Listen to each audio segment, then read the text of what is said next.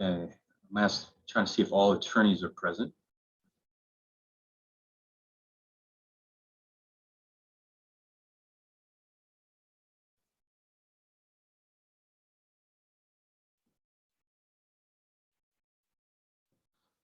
Okay, you can stop recording for just a moment as we're waiting for, I believe, for a few more people to come in. Okay, I am calling docket number 21-UST-EA-02. This is Department of the Health of the State of Hawaii versus Respondent, United States Department of the Navy. This is the evidentiary hearing on the merits. May I please have the appearance of counsel?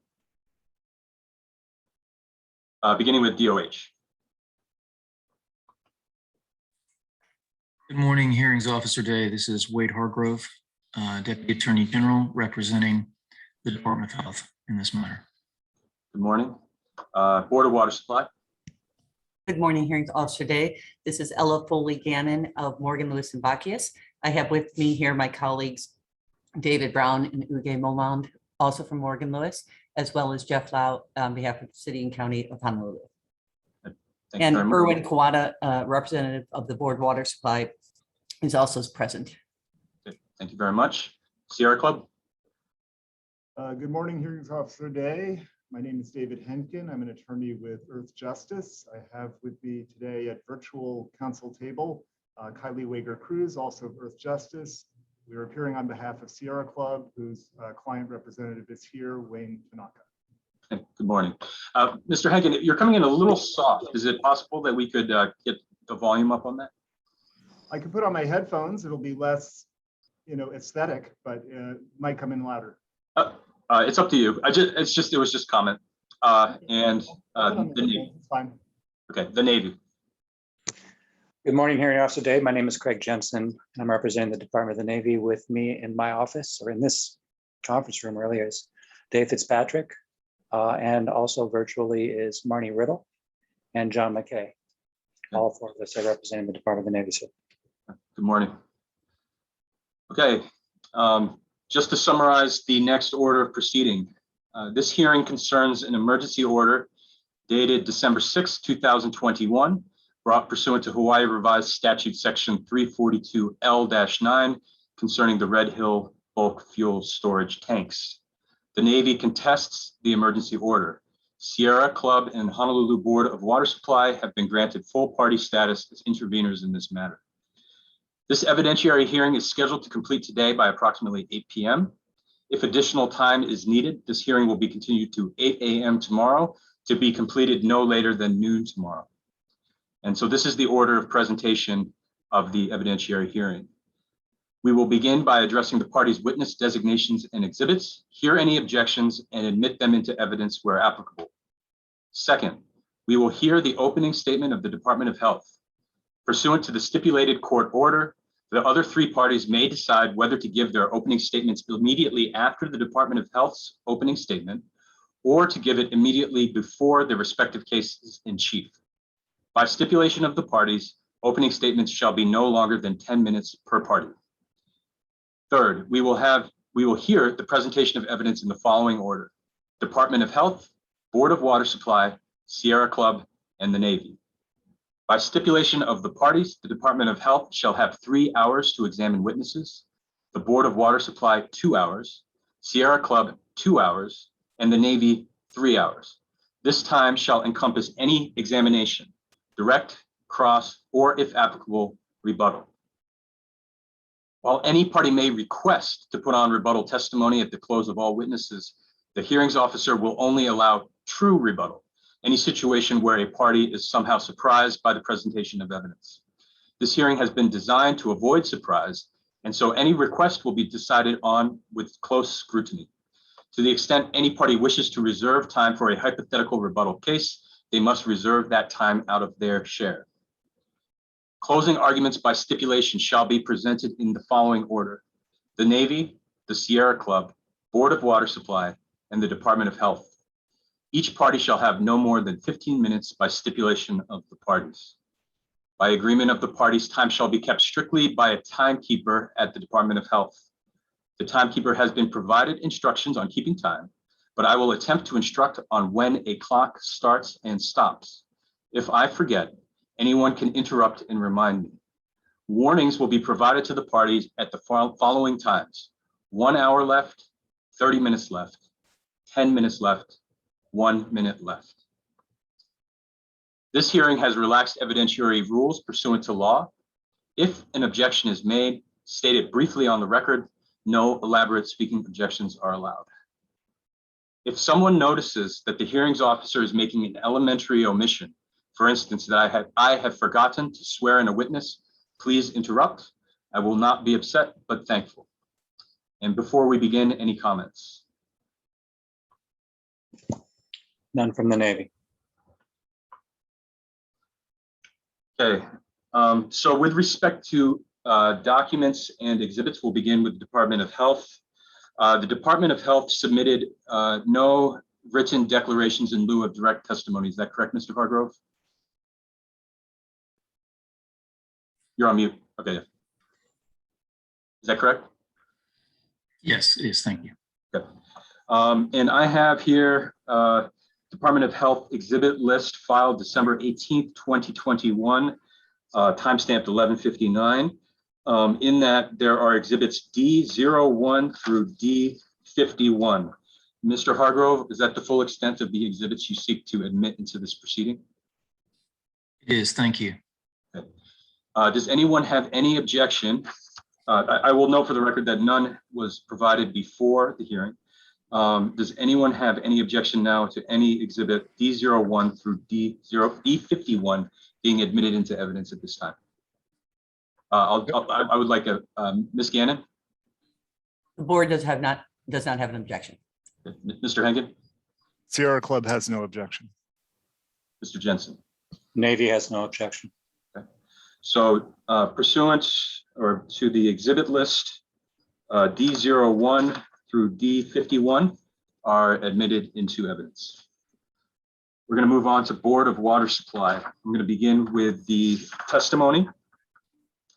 The Board of Water Supply submitted 2 written declarations.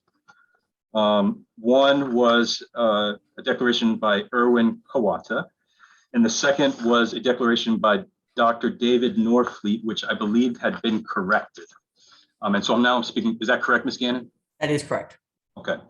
Does anyone have any objection to admitting these 2 declarations into evidence at this time? Mr. Henk, or I'll begin with Mr. Hargrove. No objections. Mr. Henkin, No objections. Mr. Jensen. No objections. Yeah, those the 2 declarations of Mr. Kawata and Dr. Norfleet are admitted into evidence. Moving on to the exhibits, I won't attempt to go through this entire list. I will note that on December 18th, 2021 at 11:54, Honolulu Board of Water Supply filed an exhibit list, and I believe that had not been updated. Is that correct, Ms. Gannon? It had not been updated to address the objections and the additional exhibits offered in response to Kurt Stanley's declaration. Okay, and we'll address that at the end. So we're just addressing what's on the list this time. Right. So with respect to all of the documents on the exhibit list I previously referenced, Mr. Hargrove, do you have any objection to their admission into evidence at this time? Do not. Mr. Henkin, No objection. Mr. Jensen. No objection. So without saying exactly what it is, the documents on exhibit list, the exhibit list filed at 11:54, timestamped 11:54, are admitted into evidence. And Ms. Gannon, all of those are in the file sharing at this time? That is correct. Okay. Moving on to Sierra Club. Sierra Club submitted 6 written declarations. Kevin T. Albert, Kimberly Charters, Carly Lintner, Lawrence Thomas Ramsey, Melinda Healani Sonoda Palais, Wayne Tanaka. Those are the 6. I don't believe that they were ever corrected or supplemented in any way. Is that correct, Mr. Henkin? That is correct. Okay. Mr. Hargrove, any objections to admitting these 6 declarations into evidence? There is no objection from the state. Ms. Gannett? There is no objection from the board. And Mr. Jensen? No objection from the Navy. All 6 declarations are admitted into evidence. Sierra Club's corrected exhibit list filed December 18th, 2021, at 3:47 p.m. Mr. Henkin, this was the most up-to-date exhibit list, is that correct? That is correct. Okay. And this has exhibits S1 through S39, is that correct? That is correct. Okay. Mr. Hargrove, any objections to their admission into evidence? There's no objection. Thank you. Ms. Gannon? No objection. Mr. Jensen? No objection. I am now looking at the Navy's preliminary witness list, which has both a witness list, and this was the one filed December 19th, 2021 at 12:25 p.m. The witness list. Okay, hold on one second. So this witness list also has the list of exhibits in it. Now, I have here, I believe, Mr. Jensen, that there were only 4 declarations submitted. Is that correct? It's Mr. Balaki, Captain Meyer, Ms. Eng, and Captain McGinnis. Is that correct? Sir, there are 4 witness declarations and you've correctly identified them. There are additional declarations that were filed by Ms. Riddle that are included in the exhibit list. Okay. But the purpose behind the declarations are to introduce the exhibits. Okay, so that's correct. That it was a declaration of counsel, correct? Correct, sir. Okay. Does anyone have any objection to the admission of these declarations into evidence? Mr. Hargrove? No objection. Gannon? If you're referring to the testifying witnesses declarations, Correct. no objection. Okay, Mr. Henkin? We have no objection to the 4 testifying witness declarations being admitted into evidence. Okay, so now because there's this qualification, I believe that this was a declaration from counsel regarding exhibits. We might as well just address that now because it goes to the exhibits. And that was from Ms. Riddle, I believe. Is that correct? Mr. Jensen? Yes, sir. Okay. So the declaration, I believe, just authenticates exhibits. Does anyone have an objection to, well, let me just ask this. Mr. Jensen, are you seeking to admit that declaration into evidence? There's actually 3 declarations, sir. They're exhibits number N6. Oh, excuse me, N5, N6, and N7. Yes, sir.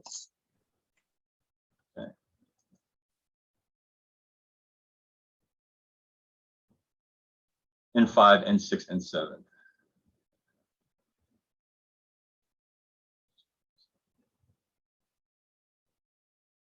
So 3 declarations of Ms. Riddle, is that correct? Correct, sir. I will note that they were noted as exhibits, and I did not receive any objections, but are there any objections at this time to the admission of those declarations? Mr. Hargrove. There's no objection. Ms. Gannon? We do not object to the declarations themselves, but we do object to one of the documents that is offered. So noted. Mr. Henkin?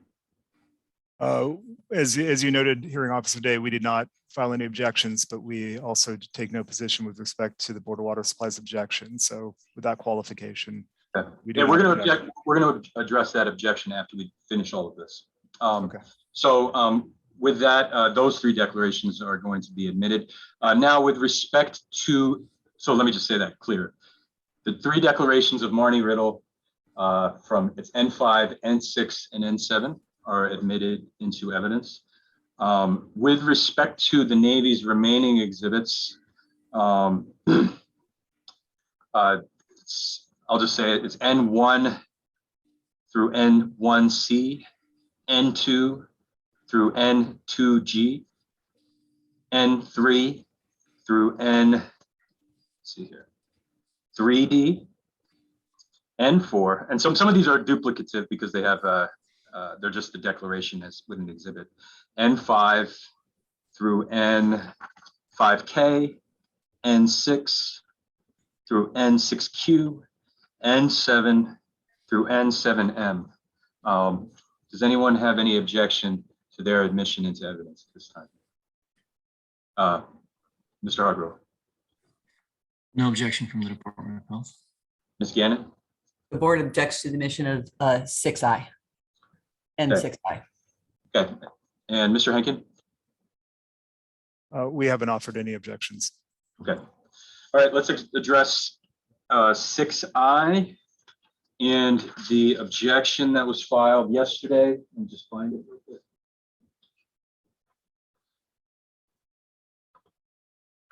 And let's do this. We can do this briefly. I have reviewed it.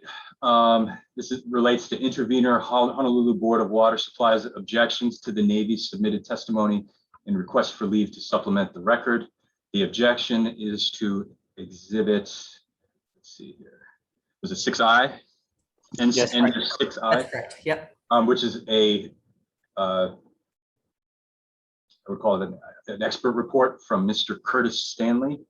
I have reviewed the motion, or I won't call it a motion, I'll just call it an objection with request for leave to supplement the record. At this time, I will allow Mr. Jensen to respond. I assume you have read it? Yes, sir, I have. Okay. And thank you for the opportunity to respond. I'd like to clarify a couple of things with regard to the opposition to this exhibit. First, I need to make clear that the document, which is entitled the Facility Environmental Report, is not Mr. Stanley's testimony. It's a report that was prepared by Mr. Stanley and others. It was prepared for the contested case hearing in the permit, on the permit issue. And in that hearing, he actually submitted testimony, which he identifies this report as one of several that he relies upon as he gave his testimony. Other reports that he relied upon in his testimony included the conceptual site model, which is the Department of Health exhibit already. So to be clear, it's not testimony, it's a report. It was submitted in a prior hearing, and therefore under Hawaiʻi Regulation 11 TAC 1 TAC 38, it's permissible to bring it in as evidence. It's also not hearsay. But if it were, Hawaii Statute 91 TAC 10 does not bar hearsay. So it comes in under that issue, under that statute also. It has a date on it, and obviously things have transpired since that date. And it doesn't talk to things that transpired since that date, and it doesn't claim to. Board of Water Supply, Sierra Club, and Department of Health through EHA, Environmental Health Agency, will have the opportunity to cross Mr. Stanley on this report in the permitting hearing. With regard to their proposal to supplement their record with rebuttal to this report, we have no objection to that. We don't believe the rules would preclude that. What's good for the goose is good for the gander here, obviously. But if they do intend to rebut with those additional documents, we would want to rebut, obviously, with Mr. Stanley's reports that rebutted the reports that they now want to put in. And so it will continue. And that's what I have to say, sir. Thank you. Okay, Ms. Gannon? If the parties are willing to agree that we can submit the rebuttal testimony, we will not object. Okay. So, well, may I just ask this because it feels a little bit like, I mean, that's a 70-page document that was submitted. And let me just say, I agree with Mr. Jensen's statement that this isn't testimony. That was kind of how it was phrased in the objection, that this was testimony. It's as I saw, it was just an expert report. But it's a 70-page document, and I'm just curious. It seems like now, in response, you seek to admit something like thousands of pages of documents. You know, the report, which was dated December 29th, 2020, of Dr. DeNovio, I thought was intended to specifically address that report. Is that correct? That is correct. Okay, so is there any reason, why you need those other documents to basically object? Or I mean, to sort of address the reports? Because some of those things I think are not really admissible or evidence. That they're, motions and legal briefs that I didn't consider to be evidence. I mean, is the report sufficient? Or do you need everything? In the interest of time, we will agree if we can submit Dr. DeNovio's report, we will withdraw our objection. Okay, and this is the pages 355 to 443. There's three reports that she submitted. We can send out or if you can hold on one moment, I can pull up those numbers. Or I'll ask Mr. Brown, can you state the numbers? Mr. Brown will come on and state the numbers for us. Just for the record.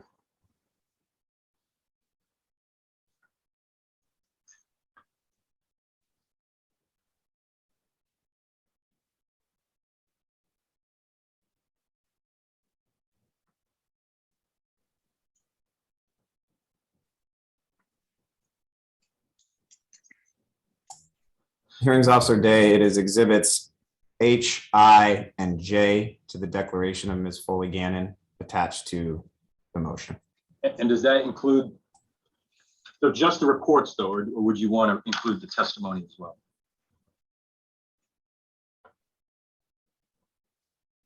Because the reports are attached to testimony, correct? Like written testimony? That is correct. Okay. Let me just ask this, Mr. Jensen, do you have any objection to those three documents being admitted based on previous representation? No, sir. Okay. Okay, so this is the ruling. So 6I, so Navy 6I is admitted into evidence. The Board of Water Supply may admit the documents, pardon me, Mr. Brown, could you state those again? Your H, I, and J to our exhibits. Okay. H, I, and J to To my declaration, which was filed yesterday. Correct. With respect to the declaration filed, to the objections filed by the Board of Water Supply at 12:22 p.m. yesterday. And those should be uploaded and an amended exhibit list filed as soon as possible. We will do so. And Mr. Jensen, upon seeing those, you have leave to file any other reports as well. Obviously, you're busy right now. Sometime, as soon as possible after the close of the hearing. Thank you, sir. Okay. Are there any other matters to resolve before we conclude or before we move forward with the hearing?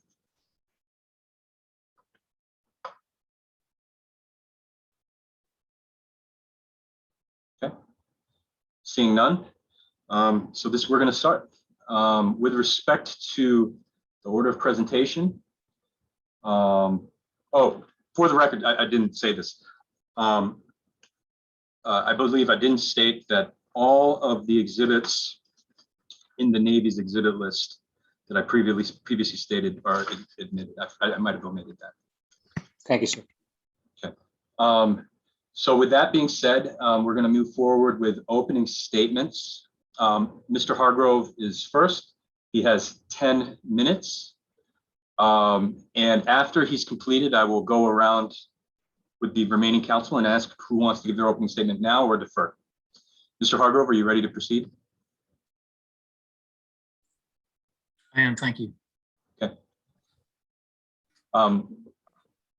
Timekeeper, please start the clock on the Department of Health for 10 minutes when he begins speaking.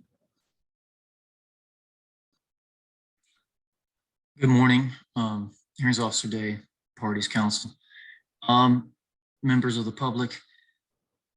We may hear a lot during the course of this hearing about what is in the national interest, but there can be no greater national interest, state interest, community interest, or household interest than access to safe, clean water. Water is life. You ask a person in a desert to choose between fuel and water. Their choice would be clear. Our choice is equally clear.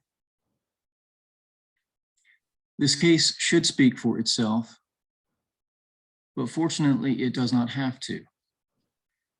Almost 1 million people on the island of Oahu will never take safe, clean drinking water for granted ever again. The Department of Health is here to speak on their behalf. The Department of Health is here to protect their water.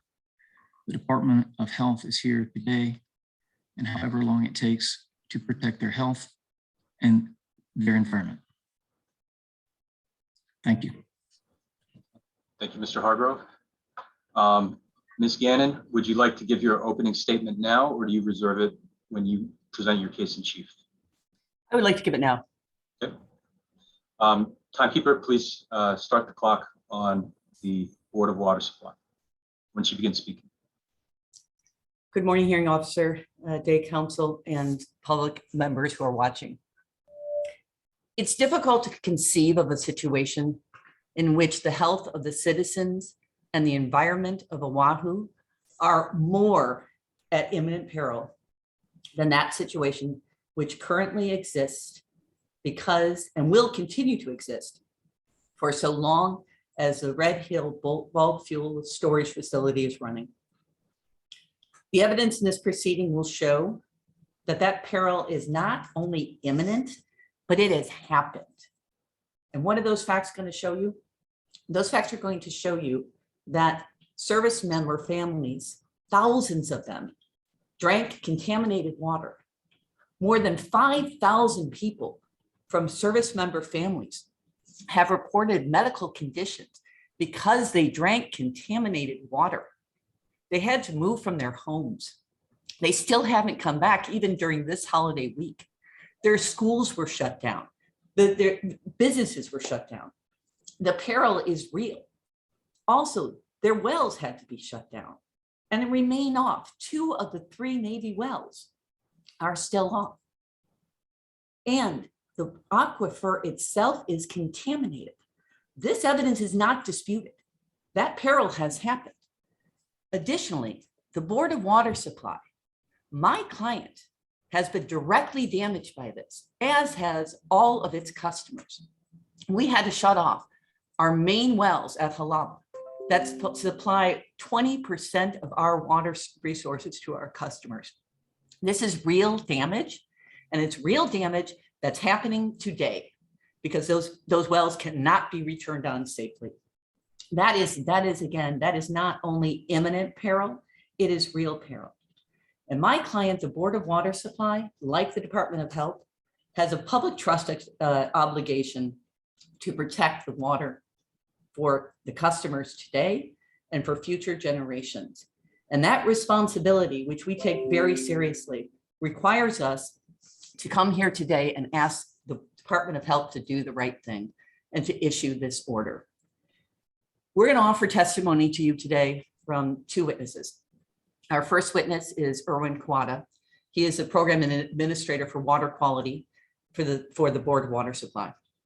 And he's going to speak about the real danger that's happening out there, about what's happened to the aquifer as a result of the recent releases, as a result of releases in the past. He's going to talk about this based on decades of experience managing water resources for the people of Oahu. And he's going to tell you about what that real danger is, how long that danger has existed, and how it's going to still go on in the future, despite what the Navy says it can do. Again, this is a real danger that is happening. He's also going to tell you about the effects that this has had on the board, on the environment, and on its customers, on all the people of Oahu. This is a real peril that is imminent. We also have testifying Dr. David Norfleet from DNV. He's a renowned expert in oil and gas fuel facility management. He also works with people who are experts in risk management. And he's going to testify to you about the dangers that are present from the continued operation of the Red Hill facility given its aging infrastructure, given its end-of-life condition that it is now in, and given the numerous, we've documented 76 releases that have happened, and the fact that these releases are now happening at more and more rapid pace. He's going to talk about the fact that there's already been an impact as a result of the facility, that the Navy really can't do anything about this end-of-life condition.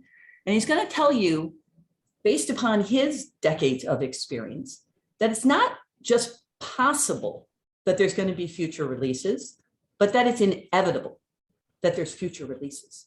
So again, that is an imminent threat to the public health of the people of Oahu and the environment of Oahu. And what does the Navy say in response to this? Well, based on what we've seen in their written testimony and in their briefs, what they're going to tell you is this isn't an imminent peril. And they're going to say it's not an imminent peril because they're doing some things to remediate this. That is simply not supported by the facts. Again, the wells are still off because you can't safely serve water from them. People are still out of their homes because it's not safe for them to drink their tap water. The aquifer is damaged and they cannot move that fuel. So they cannot possibly support facts that show that they have adequately addressed this imminent threat. And what they really are relying upon is a really crabbed and we believe inaccurate view of the law of 342L, under which the Department of Health has the authority to take this action. They will say that essentially they're saying imminent peril only happens if somebody is being served contaminated water today. We have heard that that is just inaccurate. It's not supported by the language of the statute. It's not supported by the statutory history that when this provision was enacted, and it's not supported by the case law.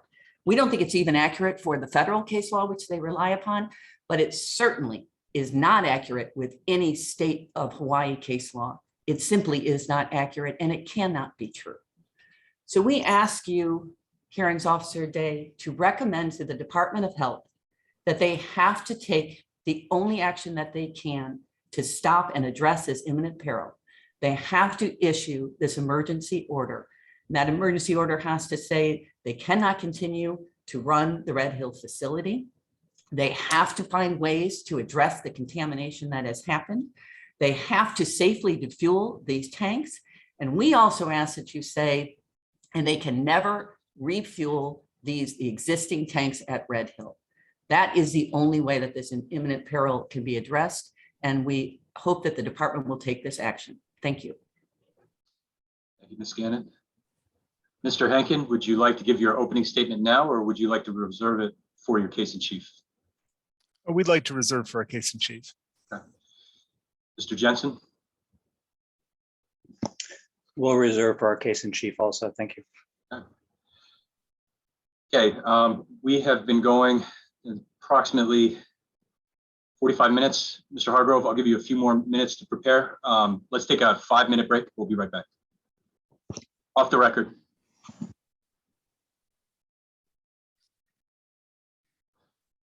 Okay, we'll start with the presentation of the evidence. Mr. Hargrove, it's your case in chief. Thank you, Hearings Officer Day. For the Department of Health's first witness, I would like to call Dr. Noah Klein. Please admit. Oh, go ahead. Finish up. Okay. We'll wait for her to make her appearance. Okay. Please admit Ms. Klein.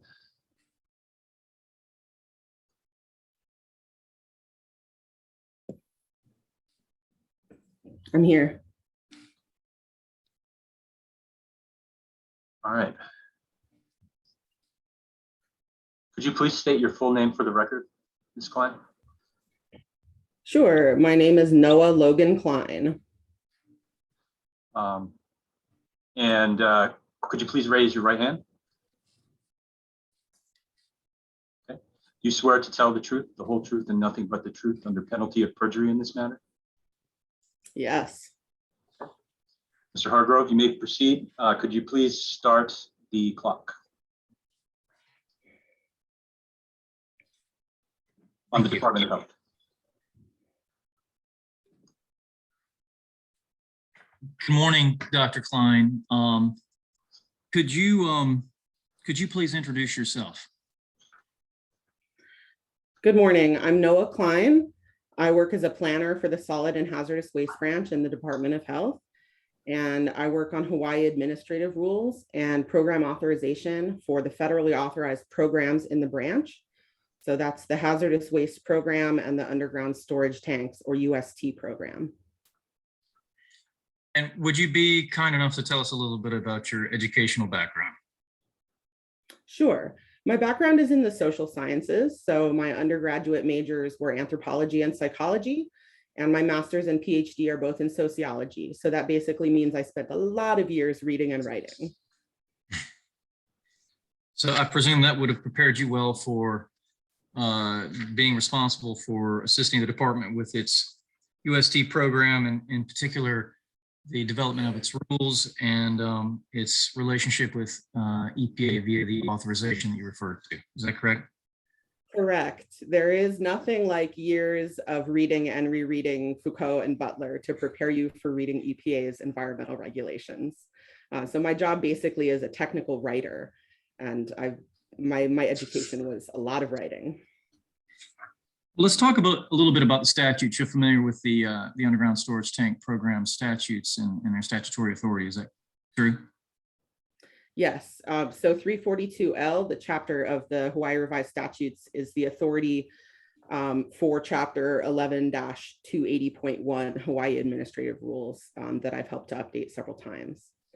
So specifically, we're talking about 342L Section 9 in this matter.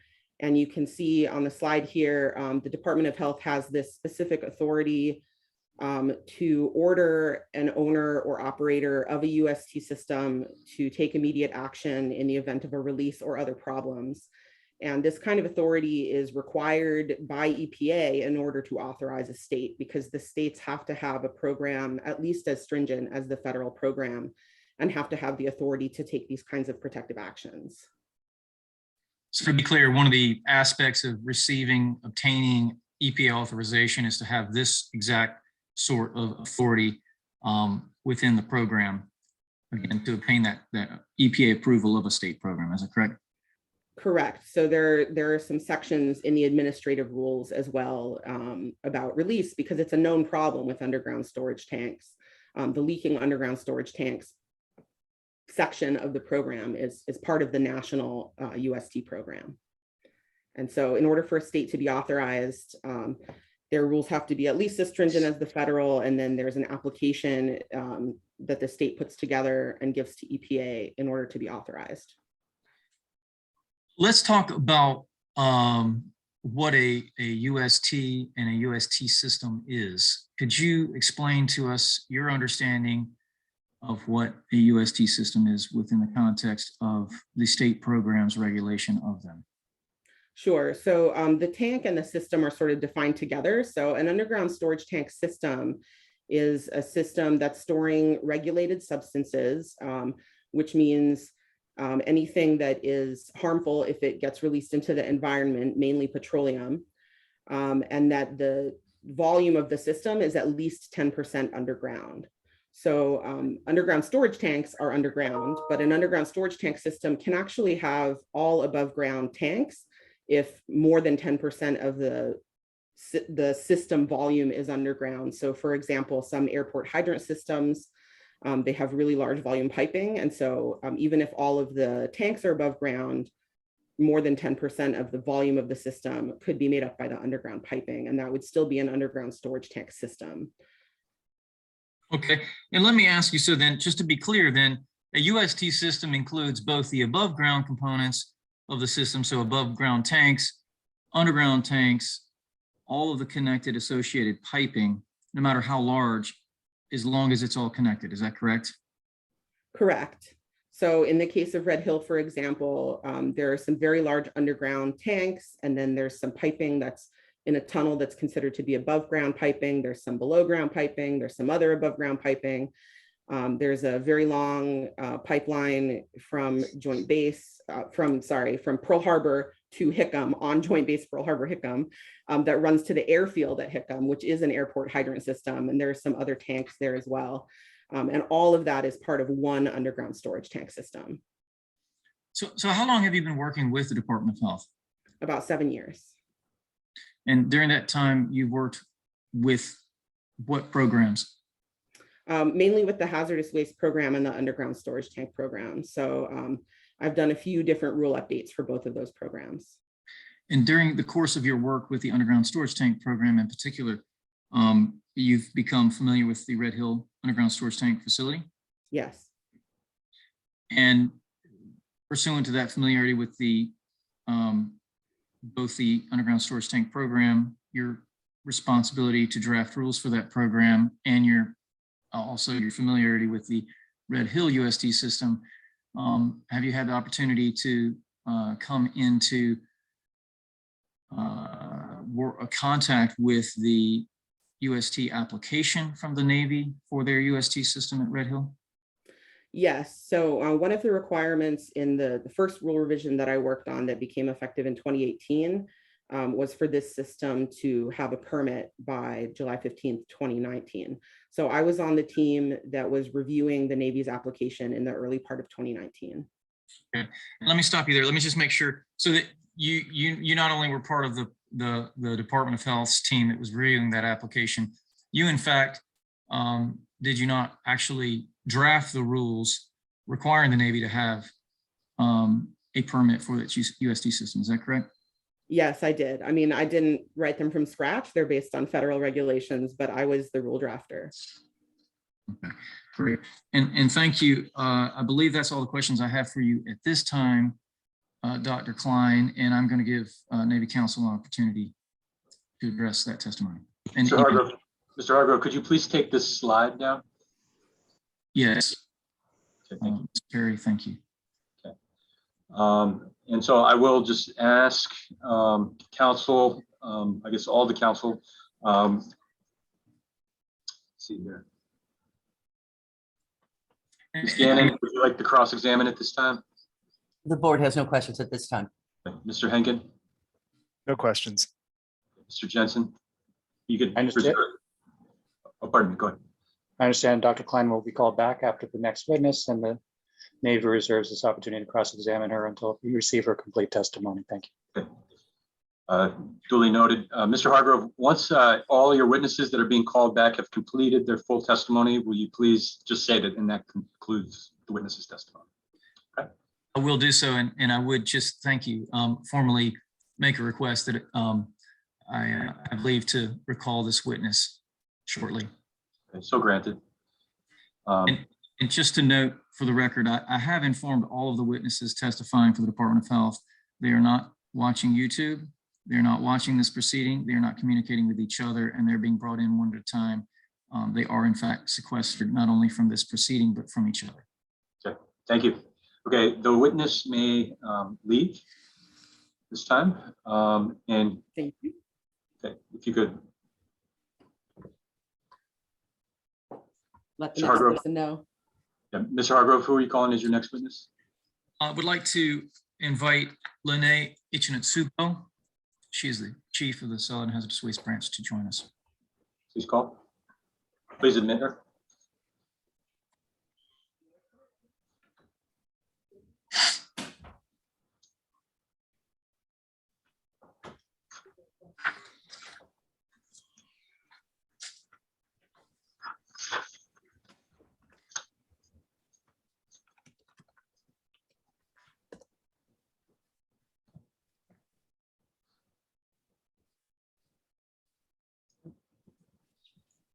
Hello, good morning. Could you please state your name for the record? Sure, Lene Ichinatsubo. Could you please raise your right hand? Could you please raise your right hand? Okay. You swear to tell the truth, the whole truth, and nothing but the truth under penalty of perjury? Yes. Thank you. And Mr. Hargrove. Okay, and timekeeper, please start Mr. Hargrove's clock. Thank you very much. Good morning, Ms. Junitsubo, could you please introduce yourself? Sure. My name is Lene Ichinotsubo. I'm currently the acting chief of the Solid and Hazardous Waste Branch. The Solid and Hazardous Waste Branch oversees 4 regulatory programs: solid waste, hazardous waste, underground storage tanks, and Office of Solid Waste Management.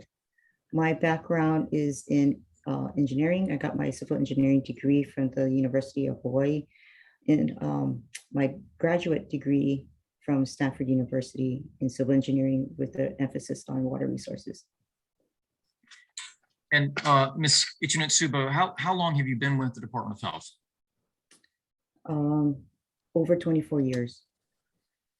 And during that time, what have your responsibilities as an employee of the Department of Health been? It has been primarily with, I've been with the Solid and Hazardous Waste Branch the entire time that I've been with the department. And my activities have ranged from supporting all technical aspects of all the sections to working with the solid waste section. And I am currently the acting chief of the branch. And then just to be clear, you oversee the UST program as part of the Solid and Hazardous Waste Branch, is that correct? Yes. Okay, so by virtue of the work that you've done as chief of the branch, could you tell us whether or not you're familiar with a facility, this would be an underground storage tank facility or underground storage tank system in the area of Red Hill on the island of Oahu? Yes. Let's talk about that system. Could you give us a brief kind of overview of what that UST system is and you know, where it's located, what it's comprised of? Sure. So the picture that you're seeing now is a generalized depiction of the system. The system includes 20 approximate 12.5 million gallon USTs at Red Hill Ridge. If you take a look at the right-hand side of the figure, it also includes 4 approximate 400,000 gallon surge tanks and all the piping between the two, as well as to the above ground storage tanks, to the piers, and to the airport hydrant system. The dark green line that you see from Port Hawaii refinery to Pearl Harbor is not included in the UST system. Okay, so the system then is let's just agree it's large.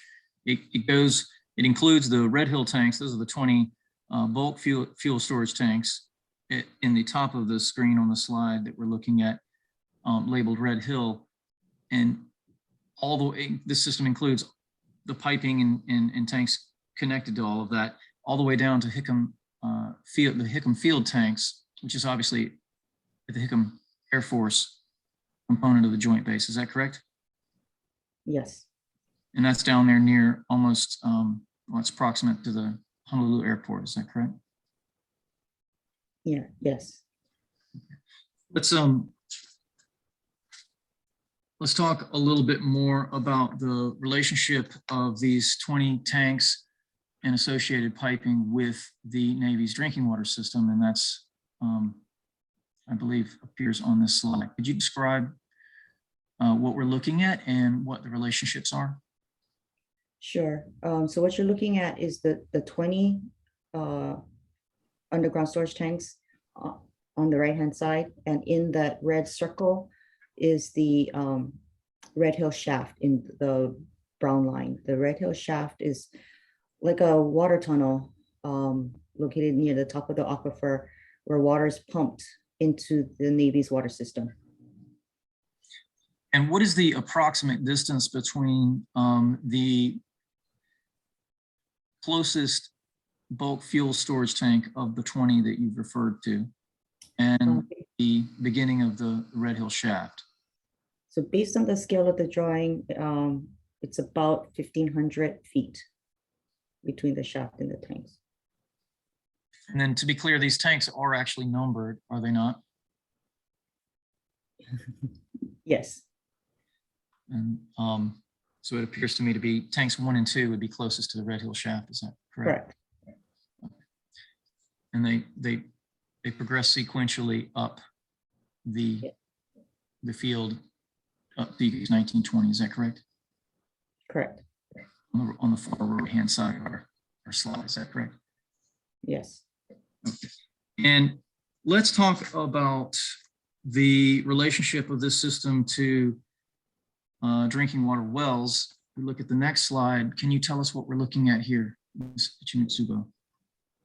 What we're looking at here is the relationship of the location of the Red Hill UST's Red Hill shaft among the other public drinking water wells. What is outlined in blue? Outlined in blue, I believe that's the limit of the property, the Navy's property for where the tanks are located. And so it appears to me, a light blue circle with an X or crosshair, those are all drinking water wells? Yes, The locations. yes. And then let's talk about the bulk fuel storage tanks themselves. Again, you've been working for the branch as its acting chief, but you have more responsibility than just that, do you not, with respect to Red Hill? I've been participating in the administrative order and consent in reviewing and attending meetings associated with that agreement. So pursuant to that work, have you become familiar with the Red Hill tanks, their design, construction? Yes. Let's talk about their design and the construction of these tanks. Talk to me about how they were built, when they were built. Okay. These are 20 field constructed underground tanks. They're approximately 250 feet tall, 100 feet in diameter. The interior surface of the tanks are lined with a 1/4-inch steel welded plates, except for the bottom portion where there's lined with a 1/2-inch thick steel plates. Each tank shell is behind it has a concrete layer ranging from 2 feet at the top to 8 feet at the bottom of base of the upper dome, and 2.5 feet at the top of the barrel to about 4 feet to the bottom of the barrel. And at the bottom lower dome, it's about 18 feet, in places 18 feet thick. And so is it your understanding then that the we're looking at that thin line where the cursor is now, those are steel plates welded together? Correct. That makes the inner liner, correct. And the steel plating is designed to be the barrier between the fuel on the inside of the tank and the environment on the outside. Is that correct? Yes, And your understanding is also that the concrete that's on the other side of the steel is merely there to support, for structural support of the steel, yes, not for containment. correct. Okay. And again, just to remind everyone, you have a background in engineering, is that correct? Yes. Could you speak just briefly to your background as an engineer, your training? My Your edu- training, my education. Please. I received my bachelor's degree in civil engineering from the University of Hawaii. Subsequent to that, I received my master's degree in civil engineering with the emphasis of water resources from Stanford University. Thank you. And I just want to make sure your understanding is the steel plates are the barrier between the fuel on the inside and the environment on the outside. Is that right? Yes. Okay. And let's move to the next slide, please. This work that you mentioned pursuant to the AOC, this is an administrative order on consent. Let's talk about where it came from. There was an incident in 2014. Can you begin there with a description of your understanding of what happened in 2014? Okay, based on Navy's reporting, I understand that the underlying cause for the Tank 5 release was related to unrepaired gas test hose and defective welds on patch plates, which covered the gas hose during maintenance of Tank 5. Then during refilling, the release detection alarms were not responded to. So is it your understanding then that it was a combination, well, first of all, let me just ask you, how much fuel was released in 2014 based on the Navy's estimate? The Navy reported 27,000 gallons was lost. Okay. And then Released. based on understanding, the Navy's explanation for that fuel being lost was a combination of shoddy workmanship on the repairs that were done, in addition to operator error by virtue of them having ignored the alarms. Is that correct? Yes, that's my understanding. And then let's talk about the purpose of the administrative order on consent. Talk to me a little bit about how it was created, why it was created. What is the AOC's purpose, or was the AOC's purpose? The purpose of the AOC, in response to the 2014 release, Navy, EPA, and DOH entered into this agreement, the Administrative Order of Consent, which we call the AOC. And it's intended to take steps to ensure groundwater resource in the facility is protected and the facilities operate and maintain in an environmentally protected manner. It called for the Navy to perform work and provide to the department and the EPA deliverables. Is that correct? Correct.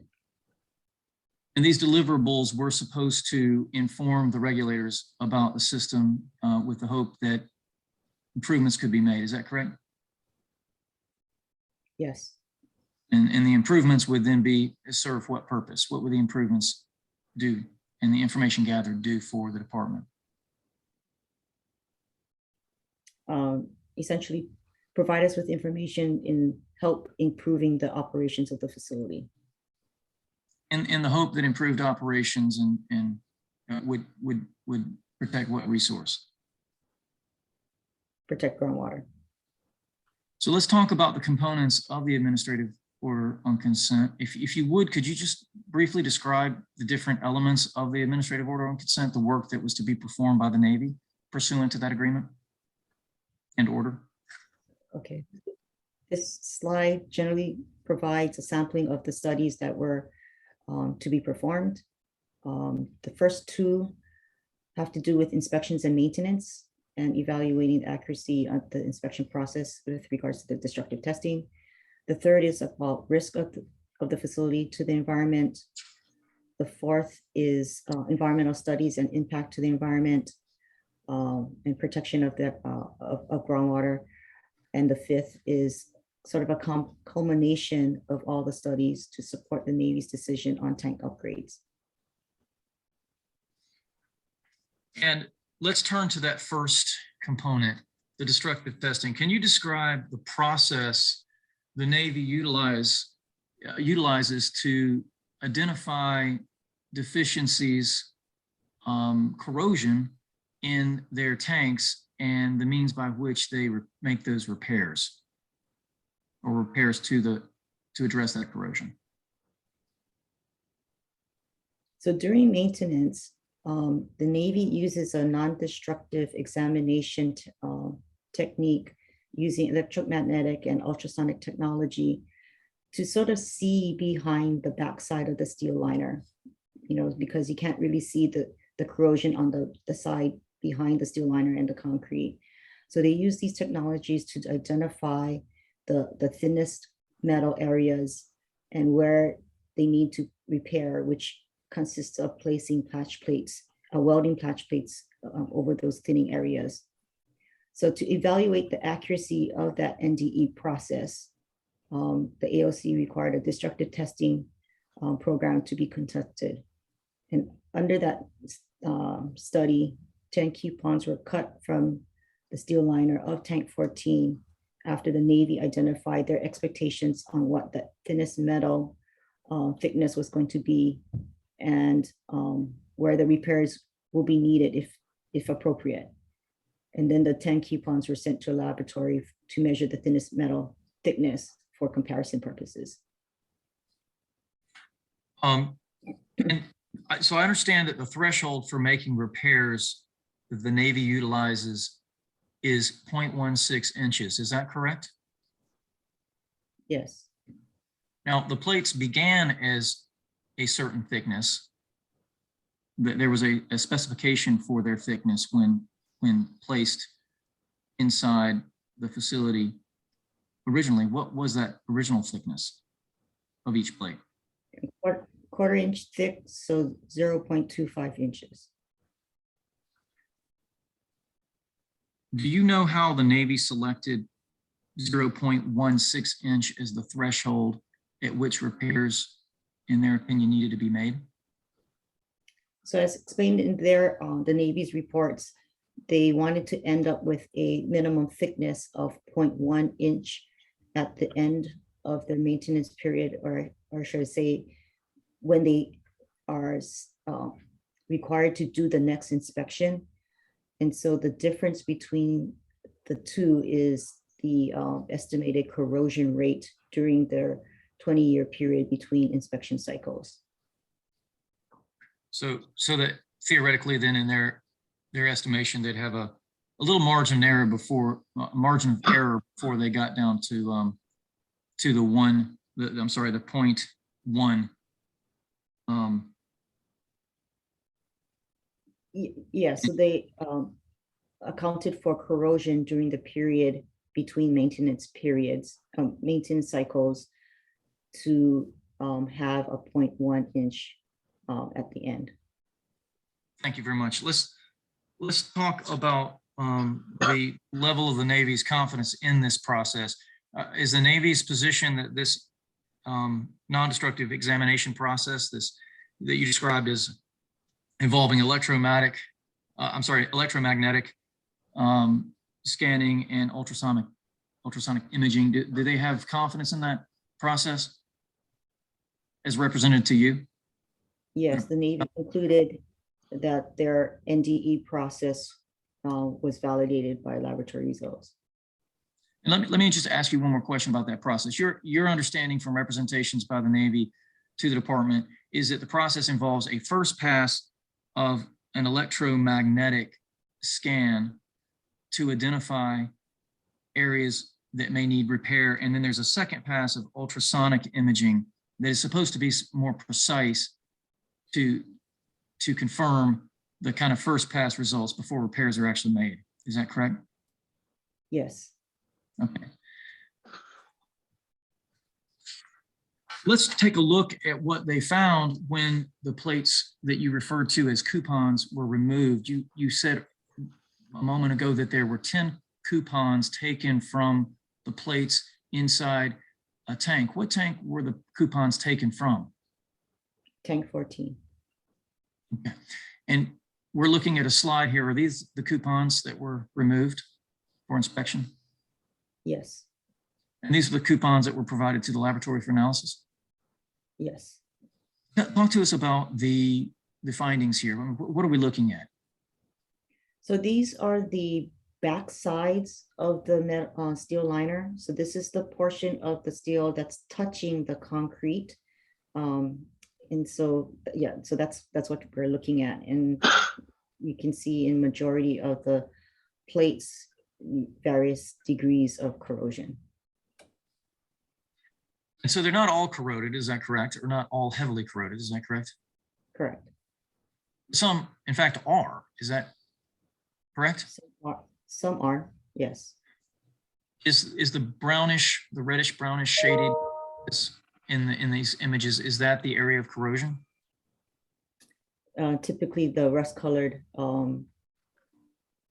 is indicative of the rust, yes. Okay. Let's talk about in greater detail about what the findings were when these plates were actually analyzed at the laboratory.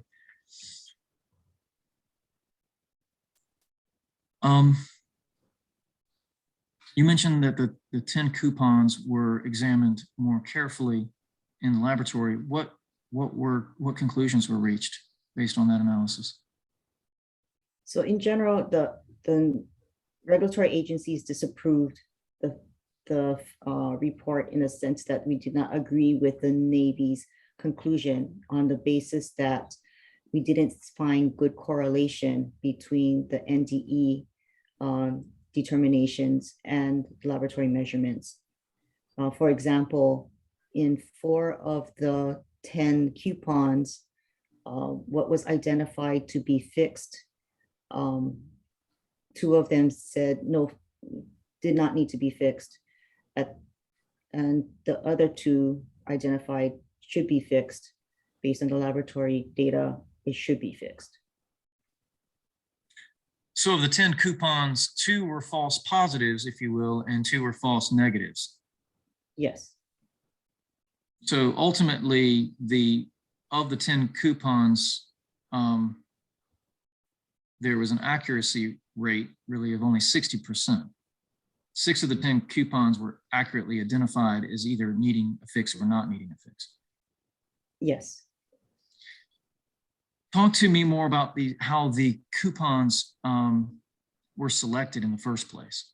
Were they chosen because they were more likely to be corroded or less likely to be corroded, or what was the process of selection?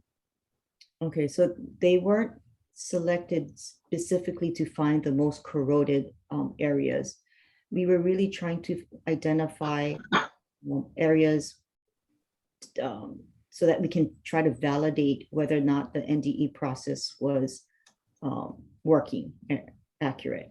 And so based on the NDE scans, we looked at areas where corrosion was identified, maybe very close to the threshold, where areas where we were not expecting corrosion to see how accurate that was, or in a location where surrounding areas were corroded, but one area was not, to see whether or not they picked that location out appropriately. So there was a thought process through it. It was more for the purposes of this comparison issue.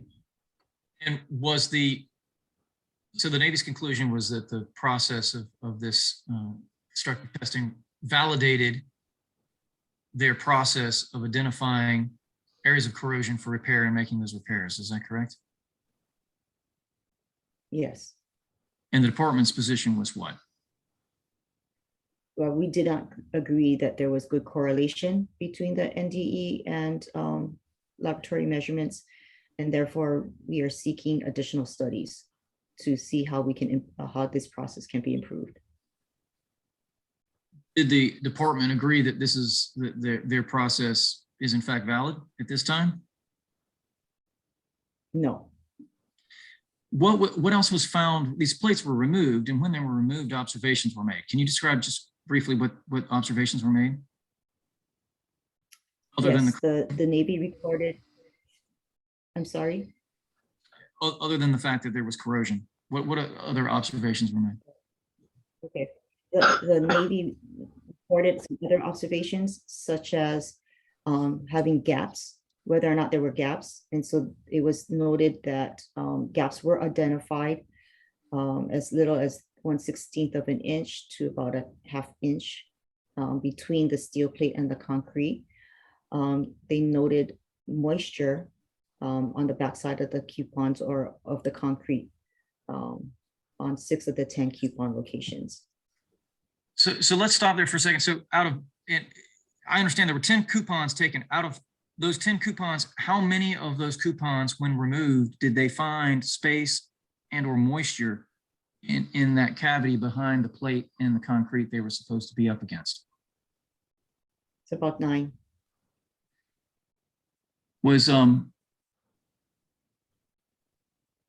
And what was the condition of the concrete? The plates were, in fact, not adhered to.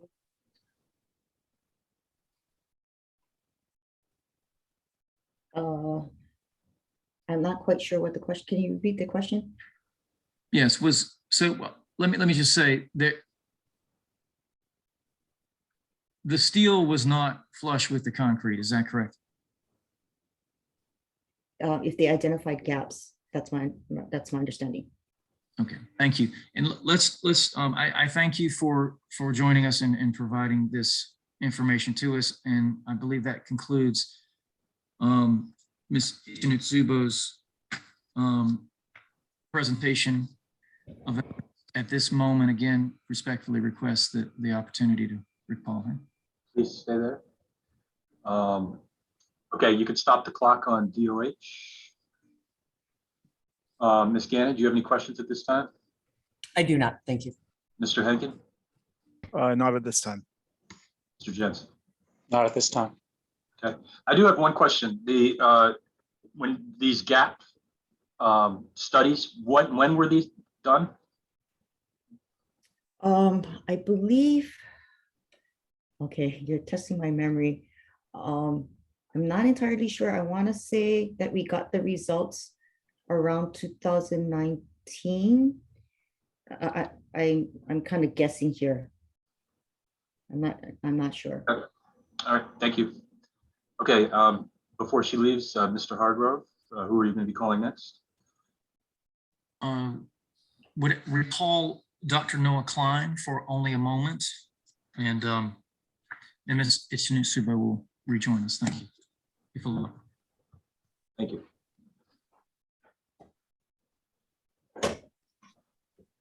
Will this be Noah Klein's last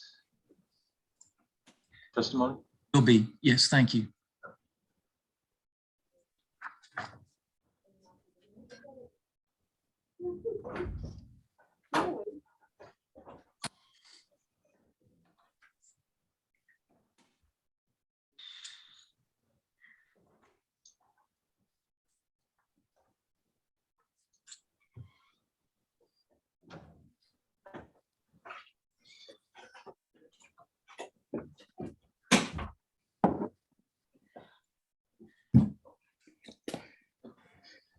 Okay, you were just very briefly, you were reminded that you are still under oath. Mr. Hargrove, timekeeper, please start the clock for DOH.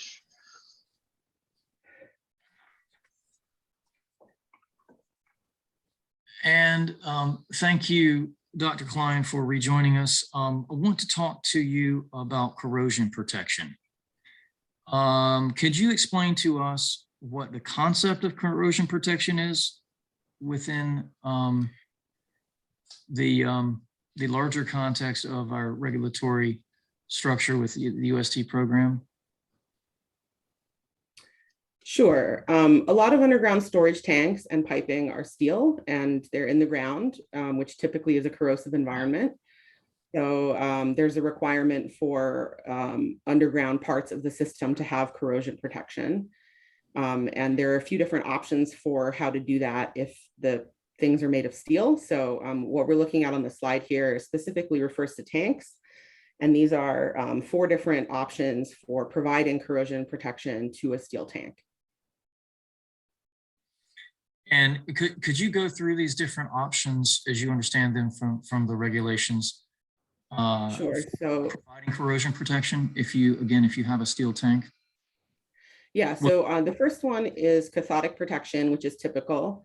And that is to pass an electrical current and have a sacrificial anode so that the steel that becomes the cathode in that system is protected. The second one is for the tank to be clad or jacketed with non-corrodable material. So typically that would be some kind of fiberglass on the outside that would be in contact with the soil, and then the steel would be on the inside of the tank.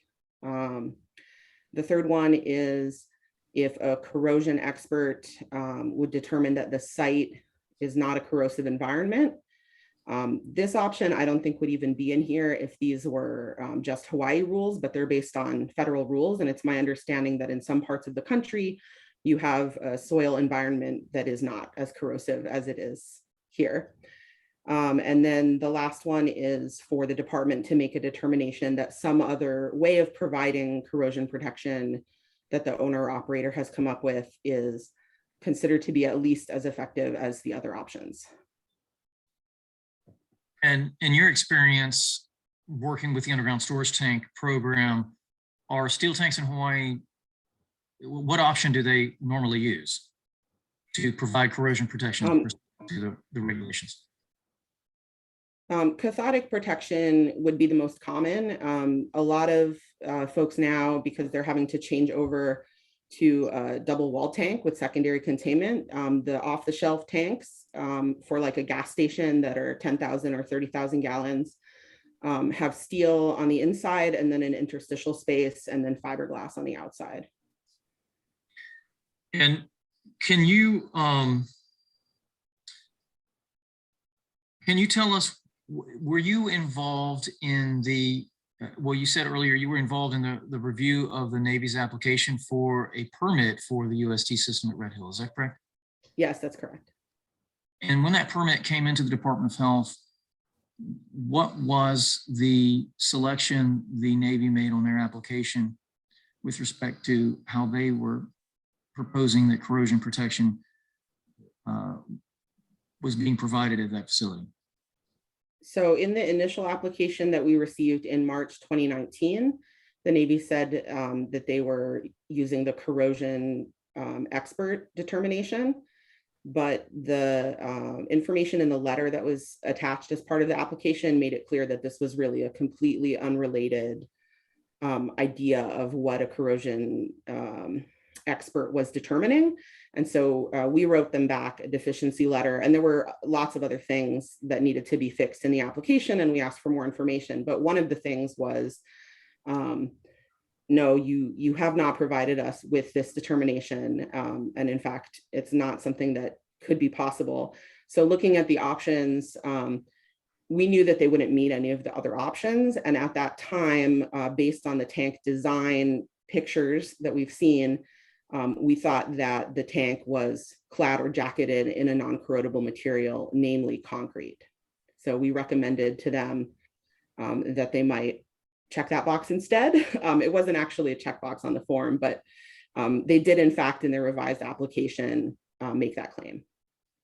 Okay, so just to be perfectly clear, the original submission from their application was that it their corrosion protection, their satisfying this rule was going to be done by virtue of an expert's assessment that, as we can see from this slide, bullet 3 there, an expert would have opined in their professional opinion that the tanks were not at a site that was corrosive, or in other words, was not in a corrosive environment. That's correct. They did not do so, is that correct? Yes. In your opinion, would they be able to do so? No. And then you, the Department of Health, provided guidance with respect to another option, and that guidance was provided based on their schematics. And these are the schematics that show that the tank is designed as steel plates structurally supported by concrete, which is affixed to, or at least proximate to, the steel plates. Is that correct? Correct, yes. So at the time when we were working on the draft permit, we thought that the tanks were clad or jacketed with the concrete, but subsequently, we've of course received information that that is not the case. And when you say it's not the case, please describe what is no longer true Sure, about yeah. your I can be understanding more what the specific. tanks look like. So we received the destructive testing report in July 2019. And in that report, it's very clear that there are gaps between the steel and the concrete.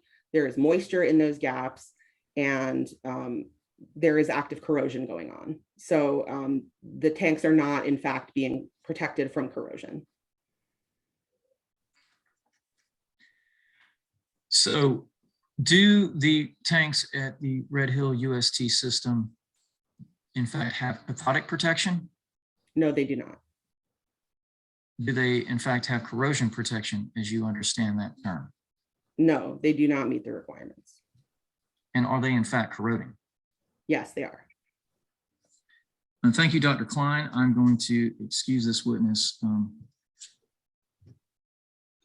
Thank you again. Can we please take down the slide? Okay, you can stop the clock on Department of Health. This is, and just to clarify, this is the last time this witness will be called. Mr. Hargrove? Yes, thank you, Hearings Officer Day. And of course, with the exception that there's need for rebuttals or something of that nature. Okay. Ms. Gannon? Anything? The board has no questions. Thank you. Mr. Henkin? No questions. Mr. Jensen? The Navy does have questions, but given that that Dr. Klein has spoken to an issue that we did not expect her to speak to, given some testimony on that, we'd like 5 minutes, quick break. Good. We'll take a 5-minute recess. Off the record. So I'll just repeat my question that I asked off the record. Mr. Jensen, do you have any questions for this witness? Yes, sir. The Department of the Navy has no questions for this witness. Okay. You are excused. But before you do that, Mr. Hargrove, who are you calling next? We would ask that Lene Ichinatsubo be made available, please. Thank you, Dr. Klein. Thank you.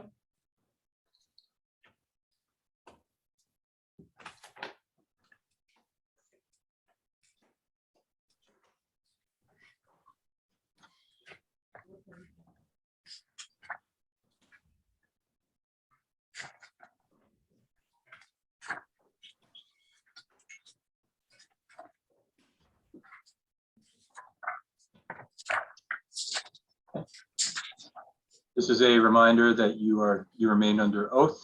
Mr. Hargrove, Department of Health, start the Department of Health's clock. Thank you, Hearings Officer Day. Welcome back, Ms. Ichinatsubo. If we could just pick up at this question of repair and maintenance. I understand that one of the aspects of the AOC that the Navy was asked to look into, and the regulated regulatory agencies, the Department of Health and EPA were scrutinizing, was this process of repair and maintenance. I believe the Navy refers to this as clean, inspect, repair. Is that correct? CIR? Yes. We have a term for it in the AOC. What is that term? Tank inspection, repair, and maintenance. Okay, so term is a component of the AOC. A lot of work was done. Let's talk about that process of evaluating their inspection and repair, their maintenance procedures. Okay, first I just want to note that on this slide, there's an error. The agencies approved the document, the last sentence, it was not conditionally approved. I apologize for the error. To answer your question, the purpose of the term document. Actually, let me just stop you right there, just for the benefit of counsel and the parties. What she's referring to is that last paragraph on this slide. The sentence reads, regulatory agencies conditionally approved the decision document on September 5th, 2017. That actually should read, to be accurate, regulatory agencies approved the decision, striking conditionally. Is that correct, Ms. Ichinatsubo? Yes. Okay, go ahead. Thank you. And then to answer the question, the purpose of the document was to identify and evaluate tank inspection, repair, maintenance procedures, and improve upon them based on lessons learned from the tank release at Tank 5. So that was included in the decision document with their plan maintenance schedule.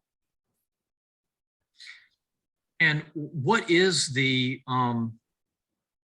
schedule? Let's talk about the schedule. What is their maintenance schedule? Well, according to the document, their program was to, the purpose was to identify corrosion areas while the tank is out of service, and so that the corrosion rate on the non-repair corrosion areas will allow the next inspection to be in a 20-year period. Okay. Let's examine in greater detail the Navy's work with respect to keeping that schedule. Has the Navy kept that schedule? No, not the schedule that they presented to us in 2017 in that term decision document. If you look at So this, tell us what we've got a slide up. This is a spreadsheet. Could you walk us through this spreadsheet, please? sure, the term decision document provided a maintenance schedule as listed in the April 2017 dates.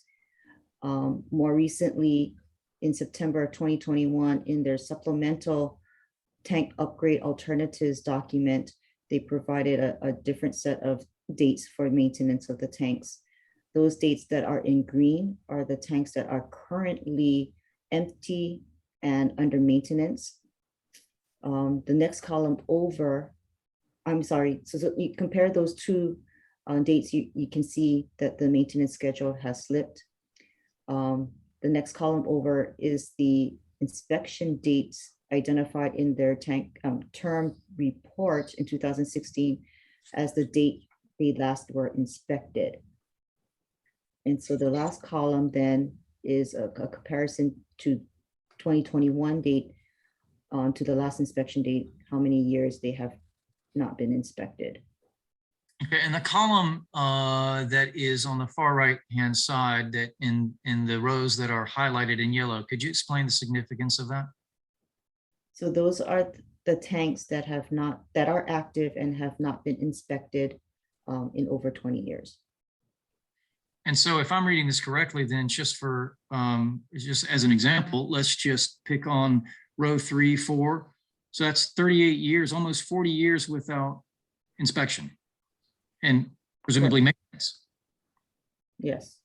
And then I'm really liking number 11. Let's take a look at row 11, because 11 is actually my favorite number.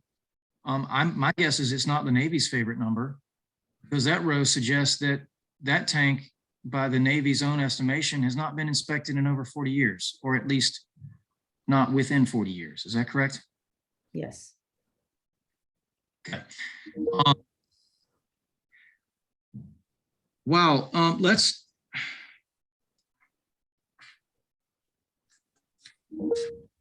talk about the impact of an inability to stick to your own schedule with respect to repair and maintenance, what impact that has on your ability to assess risk. Can we see the next slide? Please, thank you. So let's talk about risk assessment. Risk assessment was one of the elements of the AOC calling for the Navy to perform some work for review by the Department of Health. Could you speak more about this and the work that was done? Okay, so as part of the AOC, they were supposed to do a risk assessment. They're doing it in phases. So the first phase has been completed, and that assessed the risk of the existing facility under their current the operations as of 2017 of their equipment and structural system, as well as human errors. And the conclusions that came out from their study was as listed here as a summary of that. The estimated acute risk, acute meaning uncontrolled, sudden, kind of a one-time event. So an event leading to a release of greater than 120,000 gallons, they estimate could occur once every 240 years. For something smaller, say 1,000 to 30,000 gallon release, the estimate was about 3.1 year, one event every 3.1 years. They also provided an estimate based on chronic releases, meaning undetected releases that could be recurring or over a period of time. That expected average release was about 58 gallons per year. Okay. So let me just make sure I understand the concepts here. The acute risk is the boom, wow, okay, we lost it. Let's go look for it if we can find it. It's an event, one release event. Is that correct? Yes. So, whereas chronic is the over time, the drip, drip, drip, if you will. Is that correct? Yes. And there's a certain amount of, and again, as a person who oversees the UST program, there's a certain amount of fuel that can be lost from a tank, even a tank with release detection. Over time, a quote unquote chronic release that is not really measured until you find it in the environment. Is that correct? Yes. So was the Navy, based on your work on the AOC and in your review of the Navy's work, was the Navy pleased with this assessment? In their transmittal of the document to the regulatory agencies, they did dispute some of the quantitative results of the study. And what was the department's perspective on the assumptions that went to the evaluation? Just one second. No over talk. Just wait for the question to finish and then you can continue. Understood. Thank you, Officer Day. What was the department's assessment of the assumption or assumptions that went into the calculation of these numbers? The one thing that stood out for us was that one of the assumptions made was that the tank inspection repair maintenance program will address maintenance, including corrosion concerns. So in other words, these numbers are premised on the presumption that the Navy will, in fact, both make the repairs that are necessary and, in fact, keep to the maintenance schedule that we've heard involves inspecting and repairing these tanks every 20 years. Is that correct? Yes.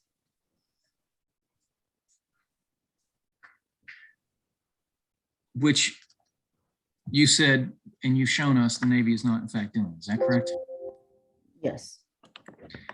So I'm going to thank Ms. Ichinitsubo, and that does conclude this portion of Renee's evidentiary presentation.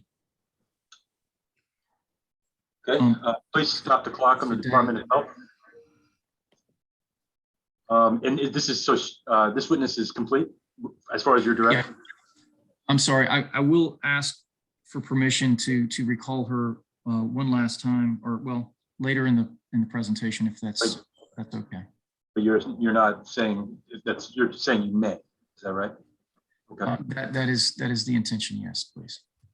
All right, Ms. Gannon, do you have anything at this time? No questions. Mr. Henkin, No questions. Mr. Jensen? Mr. McKay will conduct cross. Okay. Please start the clock. Excuse me, sorry. Just please start the clock on the Navy. Go ahead, Mr. McKay. Hi, good morning, Miss. My name is John McKay. I'm going to be asking you questions on behalf of the Navy. Can you hear me okay? Yes. Okay, I'm going to try to just share my screen, so bear with me a little bit and let me know when you can see this.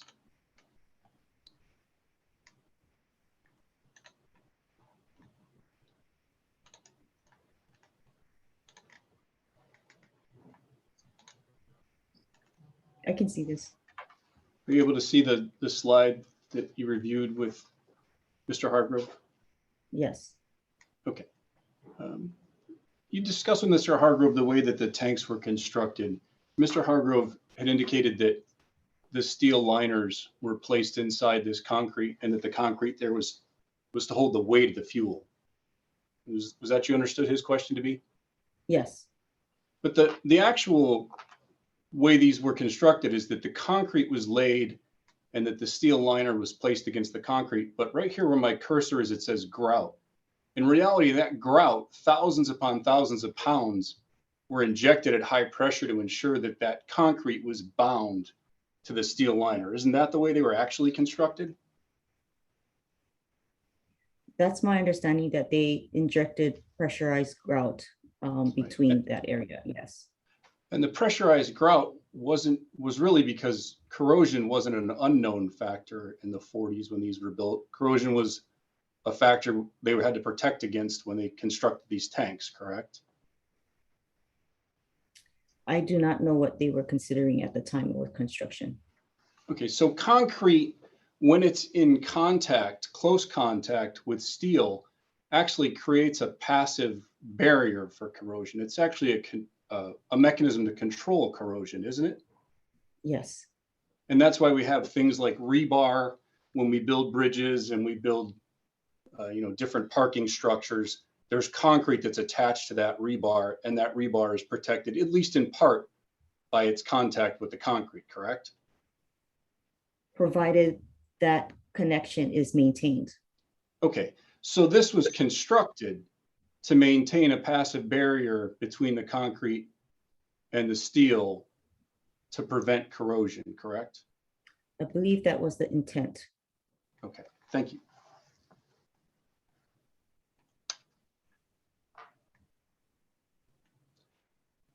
I'm going to stop sharing that for now.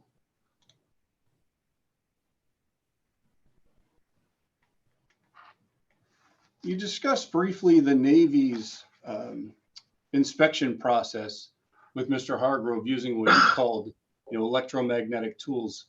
But that inspection process is not something the Navy made up on its own, is it? It's actually part of a American Petroleum Institute inspection process that requires those tools to be used, or at least recommends that those tools are used to inspect the backside of steel liners and above ground storage tanks. Isn't that correct? I'm not thoroughly familiar with the API process. It is a little outside of my expertise in that area. Okay. Mr. McKay, could I just interrupt real quick? Backside, Yes, backside refers to the side that's not in contact with the fuel. Is that correct? Correct. Yes, sir. And Okay. Okay, I just I'll want follow to. up. Okay, go ahead. Thank you. I'm sorry. The bottom of an above ground storage tank, the steel liner of above ground storage tank, the backside of the bottom of that tank, if we were actually, I'm going to share my screen again. That might be helpful to demonstrate for the hearing officer what I'm asking. Let me know when you can see that diagram again, ma'am. Right. Yes. Can you see the diagram? Okay, Yeah. so where my cursor is right here would be the bottom of this tank. And this tank is sitting on a very large concrete plug. If this were an above ground storage tank and everything where my cursor is above the ground and open to the air, the bottom of this tank is still not visible. The backside here is still not visible to the naked eye, is it? Correct. And they use that tool that Mr. Hargrove talked to you about to send an electromagnetic wave into the bottom of that tank to inspect for the presence of corrosion or other problems on the back side of that steel where it's not visible, correct? I'm not familiar. We don't regulate above ground tanks. I'm not familiar with the process associated with above ground tanks. Okay, but you are familiar with the Navy's tank inspection and repair maintenance program that the Department of Yes. Health approved. And that's the Yes. process. That API inspection process is what the Navy has in place under that approved inspection, repair, maintenance process, isn't it? That's my understanding. Okay, so they're using not a tool that they created, but a tool and a mechanism to inspect tanks that's used throughout the oil industry in storage tanks, not just in Hawaii, but throughout the world, correct? How that technology, how that standard is applied elsewhere, I can't speak to that. Okay.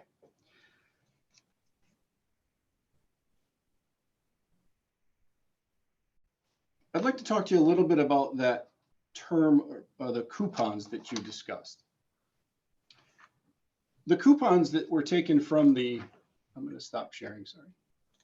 That were taken from the tanks, they were taken from just one tank, correct? Yes. And they weren't serve as a statistical analysis of all the backside. They weren't a statistical analysis for an inspection of the entirety of all of the tanks at Red Hill, correct? Could you repeat the question? The 10 coupons were taken from just one tank, yes?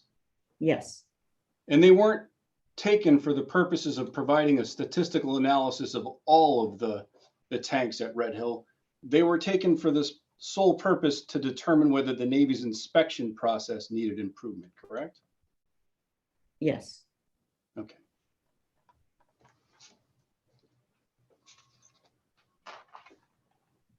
And that process, which was done under the administrative order on consent, under the scope of work, I believe it's section, was it section 6 or section 5? I'm sorry, section 5? I believe it's section 5. Section 5.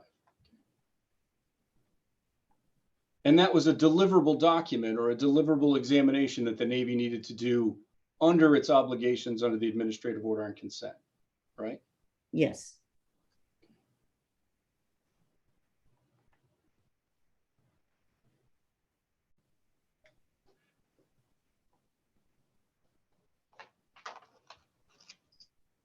So the coupons that you discussed were really just one phase of the Navy's corrosion and metal fatigue practices work that it has to do to complete its work under section 5 of the statement of work. Isn't that true? yes, because we disapproved that report, we are requiring them to do additional studies to improve that process. We are currently reviewing the Navy scope of work for that additional work. Okay. I'm going to pull up a different exhibit. Let me know when you can see my screen. Are you able to see that? Yes, You didn't really disapprove this in the sense that you said we're not going to. One second. I'm 1 second. sorry. Could we please identify the document and then the Yes, page? absolutely. I am looking at exhibit B32 with a Bates number of BWS 007636. Okay. What the regulator said, and when I say the regulators, it includes the Department of Health and the EPA under the statement of work. Isn't that correct?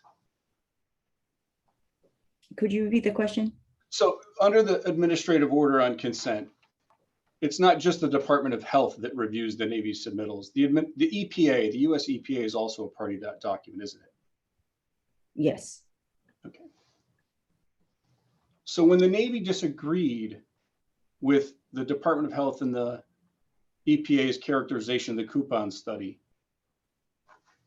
it appears that this letter said, but rather than explore the precise nature of this disagreement further via additional work under the AOC section 5.3, which was the coupon study, the substance of this disagreement may be further examined in work yet to be performed under section 5.4. Isn't that correct? yes, you read the statement correctly. Okay. Is that the fair representation of what the Department of Health and the EPA advised the Navy to do? Yes, And you're aware that the Navy has now moved on to section 5.4 and Yes, has but we submitted a still- scope of work. correct, but we still, to your earlier point that we did not disapprove, that is an incorrect statement. In the letter that you had put on the screen, if you identify the second portion of the highlight, it made reference to our disapproval letter. So this letter was submitted subsequent to our disapproval letter. So what happened was the agencies disapproved. The Navy responded saying they stood by their conclusion. This letter represented the agencies modifying that conclusion and saying, let's proceed on to section 5.4. So as we mentioned, on the last line of that second, as I mentioned, the last line Yes. of the yellow highlight makes reference to our disapproval letter. Okay. Disapproval and moving on, not a dispute between the agencies that they're going to continue to dispute the results of 5.3. All parties agree that additional testing was appropriate. And so with this letter, we modified the conclusion that additional studies are needed and that there is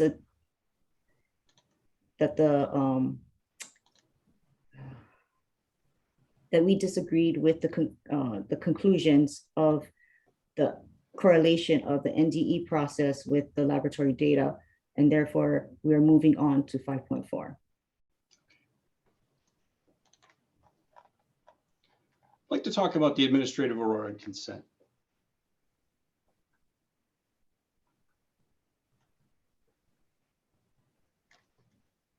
Each of the categories of testing that the Navy has done that you discussed with Mr. Hargrove under the tank inspection and repair and the corrosion and the risk assessment, those are all separate sections of a statement of work that the Navy is required to do under the administrative order on consent, correct? Yes. Okay. So the destructive testing is section 5. We discussed that. The inspection and repair maintenance is section 2, correct? Yes. And the risk vulnerability assessment that you discussed at the very end, that's section 8 of the statement of work, isn't it? Yes. And the groundwater protection plan that was also on that slide that you didn't discuss, but that's also section 7 of the statement of work of the order and consent, right? 6 and 7. Yes. Okay. And the administrative order on consent, that's a binding agreement between the parties, isn't it? Yes. And the Navy and the DOH and the EPA and the Defense Logistics Agency, the DLA, they negotiated that document in good faith, didn't they? Yes.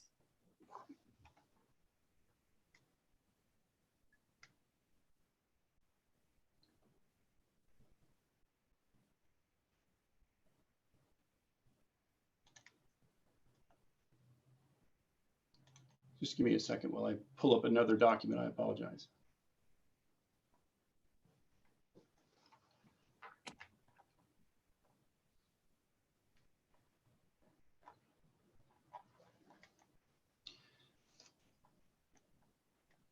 There's a dispute resolution clause in the administrative order on consent, isn't there? I can't recall. Okay, we can pull it up.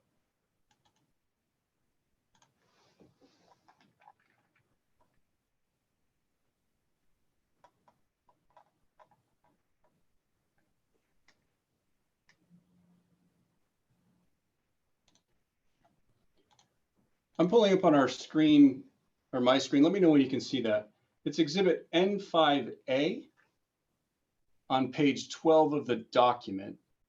Okay. And this document has a Bates number of N00443. I want to direct your attention to this paragraph where it has little 2 here. Okay. Do you see where my cursor is right here? Yes.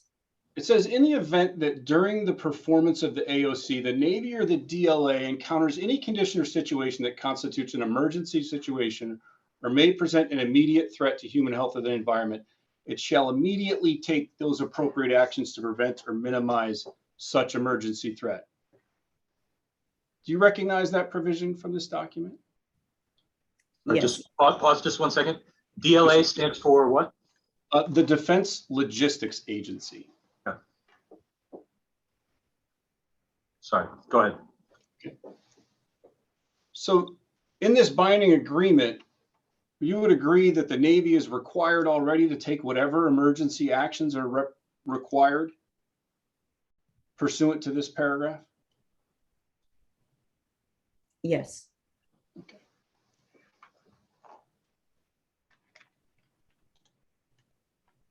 I just have one more provision. Let me.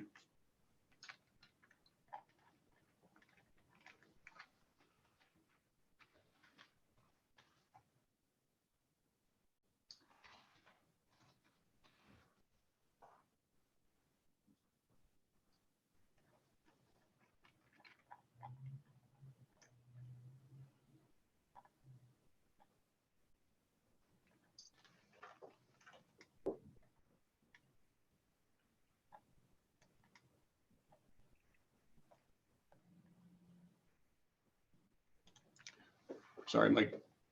If I just have a second in place off the record, my computer locked up. I apologize, Mr. Day. I think sharing the screen. Okay. Just very briefly off the record. I asked you earlier about the dispute resolution clause in the administrative Really, order on consent. pause just 1 second. Sure. Mr. Hargrove, did you have something you wanted to say? Just to express some concern with respect to the relevancy to Ms. Ichinsubo's direct examination, or my direct examination of her. Her testimony appears unrelated to the line of questioning here. Are you making an objection? I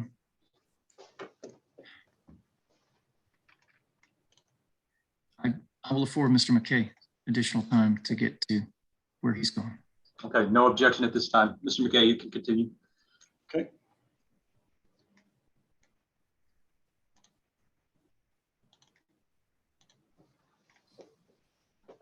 Ma'am, I'm now sharing I'm sorry, I had terrible feedback. The document that I was able to locate, I apologize. Thanks for your patience.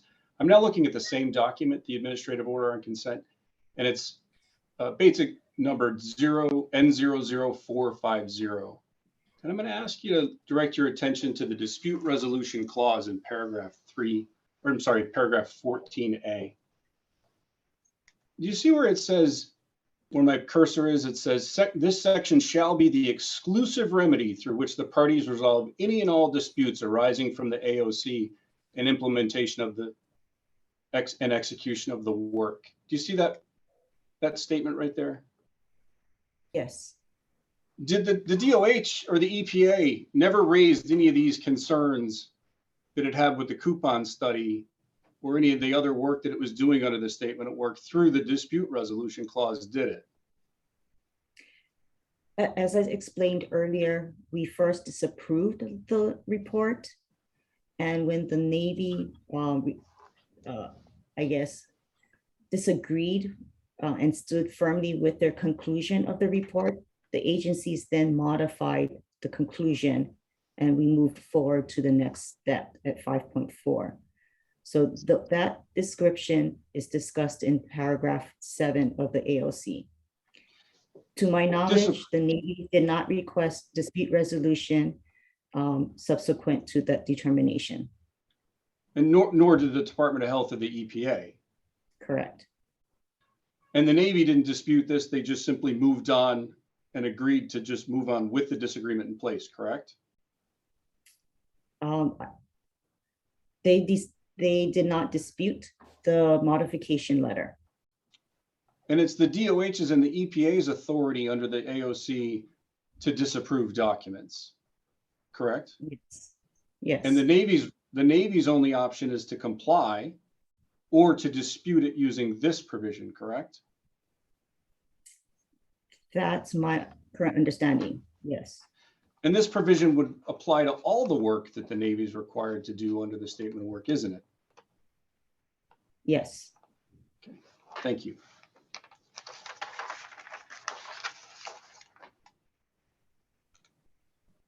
I'd like to talk to you about the schedule of inspections you mentioned.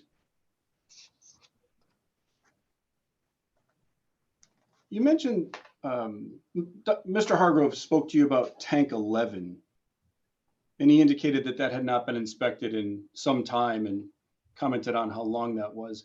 But you're aware that tank 11 has undergone tank tightness testing and has passed those tests semi-annually for the life of the tank, or at least under the tank inspection and repair maintenance terms of the AOC, are you? Objection, vague and compound. Okay, yeah, let me rephrase. Are you aware that tank 11 has passed all of its tank tightness testing protocols? Yes. Are you aware that tank 11 was tested in May of 2021? I'm not familiar with the date, but I am not aware of any non-passing of the tank. Okay. And the tank tightness testing, that's a requirement of the DOH regulations, correct? As a release detection process, but I also believe it's in a part of the AOC agreement. But it's not a regulation of it's not in the HARs that you're aware of. It is, I'm sorry. Yes. It is. But the inspection periodicity is not in the HARs. That is a function of the tank inspection and repair maintenance document, correct? the maintenance of you mean the 20-year period? Yes. Yes, that is a function of the AOC. And not a function of the Hawaii administrative regulations concerning underground storage tanks. Correct.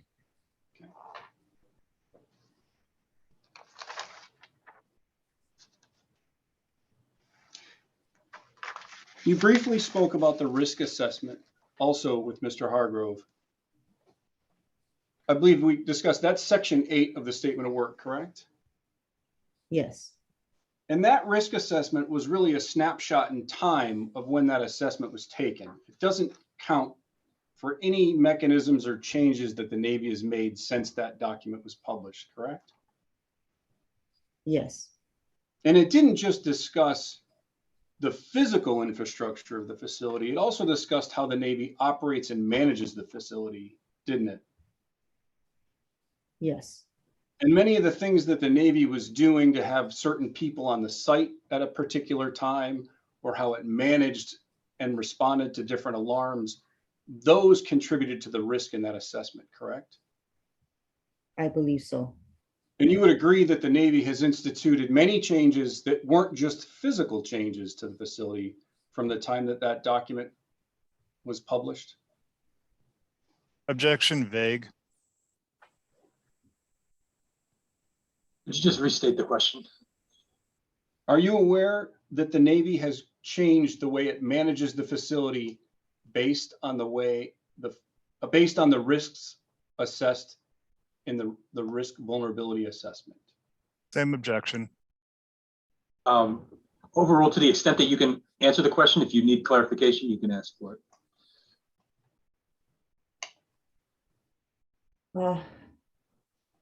Can you specify what changes were made from the baseline of the report that has been made subsequent to that report?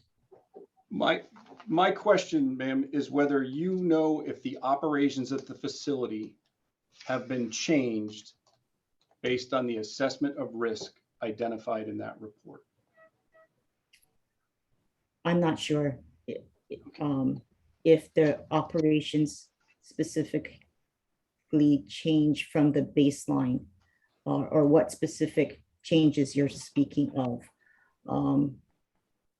The one that comes to mind is the nozzles, but there's only one tank that came back to service since the 2014 release, and that's tank 5.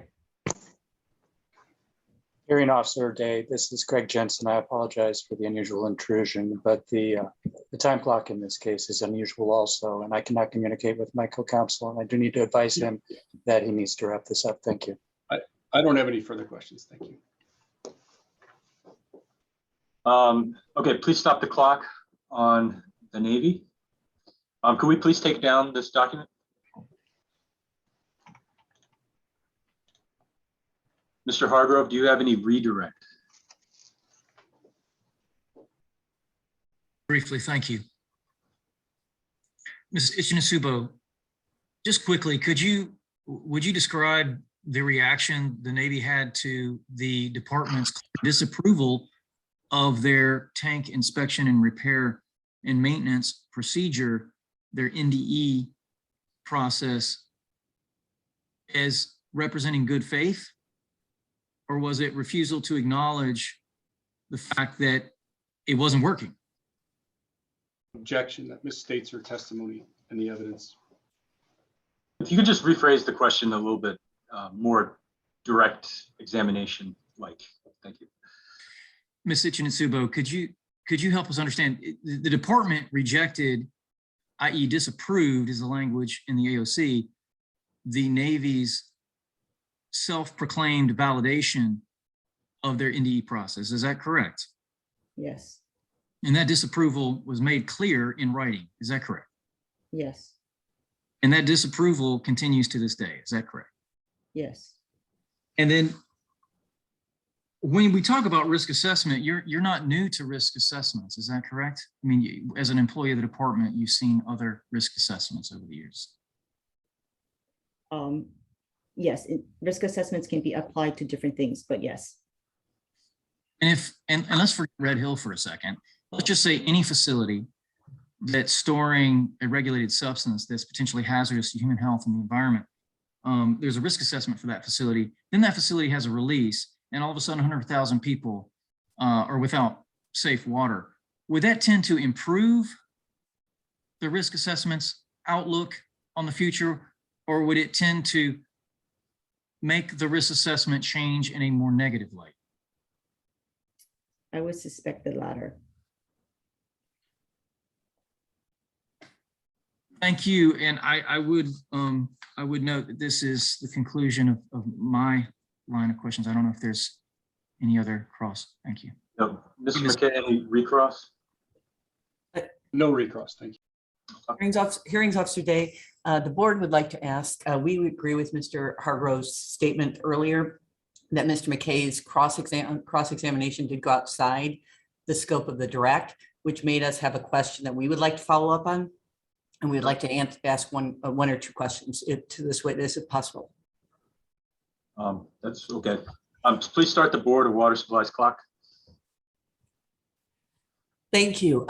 You were talking with Mr. McKay about the dispute resolution provision in the AOC. I'd like to pull up exhibit B81, which is also a copy of the AOC, and I'm referring specifically to bait stamp BWS 008953 and 8954. Can we please go to that page? And I'm directing you to the highlighted provisions on the top of this page. Can you read that? The regulatory agencies retain their authority to take, direct, or order any and all actions necessary to protect public health and any source of drinking water or the environment, or to prevent, abate, or minimize an actual or threatened release of hazardous substances, pollutants, or contaminants, or hazardous or solid waste, or constituents of such wastes on, at, or from the facility. Thanks. And then if we can go down to the next page, please. And you can see the highlighted provisions here. This references 342L. Is that the provision under which the emergency order was taken? I do not see anything highlighted, but No, it's in bold. I'm sorry. Do you see it in bold there? yes. So- 346. And is that the provision in which the emergency order was issued? Yes. Okay, thank you. We can take that document down. And I just had one question for you about 5.4 of the provision 5.4 of the AOC. Was that provision only enacted because there was disapproval of the earlier testing? Yes. So that was not a provision that would have been enacted had you approved the Navy's destructive testing. Correct. Okay, thank you. No further questions. Okay, now, Mr. McKay, any recross from that? No, sir, thank you. Okay.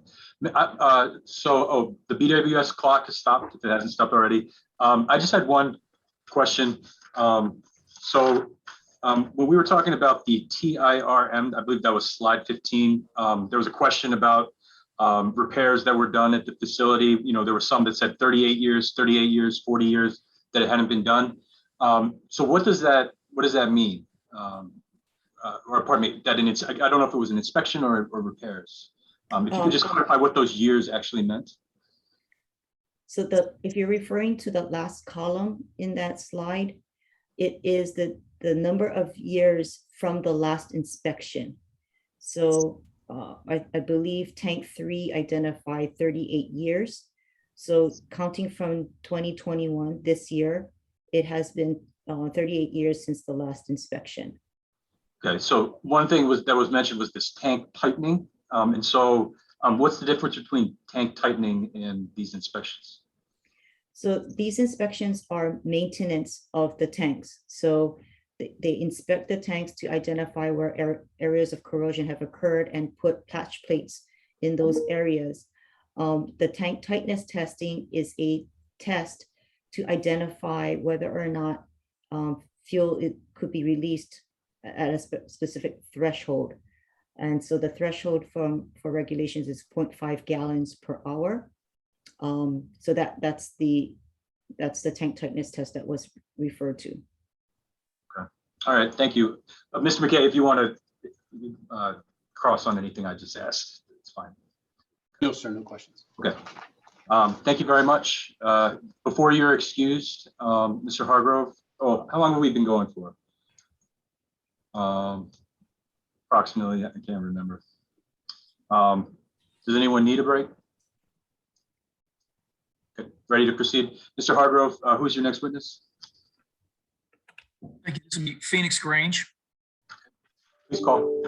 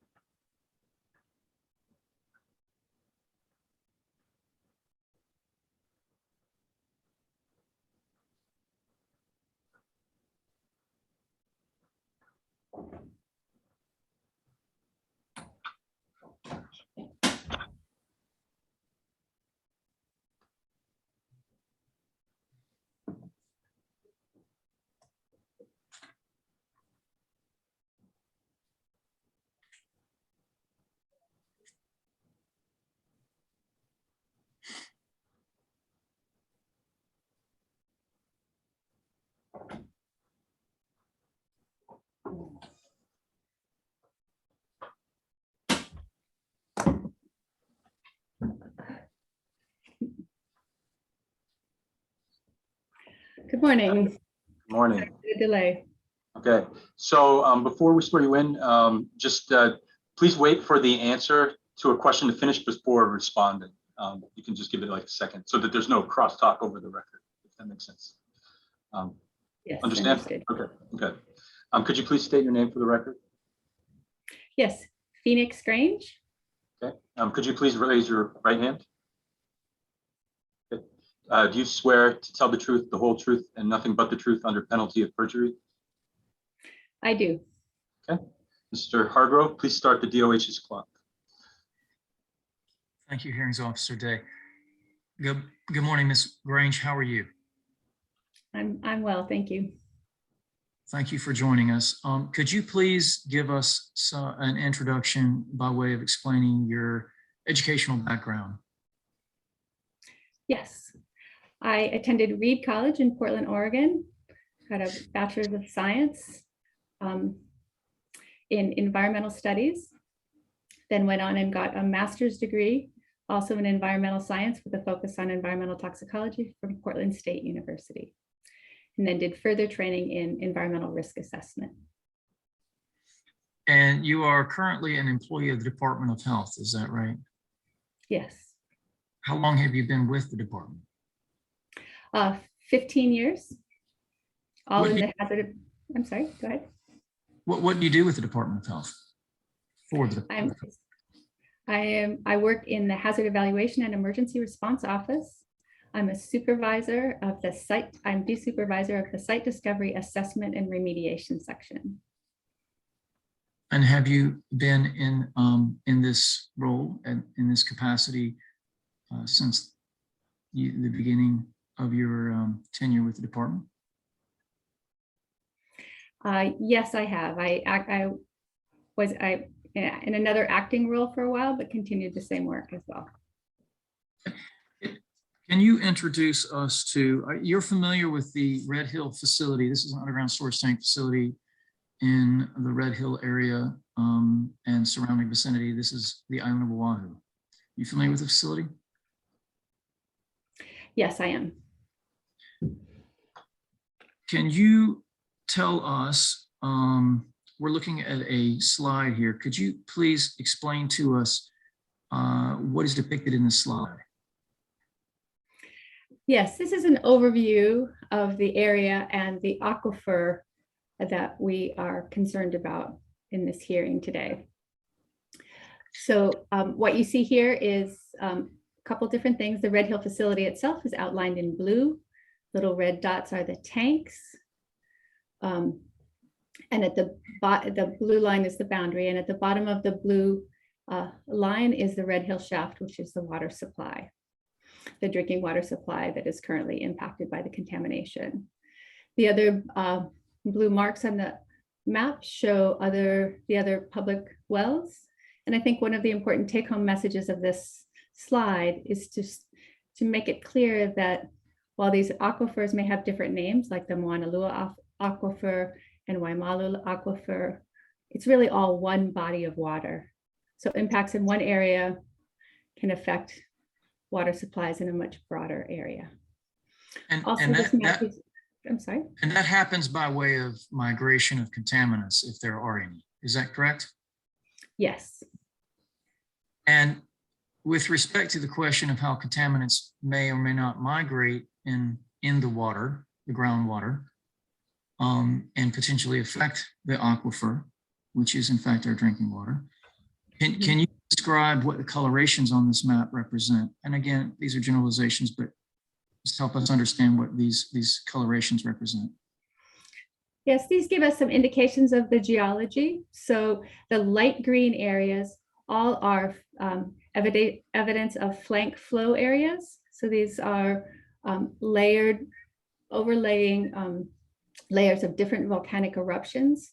And those are what create the complex geology of the subsurface. The kind of tan areas are riverbeds and sedimentary areas. And those can, in certain cases, also have some water restricting capacities. And then the orange area are volcanic tuffs. And that material from volcanic eruptions can also have barrier effects on water transfer. I understand that in your capacity as an employee of the Department of Health and with your expertise on the subject of groundwater generally, you've been tasked with assisting the department in its review of the Navy's deliverables. This is work they were to perform pursuant to what is known as the Administrative Order on Consent. Are you familiar with that document? Yes, I am. Are you also familiar with the work the Navy was to perform pursuant to that document? Yes. In my role with that project is as the technical lead for the environmental subject matter experts at the Department of Health and those that we contract with. Let's talk about groundwater and the work that the parties to the Administrative Order on Consent have been doing with respect to understanding that groundwater. What's the significance of understanding the groundwater? So there are really three key tools to understanding what's happening under this mountain. They are, first of all, a conceptual site model. And the idea there is to use all available information to create a conceptual site model that describes underground pathways. In this case, our biggest concern is about pathways from the fuel tanks where leaks might happen to drinking water wells and other receptors, including the marine environment, et cetera. The second key tool is a groundwater flow model. And the purpose of a groundwater model is to replicate to the best best extent possible the subsurface conditions that affect how water is going to flow in that system. And then the third key factor is what's called the contaminant fate and transport model. And so that is necessary because fuels move very differently in the system when they are released than groundwater does. And so being able to understand how and where, when, and how fast fuels may move is essential to be able to plan for and understand future migration pathways and contamination possibilities. So the idea pursuant to the ASC was that the Navy would present models of groundwater in an effort to better understand how groundwater moves under the UST facility known as Red Hill, how it may affect the transport of contaminants in ways that may or may not impact our drinking water and our aquifer. Is that correct? Yes, that's correct. How would you generally characterize the work that the Navy's done with respect to development of these models? We continue to believe that these models are not sufficiently supported by data. We have, despite repeated regulatory comments dating back to 2018, the current products in these categories do not address our key technical concerns. In other words, these tools need to be strong enough to be able to actually help us understand what's going on in this area. And one note is that the contaminant fate and transport modeling has not begun at this point, so we don't have The that. idea is if we understand how the groundwater works, and we better understand how contaminants could be delivered to resources, natural resources, drinking water resources, we can better assess the risk. Is that right? Yes, that's correct. Let's take a look at the next slide and talk about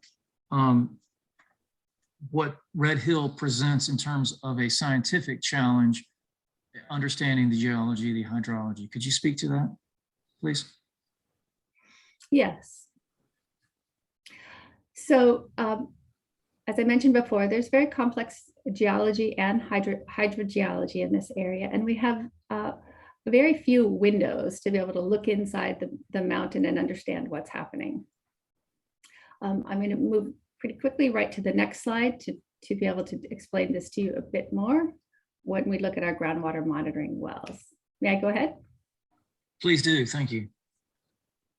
Okay, so this is a blow up of the same underlying map that you saw before, but it's focusing in on the Red Hill area itself.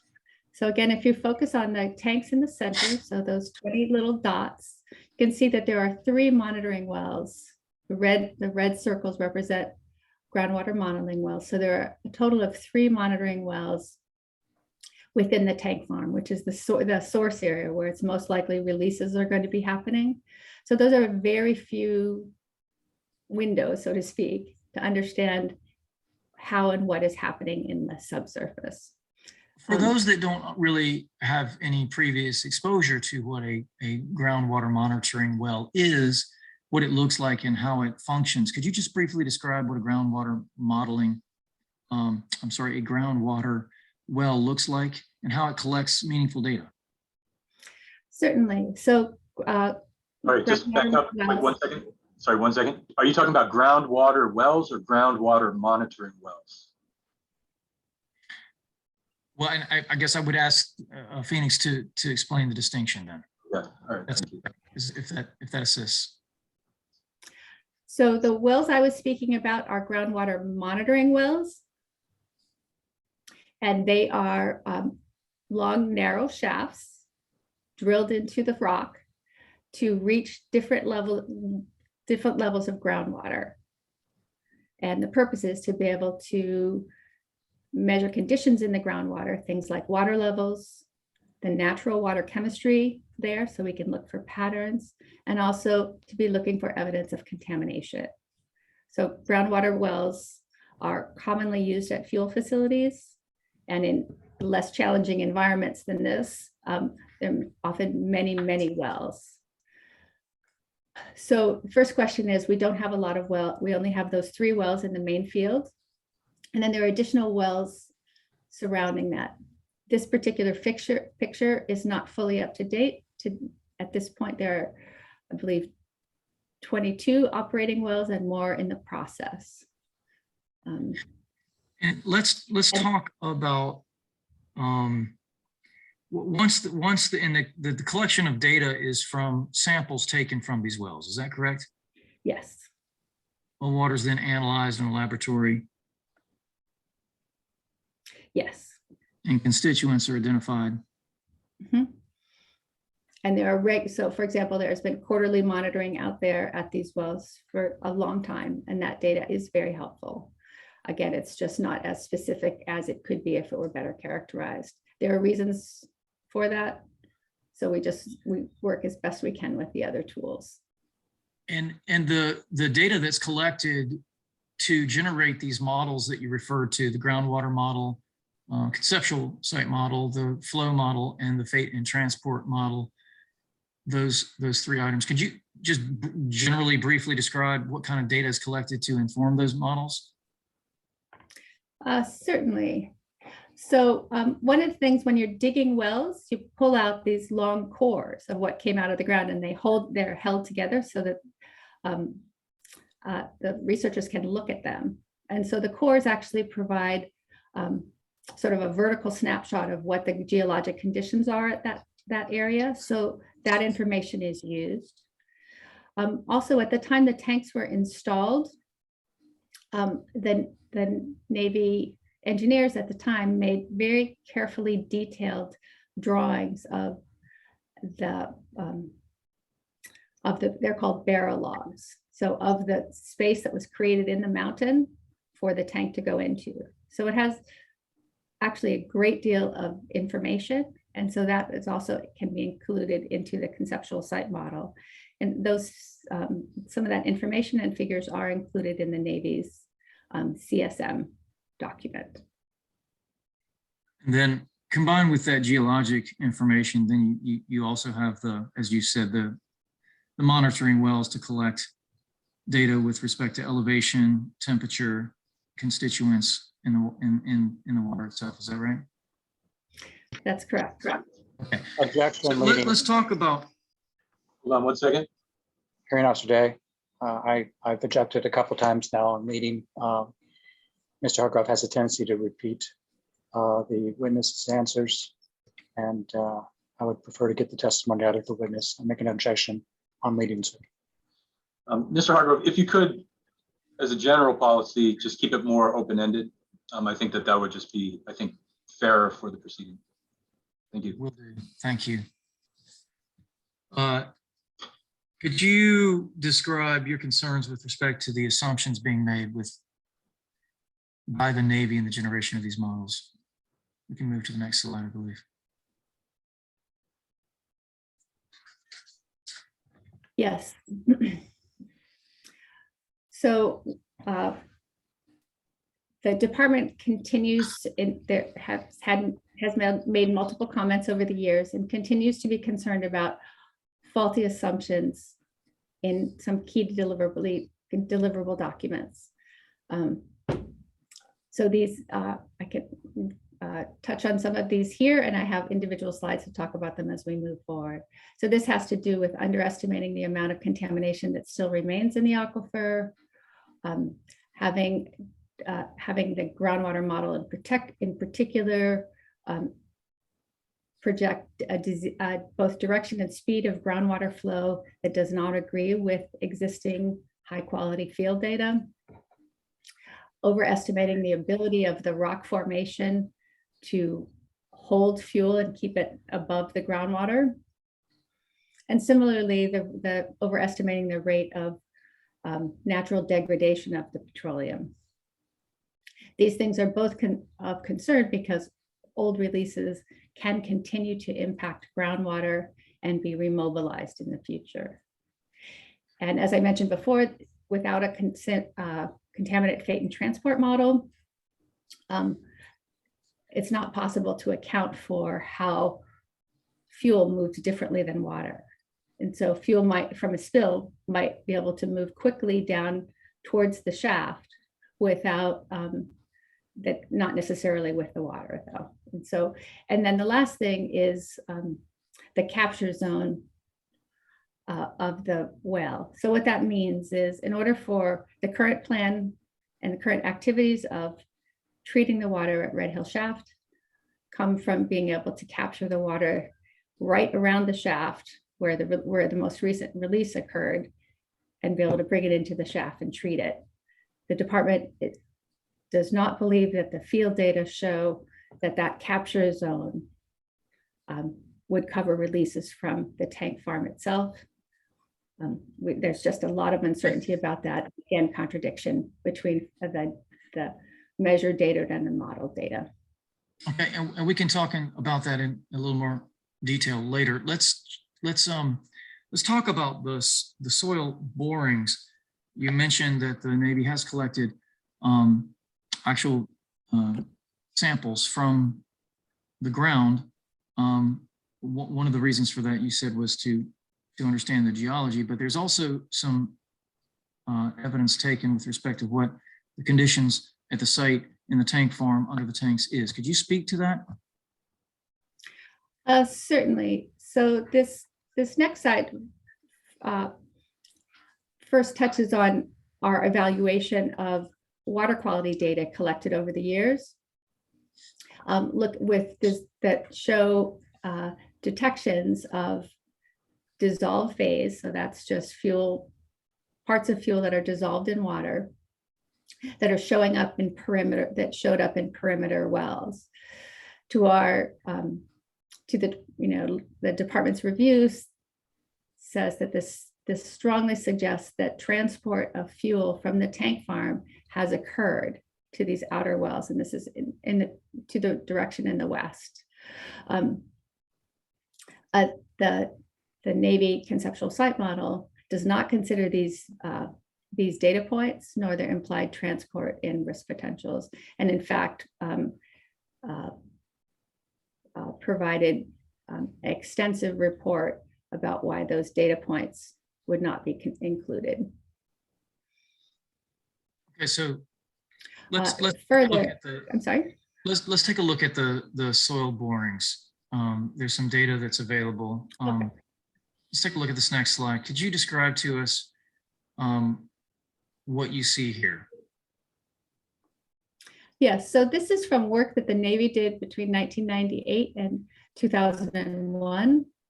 What you're seeing is, again, a map of the tank farm, and the colors on the tank indicate whether or not contamination was found below the tanks. So the Navy drilled borings, kind of slant borings under these tanks to both look for contamination and create the space needed to install soil vapor monitoring probes below the tanks. And I'll talk about those in a moment. But this particular study and what this particular figure shows is the results of that work and what was found. So in short, the tanks marked in green, the cores from those came out with no signs of petroleum. Those marked in yellow had strong odor when the cores were taken out, evident of petroleum. So that indicates there has been some release there, but the effect is it doesn't actually show product or other visible detection of fuel. And then the 6 tanks marked in orange all had visible product. So shiny oil on the rocks, that sort of thing. And they also, where there was material to be able to sample, those samples exceeded 1,000 parts per million in laboratory analyses. So this together what demonstrates. What does the finding of contaminants, these are petroleum contaminants, is TPH, above 1,000, what does that indicate to you? It just indicates significant contamination is still there. And to be clear, these borings were made, as this slide indicates, between 98 and 2001. In other words, before the 2014 release we've heard about. Is that correct? Yes, so this is, yes, it is. So this is like the evidence of earlier spills. This doesn't connect to a specific spill event. This is just a picture of what the surface looked like at that time. Can you describe what soil vapor monitoring is? Yes. So fuels put off organic vapors that can be measured by a small device called PID. So these are placed, they're like maybe twice the size of your thumb, so the actual measurer.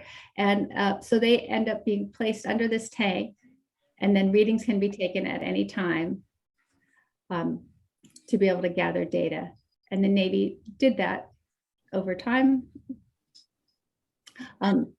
beginning around the, we have a good data set around the 2014 release. So if we could move to the next slide. So could you, Ms. Grange, could you please explain to us now, these are soil vapor, this is soil vapor monitoring. This is data collected from beneath tank number 5. And what's the significance of tank number 5? So tank number 5 is the source of the 2014 release. It was reported where the blue line is in January of 2014. So describe what you're seeing here with respect to the different lines and the grid.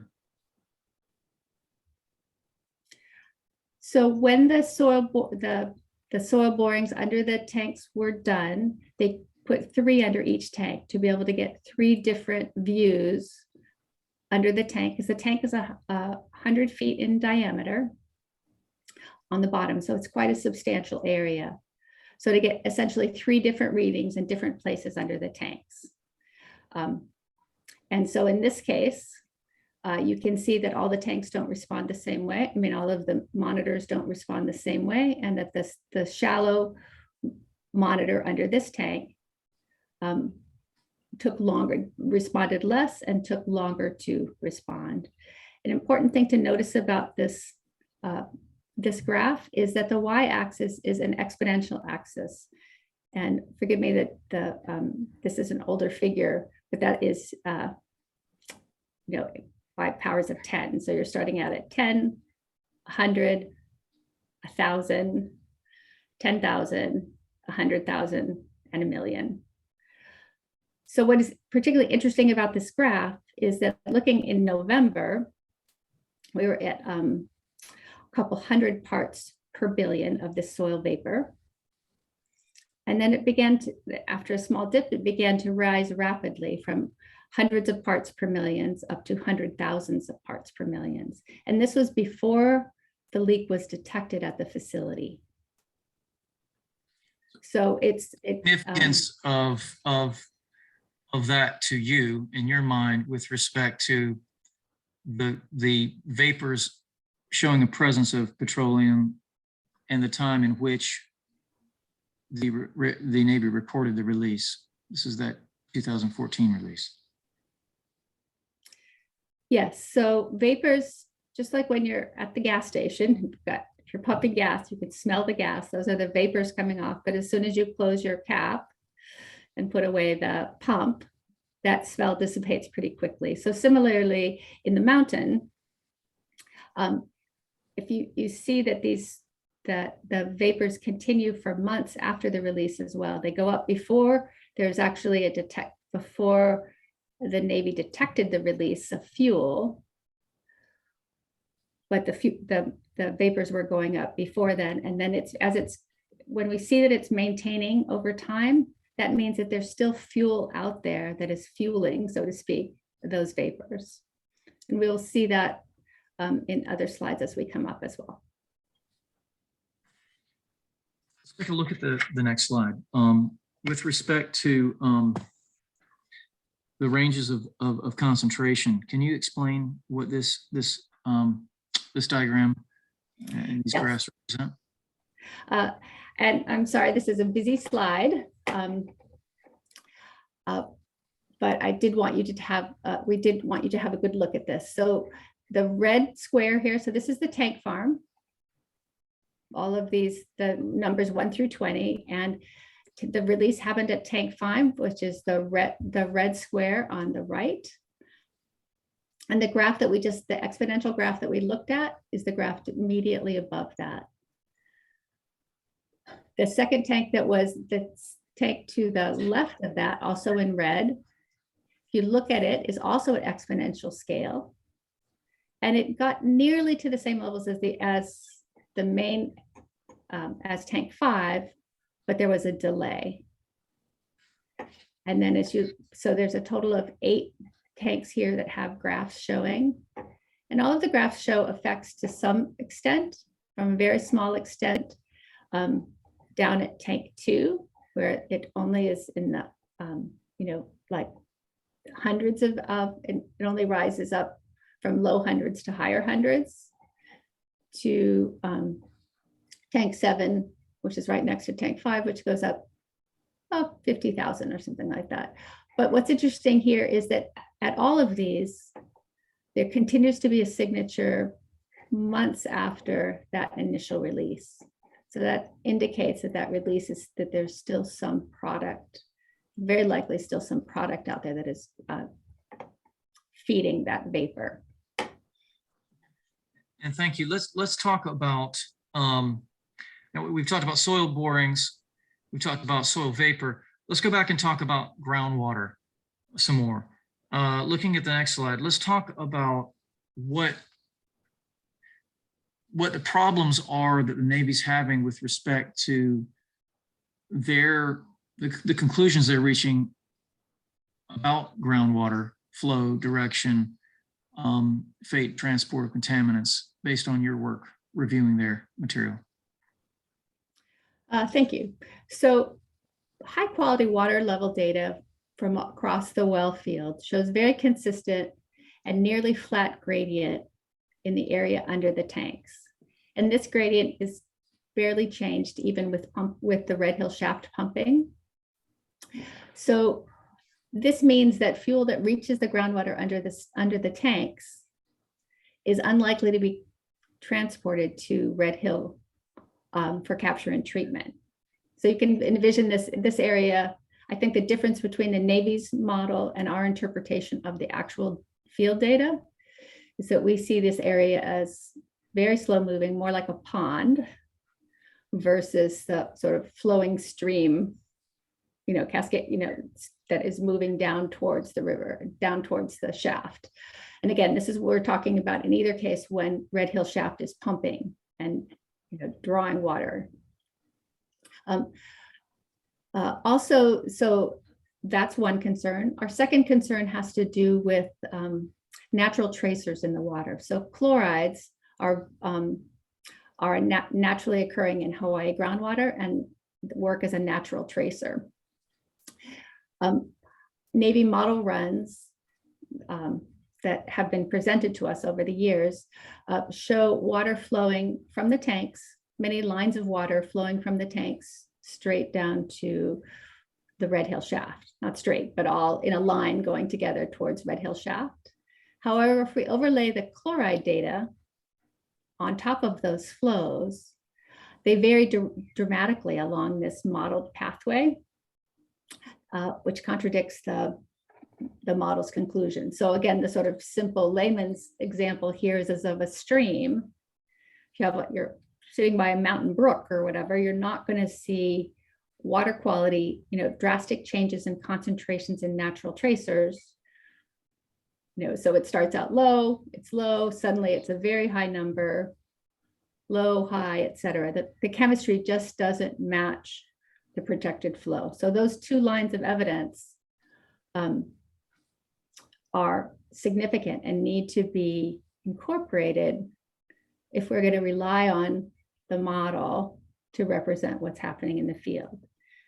The key features, and certainly one of the key features is this water, how much of this water is this water going to be able to reach the shaft? And just real briefly, you're able to evaluate the elevation at the point of collection at the monitoring wells, is that correct? So that work is done by others, done by, I believe, by the board of, the US Geological Survey. The Navy may have done it as well. I'm not sure exactly who collects those how do data. you conclude, as you have, that the flow rate is lower than that which the Navy claims it to be? So this, again, sort of the simplest example is that if the water is flat, if it's not, it doesn't move very much, right? And so so the question is there a gradient in the water underground that's causing the water to move downhill? And if there's not a gradient, is the pumping enough to make the water move towards the shaft? And then with we have respect to concerns about both of those. One person at a time, talk. then with respect to your discussion of chlorides, these are things that naturally occur in the water, Yes. but you use them to better understand the direction, flow. Is that right? Again, when you don't have a lot of windows, you use the data that you have. And so the chloride and other tracers, including isotope data and other things, can be used in the same method. This was just a good example for this particular case. And does the Navy dispute the department's interpretation of the data related to chlorides in the groundwater, or are they simply not using that data in their modeling? Easiest to say that they're simply not they have not made adjustments to the model to bring it into more alignment with the department's technical comments. And we feel that that is necessary in order to be able to rely on or use key conclusions out of the groundwater model. And the chlorides that you're seeing tell you what exactly? So they tell us that the water isn't moving that way. That in fact, so there will be in the water gradients of chloride as things move through. So it won't, a flow of water going in a single direction, it doesn't make sense because that water is moving downhill, that it could change concentration, go up and down drastically in concentration as it's moving towards the shaft. There isn't we don't have a conceptual site model for how that could work. Let's talk more about the conceptual site model. If we take a look at the next slide. Can you speak about what holding capacity, what that term means, and what the department feels the Navy is getting wrong about their characterization of the holding capacity? So holding capacity, what we're talking about is how much, if oil or fuel is spilled onto the ground, how much of it will stick to the soils or the rock and be held up there versus how much will move further down. And so one of the questions is the fuel going to go straight? So the volcanics materials out there have many different components. There's large, solid lava flows that have cracks in them. There's also more pebbly material called clinkers that can either make for fast track pathways for things to move for, or they can sometimes be embedded with sand and be harder to have things go through. But the way that both the conceptual site model talks about it and how it's implemented in the groundwater model create essentially what I would call kind of a sandbox effect, where there are blocks in the model that have more sort of absorptive material. But the way the model works, it assumes that if oil touches that block, the whole block will be filled with sand. In other words, oil will spread sideways and stay. And it underrepresents areas, how water can move much more quickly. How much fuel can, how fuel and contaminants can move much more quickly. It's a combination of both. There are both there, but the calculations and assumptions that are seen in both the CSM and the groundwater model are problematic in that they overestimate the protectiveness of the system, indicate far more fuel could be held safely above the groundwater. Can you give us an example of their use of centrifuging to make estimates of holding capacity and what the department's problem with that is? Certainly. So the simplest, the most common petrophysical tests involve soaking rock cores in a given environment in fuel and seeing how much fuel is retained in the rock. You can get a number, number or percentage from that, and then that becomes an input into your model. The Navy's petrophysical tests that they told us about in early 2018 involved a technique that does that and then spins the cores in a centrifuge. So essentially forcing fuel further into the rock. Our subject matter expert on contaminant fate and transport immediately identified flaws with that practice and previous work that indicated that it was produced unreliably high saturations. The Navy, however, continued with this work and completed completed their testing that way and continued to use the estimates from that testing in their calculations. And in a nutshell, could you just describe in layman's terms what the problem with using a centrifuge is to estimate the holding capacity of a chunk of rock? So it's unrealistic because it is being forced into the rock by the centrifugal action, which obviously doesn't happen in the real world. Okay. Sorry, can I get clarification? What is being forced into the rock? So there's rock soaked with fuel, and generally you would allow the fuel to drip out after a while, to just drain, and then you would measure what the concentration, how much oil was left in the rock.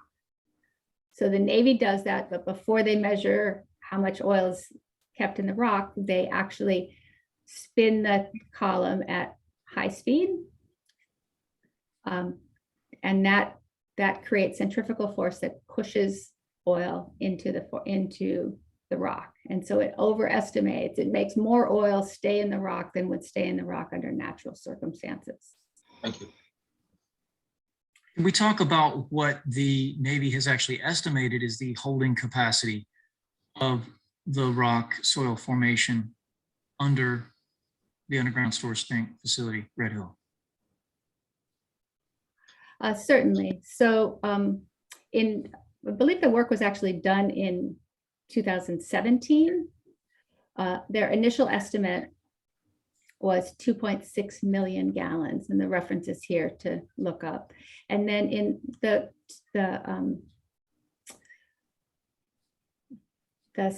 supplemental to a decision, I'm not sure if it was that, actually, I think it was the IRR decision that was turned in August of this year. They had reassessed that, added some safety factors, and dropped that limit to a spill of 66,000 to 112.5 thousand gallons in August of this last August. Both of these numbers do not appear to be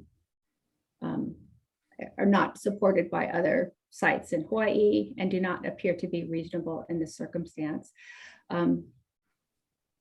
Especially as we have this most recent release, which was, if we're talking about the September, that it may be associated with the May release, that was very few gallons, right? 38 gallons, 39 gallons.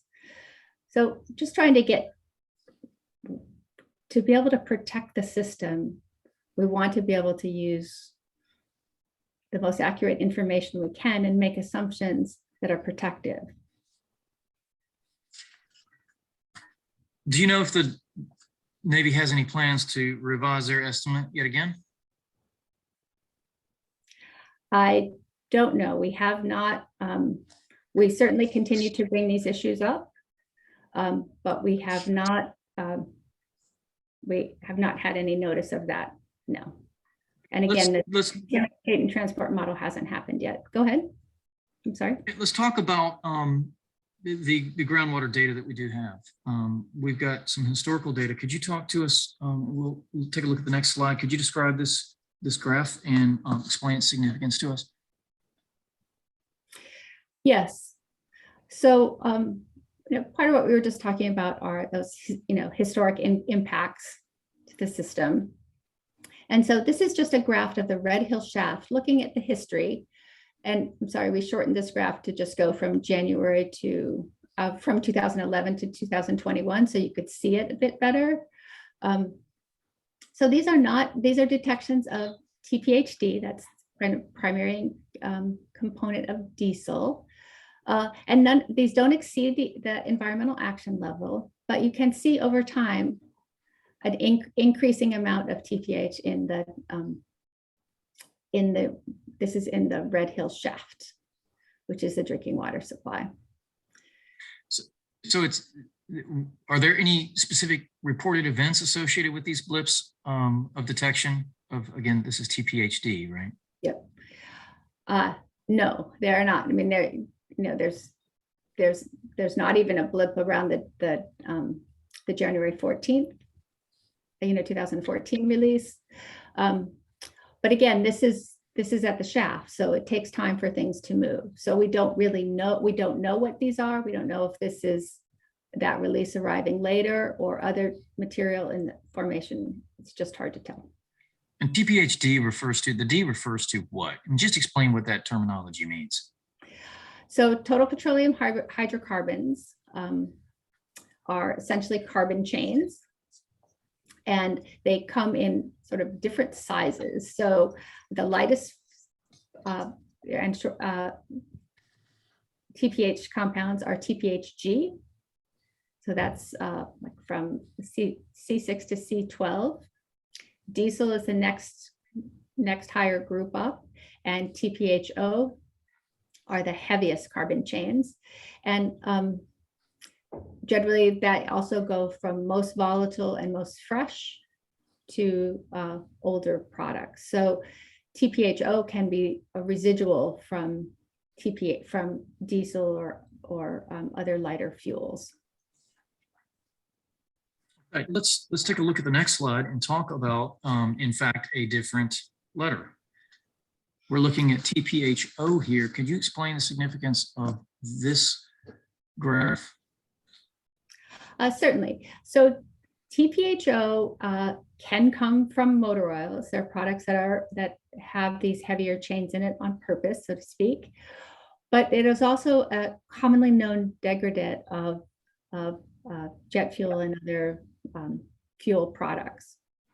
So a few things to note about this. First of all, TPHO in the Red Hill shaft is very unusual. And yet we see from June of this year through September of this year, a number of detections in the Red Hill shaft. Again, we're talking about in the drinking water supply. Two of those detections, I believe in August, exceeded the action level for a residual EAL is essentially the same as the EAL for TPHO. But we don't know what happened here. And we did not receive these data at the time that they were occurring. So the release in July, the department wasn't notified until data came in the end of September. And the releases in August that exceeded the EAL, we did not receive the information until I believe October 19th. So this in particular is an early warning sign of something going on, and yet the department was not aware of it, and which is a concern. Let's take a look at the next slide. And I would ask that you talk to me about what the concept of degradation is, and this is with respect to petroleum in the environment. Sure. So as scientists are trying to understand what's happening in the environment, you want to consider many different things. And one of them is the fact that fuels do degrade naturally. The question is, how do you estimate it, and are those estimates appropriate for the circumstances? So the Navy's estimates suggest rapid degradation of fuel, that the fuels are getting held above the water table, and that there's rapid degradation can occur and is occurring. So this natural source zone depletion is something that happens. Our issue is more with how it is calculated and presented in the Navy calculations. So, and just to give some context, the last is about whether this is happening or not. A good example is RHMW 03. So this is one of the wells in the middle of the tank farm that had a reported release there was more than 20 years ago. And yet there's elevated temperatures indicating that contamination is still present and degradation is ongoing. So that is not in agreement with the rates of degradation presented by the Navy. Can we talk about the contaminant fate and transport model? This is a model that you described earlier would tell us where contaminants would go should they be released into the environment and into the groundwater. Where are we with respect to the AOC work on fate and transport? So the fate transport model is due from the Navy to the regulatory agencies 6 months after approval of the groundwater modeling report. However, we have not, the department had the deliverable for the groundwater model has not been has not been approved, and the concerns that we have on those have not yet been resolved. Navy could go ahead with this ahead of time, but has been planning to follow the AOC for this. So there are a couple issues, one of which is that spilled fuel moves very differently and can move very quickly. Like if you have especially a spill from a tank full of fuel, there's a lot of pressure on that, and that fuel can travel very fast. It can go down, it can go sideways, it can go in unexpected ways. And so being able to account for that using a contaminant fate and transport model is very important. In order to do it, the geology of the vadose zone, of the area above the water, would need to be accounted for. The other thing that I think is just important for people to realize is that the groundwater models can't, this one in particular, can't tell you what's going to happen on the order of days or weeks. So, right, it's a sort of a bigger, longer picture. It's very important, but the rapid movement of fuel releases needs to be handled by a contaminant fate and transport model. And in fact, the emergency response, that's high on the agenda for the emergency, the incident response team now. So let me try and understand that the Navy has submitted, pursuant to the AOC work, a groundwater model, correct? Mm-hmm. Did the department accept that model as valid? No, we did not. Did you, in fact, did the department, in fact, disapprove that model?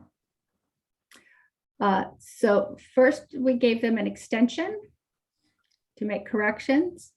And then the second model that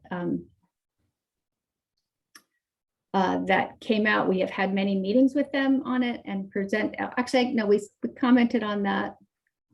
I'm sorry.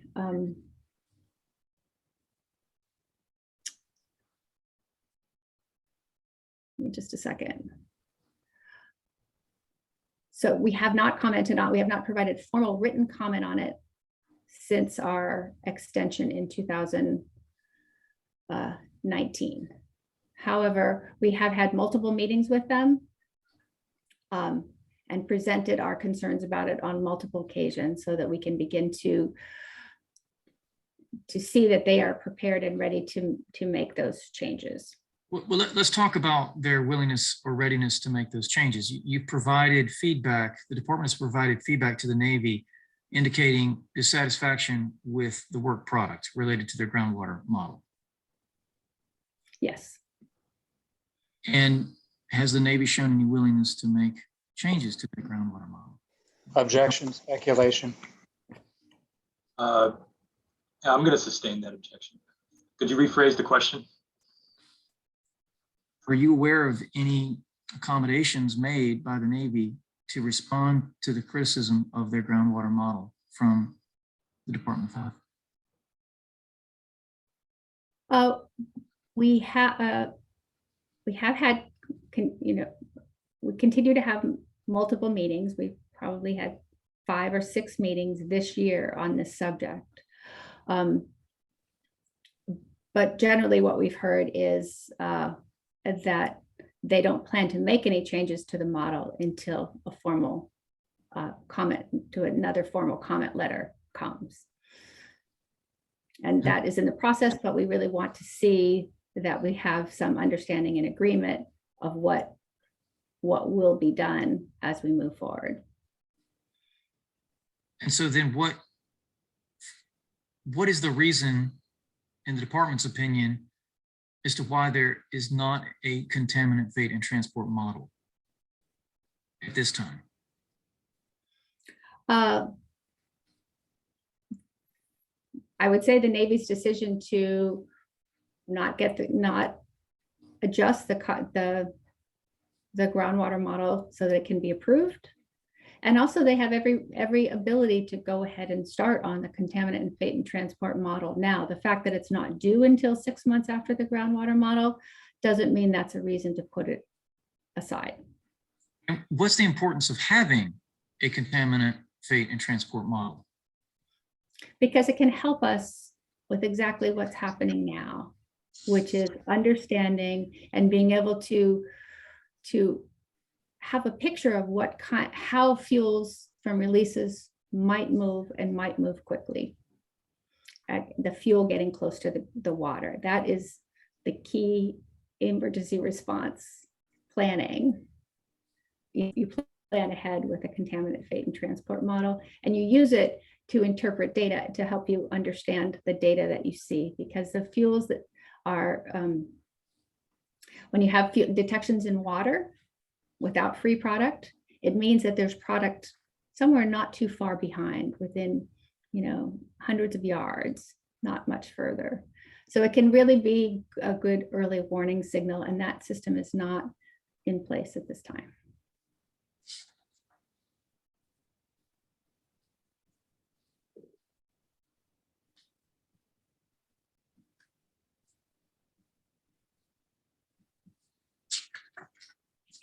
Let's take a look at the next slide and talk about the Navy's assessment of what capture zone here is at Red Hill. Could you speak to the conclusions the Navy has made with respect to the capture zone? Certainly. So the capture zone is dependent on the groundwater model.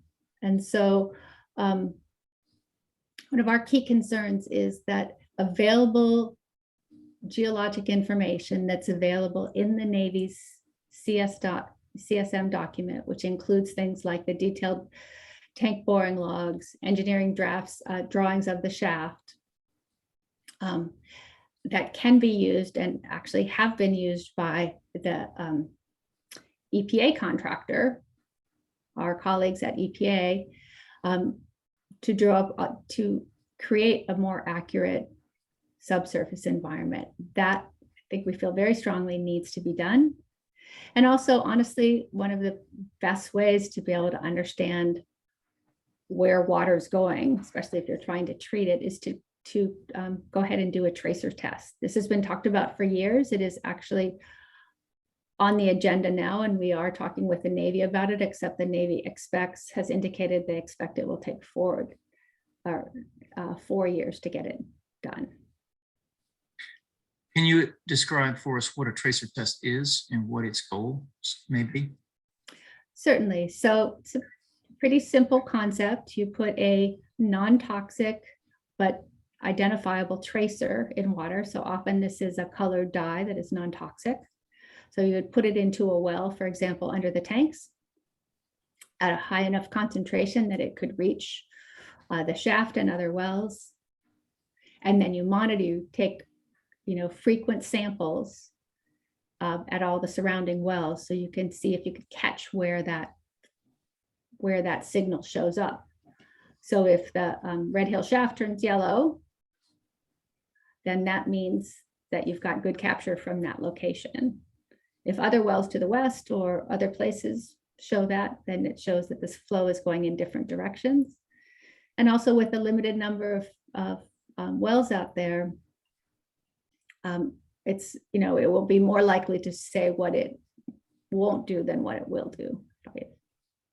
So it's challenging, but I think it's very important. And there's some other field verification tests that can be done as well and are being discussed.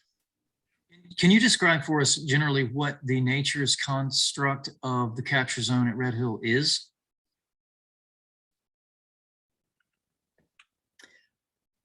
Yes, so the Navy's model envisions that pumping at Red Hill shaft will pull the water from under the tanks into the Red Hill shaft. Does the department have concerns with respect to the conclusion the Navy has reached about how that capture zone works and whether or not these are valid conclusions? Yes, we do.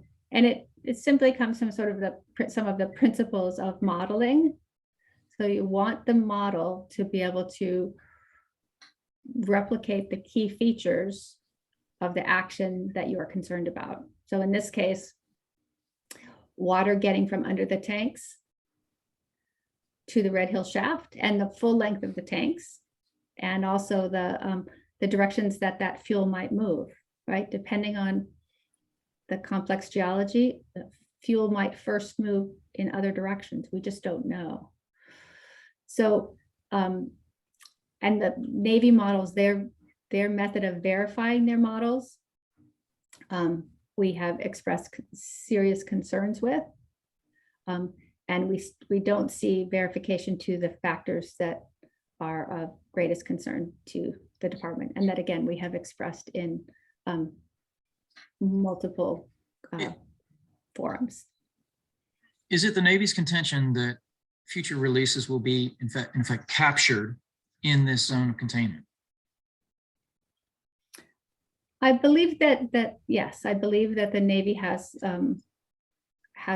appears to have confidence, despite our comments, that their capture zone is effective and appropriate, but they have not provided new information to that end.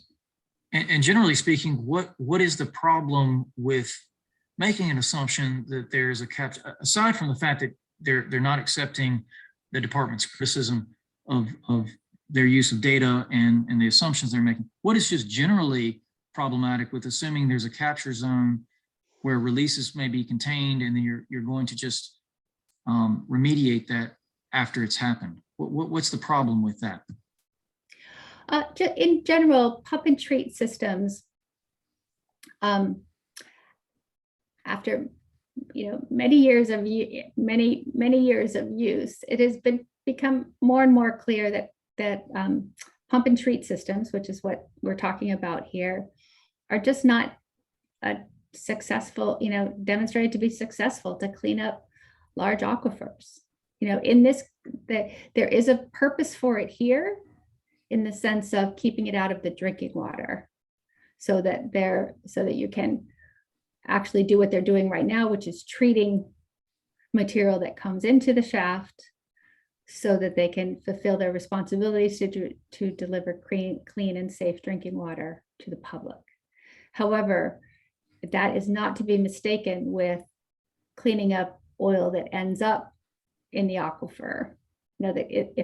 it's not all, the likelihood that the capture zone is going to clean that all out is just not, it's just not supported. It just doesn't happen that way in general. We are fortunate with this release in a weird way. I mean, just fortunate in terms of being able to capture, because the release was very near the shaft. And so now that is useful, but we don't know how much more is behind that or where else other releases might be, might be moving towards the shaft or moving in other directions. So based on your experience supervising remediation sites, is it realistic for the Navy to expect that they're going to pump and treat Oahu's aquifer if it became contaminated with fuel? No, I think for treating the aquifer itself, protecting the groundwater resource, pump and treat, we do not expect is an appropriate treatment here. No, we would not accept that as appropriate. And the other option in the IRR proposal is essentially a natural source zone depletion, excuse me, natural degradation essentially. Can I ask you just to summarize, we'll turn to the next slide and just summarize what you see as effectively the Red Hill site coordinator with respect to groundwater and with responsibility for the modeling. What do you see as the department's, how the department has identified problems with the Navy's characterizations? Can I didn't understand that question as it was stated. Can you rephrase it? Could you just, thank you, sorry. Could you, Ms. Grange, could you characterize the department's concerns broadly with the Navy's work on the groundwater modeling and its relationship to their risk assessment?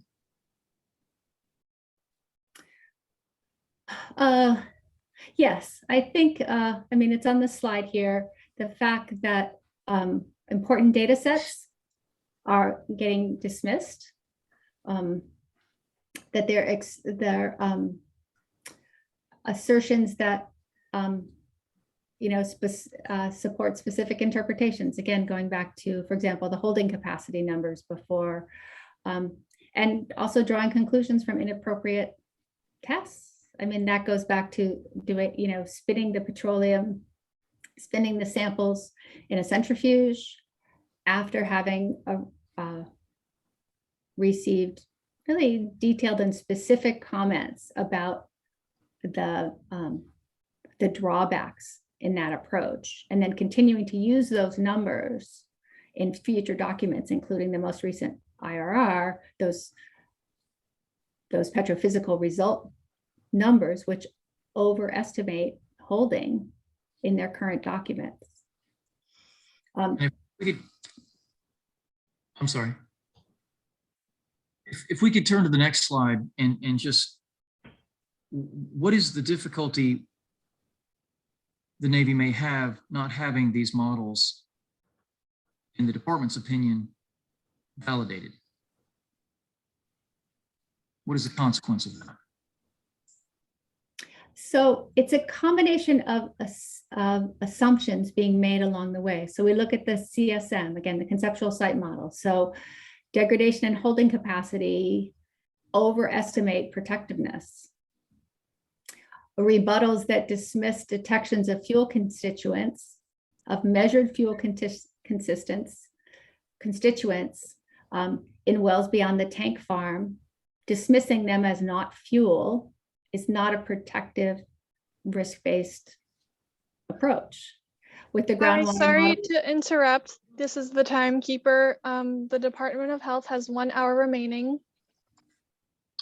Thank you. Mr. Hargrove, do you have substantially more with Ms. Grange? I do not. This actually completes one more question. Okay, one more question. Good. And Ms. Grange, I would just ask you, are you aware in the work that you've done with the Navy on the groundwater modeling and risk assessment aspects of the AOC project, are you aware of the Navy, an instance where the Navy has made an adjustment based on the department's critique or concerns raised to them? I think back with the extension to the groundwater model, There was some items that they did make some adjustments to, yes. However, that was sort of a pick and choose, so they made some there, but other issues that we had from that point remain unresolved. So we believe this could work differently, but it hasn't yet. Did any of those adjustments the Navy made to their modeling affect the department's conclusion with respect to its validity? Those were adjustments made pretty early in the process, and yes, certain things that they did with respect to the way that the model was set up were helpful, yes. But they did not, the concerns I mentioned remain. I have no further questions, thank you. Stop the Department of Health's clock. Let's take 5 minutes and we'll come back. Off the record. Okay, I know, Mr. Hargrove, that was a little bit of a change of plans. Would you like to continue your direct examination of Ms. Grange? I would, please. Okay. And I would ask that Ms. Perry, if you would, please advance our presentation to, I don't actually have a slide number. This is going to be 43. Thank you.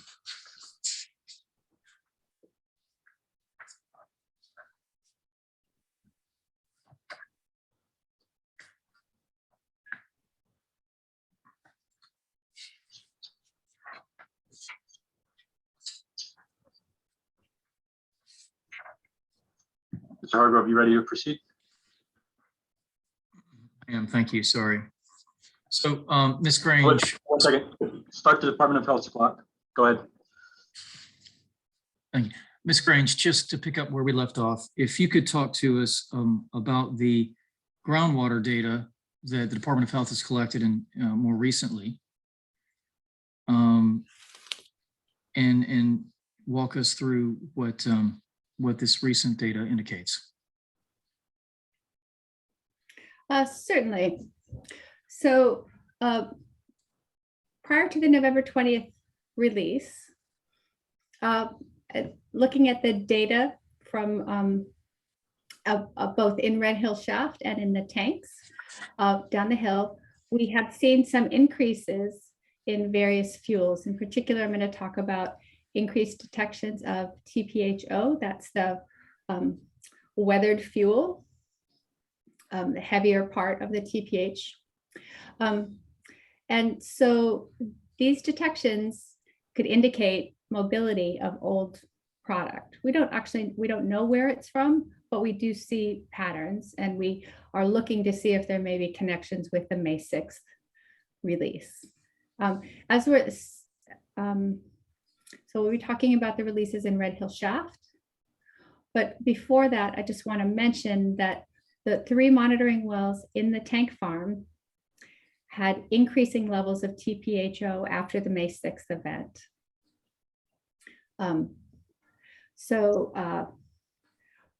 But RHMW 01, 02, and 03 all had increases in this. And so that suggests that product, so RHMW3 is the furthest Mauka towards the mountain. And so we just see detections, and the highest detection there in that well was 860 parts per billion. And this is from Navy data. Monitoring well 2 had increases up to 560 ppb, and monitoring 1R went up to 310. So we're seeing a pattern here before the detections were seen in the fuel in the Red Hill Shaft itself. Can I ask you, let's talk about, we look at the next slide and talk about more recent sampling events, specifically from the Red Hill Shaft. So can you talk to me about what these sampling events indicate to you? And actually, before you begin, you could just describe what the insert is. What is that an image of? So that insert is a sample that was taken from the Red Hill shaft. So, this was actually taken when the director and deputy directors of health were there on a site visit. That material on top is fuel. So it's very shocking to see, actually. And so it's fuel observed floating on the groundwater in the drinking water shaft. When was this picture taken? When was this picture taken? On the 5th of December. Let's talk about that date. I mean, and the 3rd also, you've got some sampling events. Could you describe what this data indicates on this slide, please? Yes. So the Navy took samples on the 3rd of December and found both TPHG, which are those lighter fractions, and also TPHD, again at very high levels. And then the laboratory notes actually indicated that fuel was present in the samples. There was a layer of fuel there at that date as well. And then Navy and DOH both took samples, or essentially split samples, of the sampling event on the 5th. So that was, I believe, Sunday, the 5th of December. And in both cases, the levels of, there were detections of the TPH gasoline and the TPH, essentially the diesel portion. The DOH also sampled the pure product. So just took a sample of that white layer itself and had it analyzed, and found that it was pretty close to 100% TPHD, and that the chromatographs match the JP5 fuel sample from the tank. And just for a layperson, could you describe what a chromatograph tells us? What is that a signature? So a chromatograph, there are various ways to get data from, from a chemical analysis. A chromatograph provides a picture, essentially a graph of different peaks of indicating the very specific chemistry of that particular sample. So I don't have a picture of one here, but effectively it will be like a bell-shaped curve with lots of spikes going up for that. And you can use that pattern of spikes to identify and compare the samples to standards and to other samples that might be the sources. These sampling events were above, were they above the environmental action levels of the department? Absolutely. So anytime, and these are also, yes, these are high, and these numbers indicate they're also above the solubility limit. So this is both the water itself and the layer on top are evidence of severe contamination. And I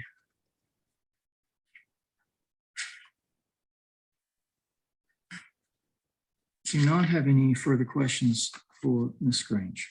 Thank you. Yeah, I just asked just one question, just to follow up real quick, just to clarify. What is the environmental, the EAL? You said it was absolutely above. I just wanted to clarify what this is relative to the EAL. So the environmental action level for TPHD is 400 parts per billion. And for TPHG is 300 parts per billion.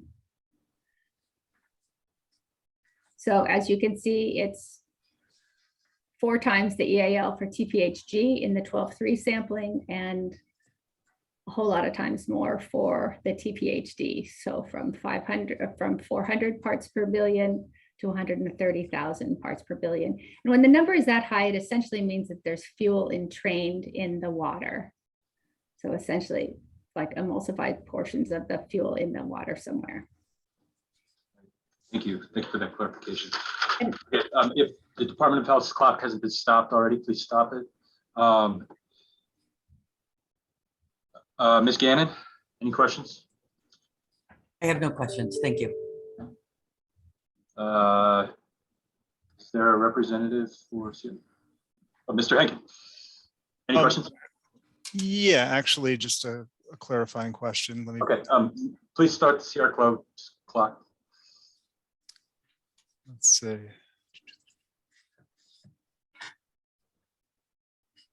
And if only I could find the document, that would be best. But let's see, Ms. Grange, I'll just ask you based on memory. The last slide that we were looking at, you indicated that on December 5 of 2021, there was split sampling between the Department of Health and the Navy, correct? Yes. And but the results that you each got, so could you describe what split sampling means? So I wasn't at the event to know where, so sometimes split sampling is from the same sample or two separate samples taken out of the same container. I'm not sure because I wasn't there and I don't have the lab reports with me. They were analyzed by two separate laboratories. I'm sorry, I'm just looking quickly at my notes.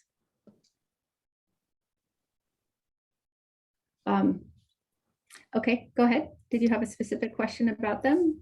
Yeah, I think I actually finally managed to pull up the right exhibit. So you see that was a slide that you were just talking about, correct? Mm-hmm. And so I'm just curious, the split sampling on December the 5th, 2021, the Navy sampling had TPHG of 950 parts per billion, correct? Yes. And the Department of Health sample for the same product was 20,000 parts per billion. You see that? Yes. So more than 20 times greater than what the Navy got. Is that right? Yes. Okay, and for TPHD, the Navy on a split sample got 52,000 parts per billion, right? Yes. And the Department of Health got 140,000 parts per billion, correct? Mm-hmm. Yes. Okay, so in all cases, these are above the EAL, right? Yes. But the order of magnitude is different as between the Navy sampling and Department of Health, correct? Yes. Why would that be? I don't know for sure.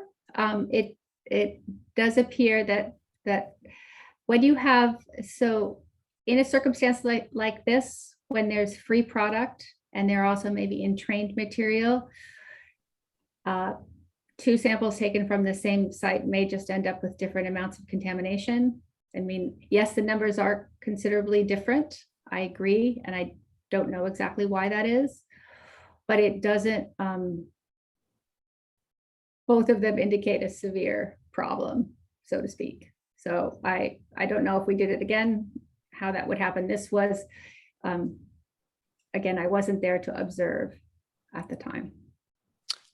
So I'm not a scientist, so I'd appreciate if you'd help me understand this. Does this mean that if on a given date, the Navy were to report to Department of Health a result below EAL, that another sample taken on that same date might be above the EAL? It's possible. It certainly is possible. The Department of Health is taking split samples with the Navy during this event, and will be continuing to do so just for that extra check. But yes, that's what I would say. To what sampling lab did the Department of Health send its sample? On the split sample on, I believe sorry, the split sample on December the 5th? I will need to confirm, but I believe it went to the Torrent lab through our contractor. That's a certified lab? Yes, it is. Okay, do you know to whom the Navy sent their split sample? I'm sorry, I can't remember the name. I could confirm it if someone from the Navy spoke up. They had been using Apple before. It wasn't that. I don't recall the name and I don't have my notes with me. I apologize. Okay, thank you. No further questions. Please stop the Sierra Club's clock. Mr. Jensen. Well, good afternoon. My name is Craig Jensen. How are you? I'm fine, thank you. Great. So I represent the Department of the Navy, and I'll be asking you a few questions, if you don't mind. I'm going to start at the end of your testimony and talk to the November 20th release and the Red Hill contamination and the sampling you've gotten with regard to the Red Hill shaft. And I'm going to ask you first. You talked in your direct testimony with regard to pump and treat and its ability to work with regard to cleaning up contaminants in a water supply system. You'd agree with me, wouldn't you? I think that pump and treat commonly used as a process to treat contaminants in water supply systems. Objection vague. Overruled. You can answer if you know.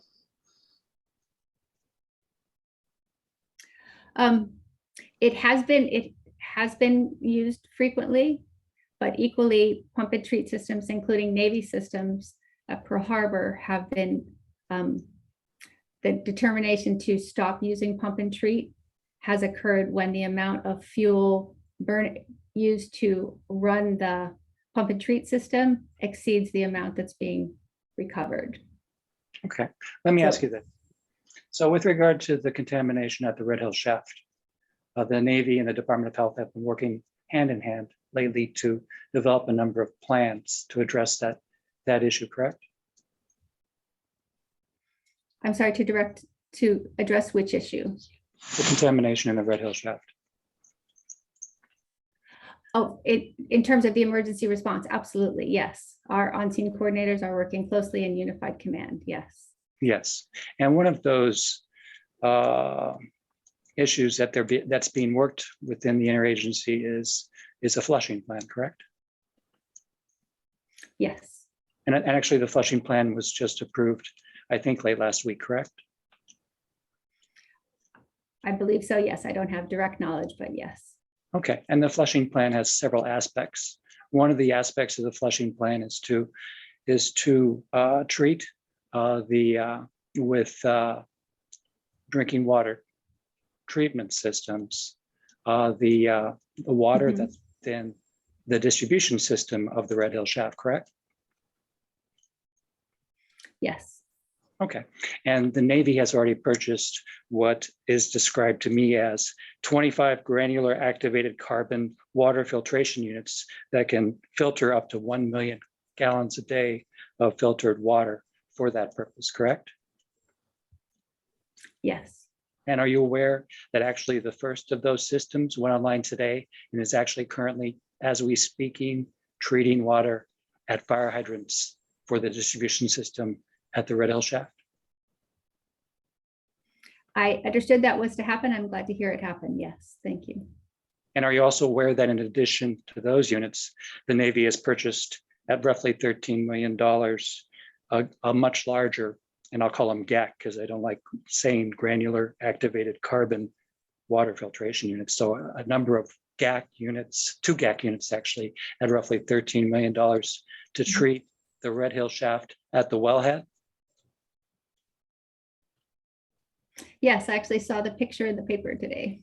Okay, and so that treatment is effectively the pump and treat system, correct?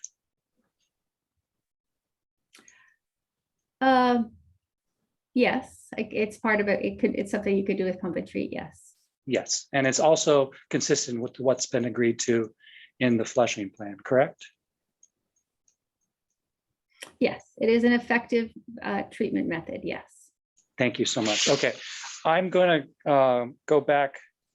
I'd like to start at the beginning, but there's so many questions to be answered. So I just want to clear one thing up for the hearings officer, because he asked a question about EALs. And that, as we all know, is environmental action levels, correct? Yes. And I'd like to give the hearing officer a better understanding of what it means to be an environmental action level. And so I'm going to read you a quote from volume 1 of the User's Guide Hawaii edition with regard to evaluation of environmental hazards at sites with contaminated soil and groundwater, and ask you if you're aware of this quote. And if you're not, I can show you, but I want to make sure you're aware. Mr. Jensen, could you just interrupt? Could you just slow down a little bit? Thank you. Again, it's volume 1, User's Guide Hawaii edition, evaluation of environmental hazards at sites with contaminated soil and groundwater. Now, within that volume, environmental action levels is defined as an exceedance, and I quote, does not necessarily indicate that the contamination poses a significant environmental concern, only that additional evaluation is warranted. Are you aware of that quote? Yes. And do you agree that that's a proper assessment of what it means to be an EAL and an EAL exceedance? Yes. Okay, great. Thank you so much. All right, so we're going to go back to the beginning of your presentation now, and I'm going to ask you some questions with regard to it. Your presentation references the 3 of the AOC groundwater deliverables: the conceptual site model, the groundwater flow model, and the contaminant fate and transfer model, correct? Yes. And you, in your presentation, claim that these Navy models are not sufficiently supported by data, and that you have some concerns with the models, correct? Yes. Okay, and I think I heard you say this, but I want to make sure that there is no contaminant fate and transport model, right? Correct. Okay, and that's because under the AOC schedule, that model doesn't begin work until, I think you said, 6 months after the groundwater flow model is completed, correct? I believe it says that it's due to be submitted 6 months after the groundwater model is complete, is approved. Okay. And the groundwater model is obviously not complete, correct? Correct. Okay, so let's set the stage. Let's try to figure out a little bit more about what the AOC is all about. There was a 2014 release, and you've talked to that, yes? Yes. Okay, and then after the 2014 release, the Department of Health, the EPA, Navy, and the DLA got together to see what they could do about that, correct?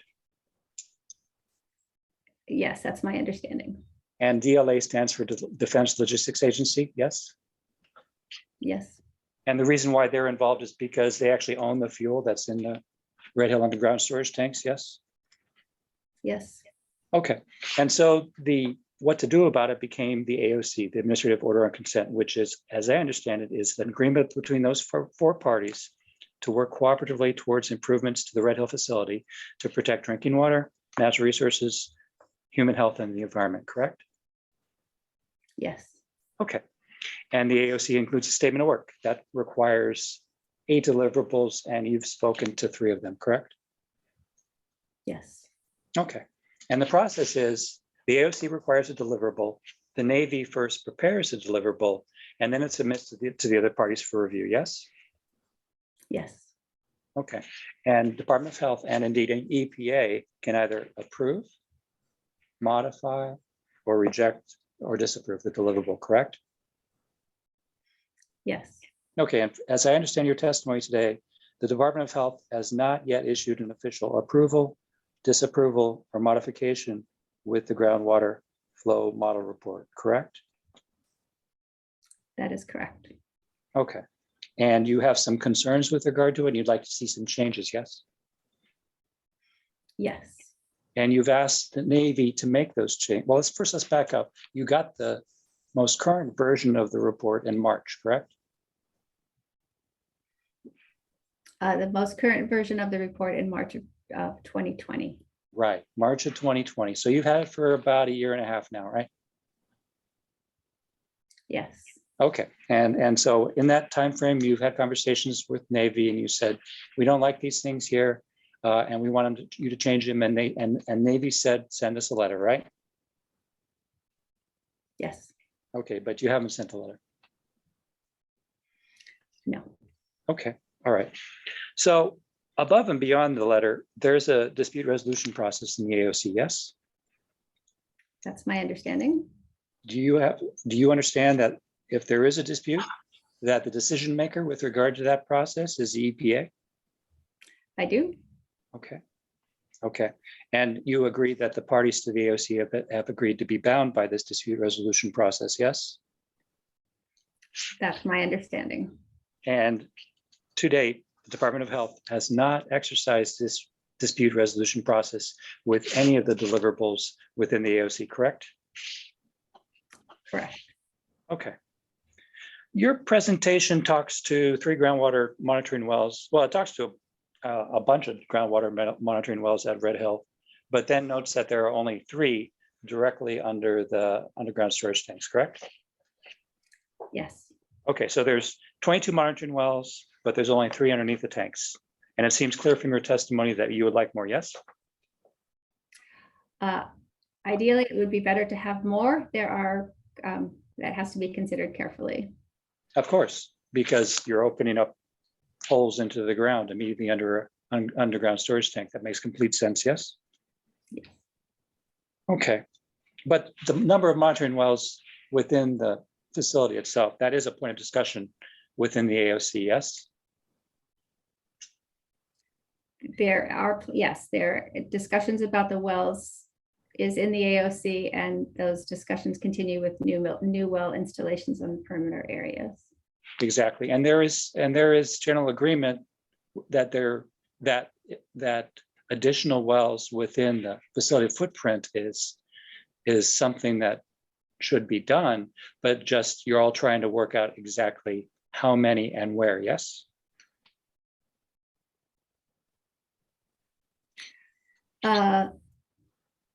Certainly discussion of additional perimeter wells is underway.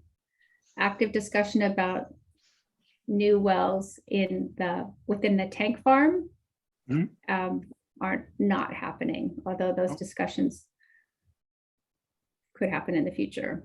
Thank you. Now let's turn to your chart, and I'm not going to show it to you because we've seen it. I think we all know it really well by now, but I'm going to ask you to recall the chart that talks about, and I quote, the first ever exceedance of EALs at the Red Hill shaft between June and September of 2021. Do you remember that chart? I do. Okay, and we're talking about an EAL exceedance, correct? Yes. And we've already defined EALs as not necessarily indicative of contamination that poses a significant environmental concern, only that additional evaluation is warranted, correct? Yes. Okay. All right. It's for something called TPH. May I make a comment on that? I would never. Yes, please. So I don't have the document in front of me, but there are other parts of that guidance that says the parties who don't choose to use the EALs have the option of doing a risk assessment and using the outcome of that risk assessment. Okay. Thank you for that So clarification. use of the EALs. Thank you for that clarification. How about MCLs, maximum contaminant levels? You understand that maximum contaminant levels are safe drinking water standards that are imposed by the EPA, correct? That's what they are, yes. Okay, and an MCL is basically the highest level of a contaminant that can be permitted in drinking water, correct? I believe so. I'm not a drinking water expert. Okay, and do you know then that there is no MCL for TPHO? We do. I do, yes. Okay, great, thank you. All right, let's stay on TPHO for a bit. You actually made a comment during your direct that this finding of TPHO was, and I quote, very unusual, yes? Unusual in the Red Hill shaft. Yes. Is that what you said? That's what you said. Is that what you meant? Yes or no? That's what I meant, yes. Okay, thank you. Yes. Okay. And that you don't know how it got there, yes? Yes, I don't think anyone knows how it got there at this point. Thank you. But you complained that the results were very late. I think you said months late. It's true I think you know, that the results were late not because of the Navy, but instead because the California lab was backed up and took much longer than the 2 weeks they were allowed to do the testing, correct? That's my understanding from the Navy, yes. Okay, so this wasn't because the Navy was hiding a result or negligent in performing the testing. It was a California lab that was backed up, yes? That's what I understand from the Navy, yes. Okay, let's turn to soil vapor monitoring. You have made some comments with regard to the soil vapor monitoring system, and I'd just like to ask you if you agree that the soil vapor monitoring system helps us to monitor the tanks for leaks, yes? Yes, Okay, so it works in companion with all of the other things going on at the tanks to ensure that that the tanks remain safe, and if they're not, that we know it, correct? that is correct. However, it is important that the vapor monitoring program be sensitive to changes, not just, you pay attention to it when it reaches a certain high threshold. Absolutely, agreed. And it's also important that the vapor monitoring program be more robust. So for example, I understand that that DOH and the Navy is working towards continuous vapor monitoring, correct? Yes, we are. Yes, that's true. Okay, but at bottom, the point I think you're making is that vapor monitoring along with trim or tank inspections for short and tank tightness testing, they're all different controls or processes to ensure that the underground storage facility at Red Hill is safe, correct? Those are some processes that are in place. Yes. Thank you. So, okay.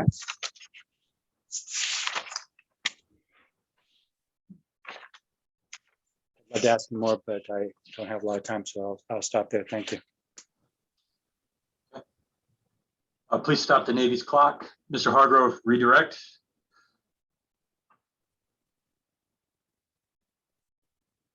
Yes, briefly. Okay. Thank you. Department of Health clock start. Ms. Grange, your experience with pump and treat at different remediation sites, with respect to that work that you've done in the past, are you familiar with anyone being ordered by a regulator to pump and treat a site that has not already been negatively impacted by contaminants in the environment? no, So it would make no sense to pump and treat a site that's clean. that's true. And despite the fact that the Navy's currently pumping and treating, which would indicate there's an environmental impact, they're pumping and treating so they can service their water treatment facility. I'm going to raise a continuing objection to the leading nature of Mr. Hargrove's questions, please. Noted. Mr. Hargrove, just restate the question. Understood. It's redirect. Ms. Grange, this is you heard the representation about the significant cost of treating the water just a moment ago. Is your understanding that they're treating, Yeah, the Navy's treating the water to service their customers? yes. And Are also they- to protect that, to clean out the pipes as well. Are there efforts to pump and treat related to any other concern?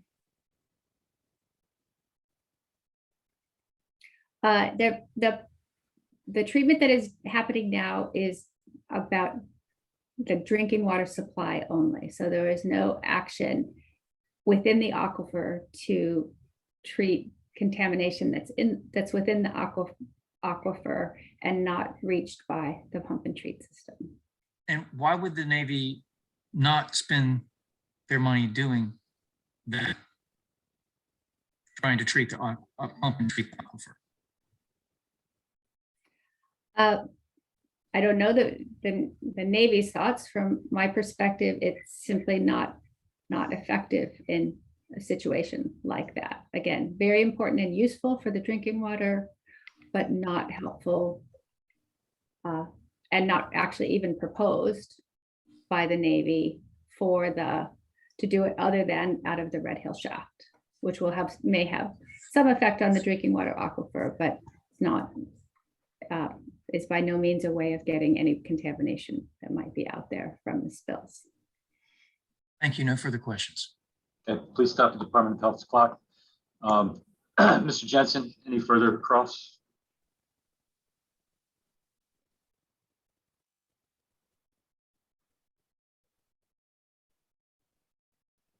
Well, while he's thinking, do I have an opportunity for further questioning, or did I miss out? I would let Mr. Hagan go first so I can think some more. Okay, Mr. Hagan, go ahead. Please start the Sierra Club's clock. Okay, thank you very much. I think I've managed to master my share screen. So hopefully you can see the slide again, Ms. Grange. Yes, I can. Okay, now, Mr. Jensen asked a number of questions that sparked my curiosity. With respect to the lack of an MCL or maximum contaminant level for drinking water for TPHO, is the reason that there is none because you're not supposed to have petroleum products in your drinking water? I do not know the reason why. Mr. Jensen also asked you about an environmental action level. Do you remember that discussion? I do. And where he was saying that the environmental action level doesn't mean that it's not safe to drink. It just means that you might need to do a risk assessment. I was the one who mentioned the risk assessment. The numbers are set to trigger before harm is likely. So it's that EALs are sort of like a do-it-yourself risk assessment that provides a layer of protection so that we take action early once those numbers are exceeded. Okay, and you mentioned during your earlier testimony that that when you took the measurements on December the 5th, that the levels of some of the TPH products you were seeing exceeded the solubility limit. Do you remember that? I do. And that meant that basically there would be actually fuel floating on top of the water because the water couldn't hold any more fuel. Is that it? I think actually what it means is that some very small fractions are still within of fuel are within the water column. So, and essentially there's still some small emulsification in the sample itself, because the solubility limits are generally under 10 or 20,000 ppb. So I don't have the exact number in front of me. 10 or 20,000 ppb. So even the Navy's sampling level of 52,000 ppb for TPHD on December the 5th, that would be above the solubility limit? Yes. Okay, so if instead of this glass of clean Board of Water supply water I had in front of me, I had the glass of water that you took a picture of on December the 5th with a film of fuel on top of it, that picture represents something above the EAL, right? Yes. It's also what's called gross contamination. Okay, so we wouldn't actually need to do a risk assessment to know that I shouldn't be drinking that water, right? Yes. No further questions. Please stop the Sierra Club's clock. Mr. Jensen. I'm ready. Yes, sir. Would you like to cross-examine? Oh, absolutely.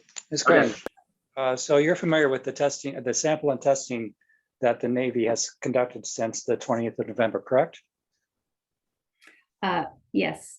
Okay, and you're familiar that the Navy has taken over 900 samples and had them tested for purposes of assessing where the impacts are with regard to the fuel contamination, correct? This is in that, yes, and then out in the distribution system and the homes, et cetera. And yes. also at the well, and also at the wellheads for all Navy wells, correct? Yes, I have not studied those particularly. I've been focused on the environmental samples, but yes, I am aware of those and know we have those data here. And are you aware that those studies make clear that the only contaminated well is the Red Hill shaft? at this time, I understand those are the results, yes. Okay, thank you. So your assessment of the viability of a pump and treat system has, I assume, got to be based in part upon the amount of contamination in the water body, right? Those are certainly factors, yes. But again, it's hard to come up with successful examples of So fuel releases being. let's just use gross examples of that. If an entire aquifer is contaminated, and that's not the case here, then it would be very hard for a pump and treat system to clean the entire aquifer, correct? Correct. But if you have a release from a discrete event, and that release impacts only one well, as has happened here, then it would be more likely, I think you would agree, that a pump and treat system could work to clean the contamination, correct? Assumes facts, not in evidence. I'm going to sustain that. Could you please rephrase?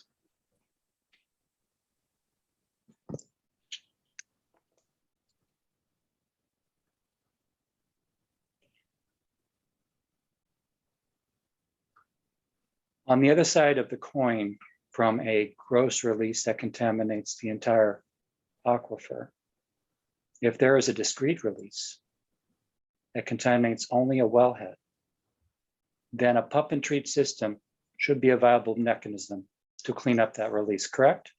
Objection, incomplete hypothetical. Overruled. She can answer if she knows. Yep. So I think I have a concern to start with, which is that we don't know how big this release was. Right, and it may not all be contiguous. So the fact that we don't have product coming in, well, first of all, the shaft, is the shaft pumping now? I don't You're think it asking is me. yet. I don't think You can ask those questions. Sorry. If the, so we don't know the size of the release and we don't know how much of what was released ended up in the shaft.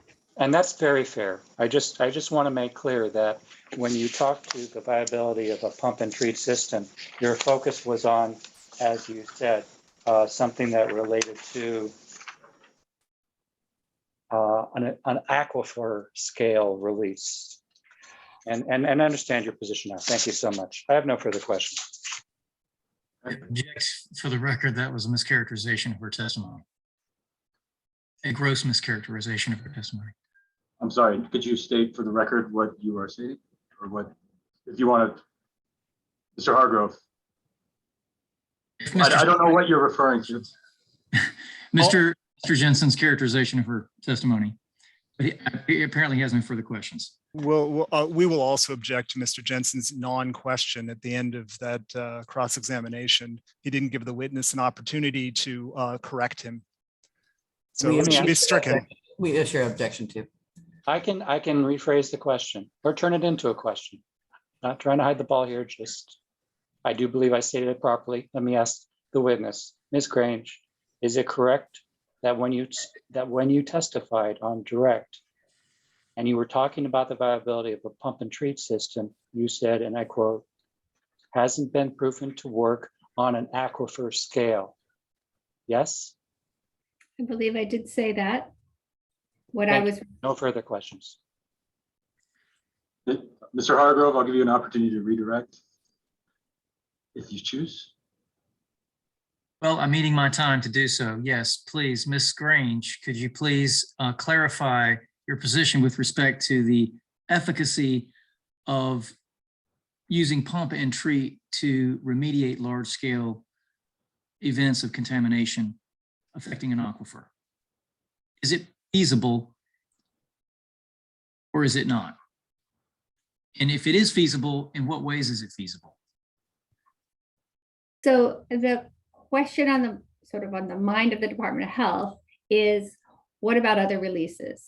It is fortunate that in this release, the product ended up in the Red Hill shaft. This was a release very near that shaft.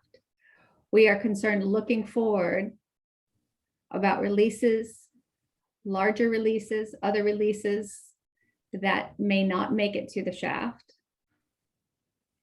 And trying to pump and treat those with the shaft or other, is not going to be practical. And we may not, given the lack of density of wells, we may not even know where such a release went. So that's where, when you have, the larger the water surface that you're trying to pump and treat, the harder it is. And we don't, assuming that the treatment that is needed will be captured in the Red Hill shaft is at this point not demonstrated. So there's a site-specific issue here, but there's also the larger record in journals and other places that suggest that pump and treat is efficacy of that to clean up large spills is unproven. Are releases, where there are multiple releases, do they often stay discrete, or do they in fact migrate in unpredictable ways? They can merge, so an old release can be mobilized by fresh fuel that dissolves it and gets it moving again. It just depends on the circumstances. But yes, a number of unexpected things can happen. Thank you, Ms. Grange. I appreciate your time. For the question. Please stop the clock. Is there anything else, Mr. Henkin or Mr. Jensen? Nothing from the Navy, sir. Oh, you're on mute, Mr. Henkin. Thought I clicked that, sorry. Nothing from Sierra Club. Okay. And okay, and so you are excused. The witness is excused. Mr. Hargrove, who is your next witness? Thank you. Next witness is Lene Ichinitsubo.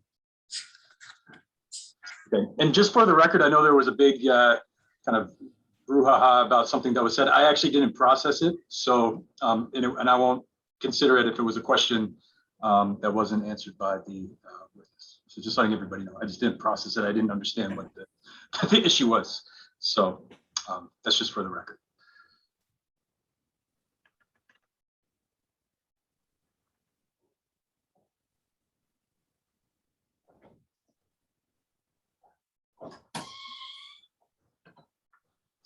Mr. Hargrove, is this the last time that she's being called, Ms. Ichinitsubo? Uh-oh. Mr. Hargrove, you have a frozen look in your face. Are you okay? You just froze, yeah? I'm better now.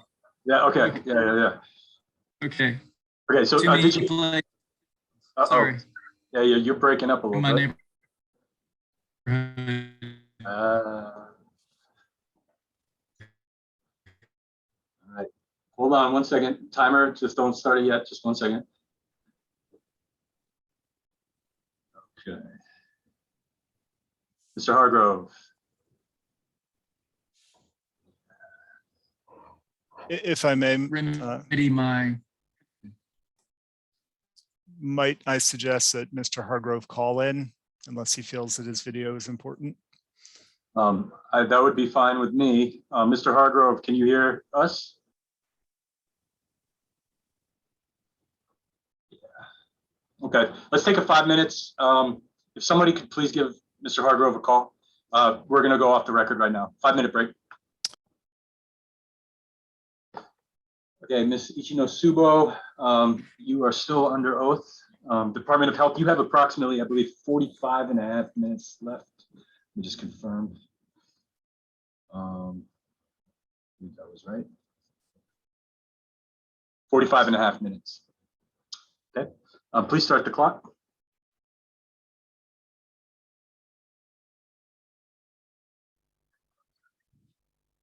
Okay, welcome back, Ms. Ichinitsubo. If we could talk about the May 6th incident, this is May 6th, 2021. Could you, could you describe the recent releases in general that we've experienced at the Red facility? So what's listed on this slide is the incidences that have occurred within the last 2021, prior to that, since the signing of the AOC, there was no reported release by the Navy to the department until this period of time. So the red highlighted incidences occurred in the UST tank farm area near Red Hill Shaft. The ones in black are the ones that occurred near the piers and discharged or released into state waters. Okay, and let's turn to the most recent event. This is the May 6, 2021 incident.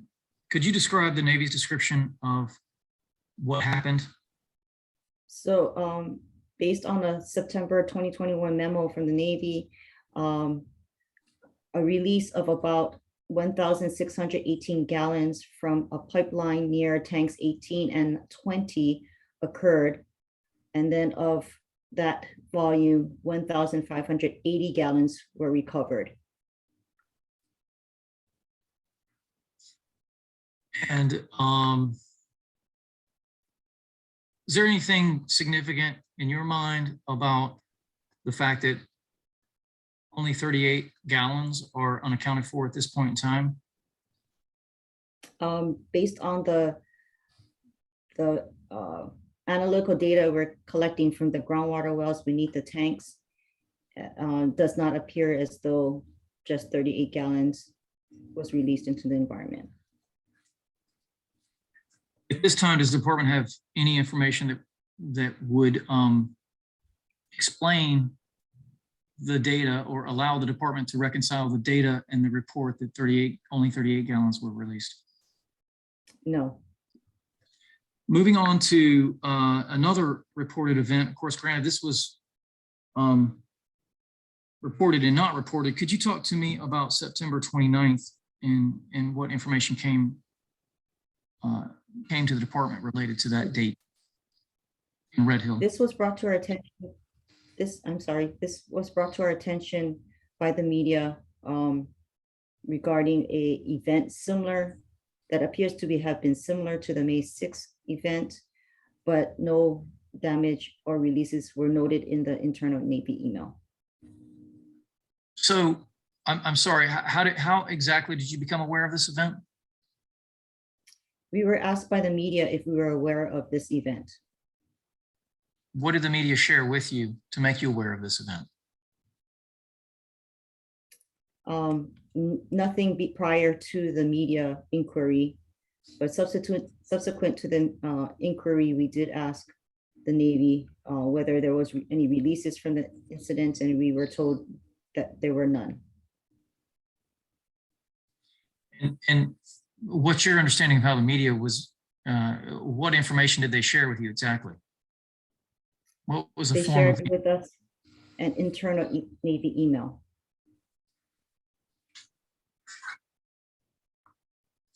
Let's talk about an event November 2021. Could you describe the department's understanding of what happened then?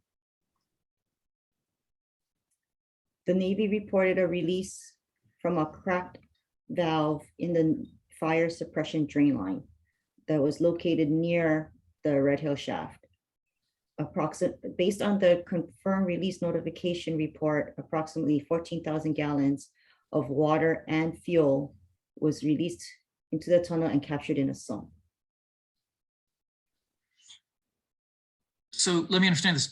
The Navy reported to the Department of Health they lost 14,000 gallons sometime around November 2021. Nevertheless, they recovered 14,000 gallons.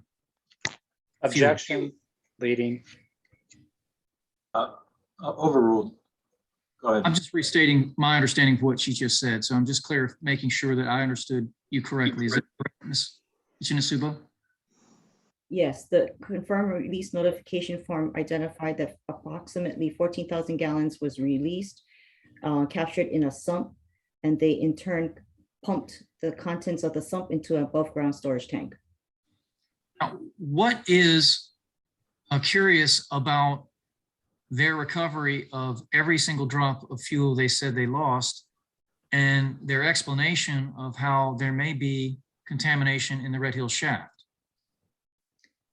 To me, it's inconsistent because now the Navy suspects that the sump and related connections from the sump released mixture of water and fuel into the environment. And how does the Navy claim that there's a possibility that the fuel released from that incident entered the environment? They suggest that there's a French drain located from the sump, and a French drain allows for a connection to the environment, allows for liquid in that drain to enter the environment. So just generally speaking, what is a French drain? What is meant by the term French drain for those that aren't familiar with that? Usually it collects liquids for dissipation into the environment. Based on your understanding then of the facility, the purpose of that French drain at the bottom of the tunnel underneath the tanks is what? It is for what purpose? The collection of rainfall infiltration. Let's turn to November 28th and talk about some of the complaints that began to filter into the Department of Health. So the nature of those complaints? On November 28th, the Navy notified the department of having received complaints from their users about gas and fuel odor from their drinking water. And then subsequent to that, we identified petroleum in the water system. And subsequent to that, on December 5th, DOH observed floating fuel in Red Hill shaft, and based on a water sample, identified significant concentrations of TPHD at 140,000 ppb, significantly higher than the EALs, as well as TPHG at 20,000 parts per billion, way over the respective EAL. I have no further questions for Ms. Chinsuba. Thank you. So stop the clock on the Department of Health. Mr. Hargrove, is this the last time? I'm just assuming it is for Ms. Ichinosubo. Yes, it is. Thank you. Okay. Let's see, Ms. Gannon. No questions. Thank you. Mr. Henkin, No questions? Mr. Jensen. This was Mr. McKay's witness, but I'm positive he has no questions. Is that true? Okay. It is now. Okay. Okay. You can call your last witness. Thank you very much, Ms. Ichinosubo. And thanks to everyone for your indulgence of my internet. It's going much better now. It's going much better. Good. It seems to be finicky today. I apologize for that.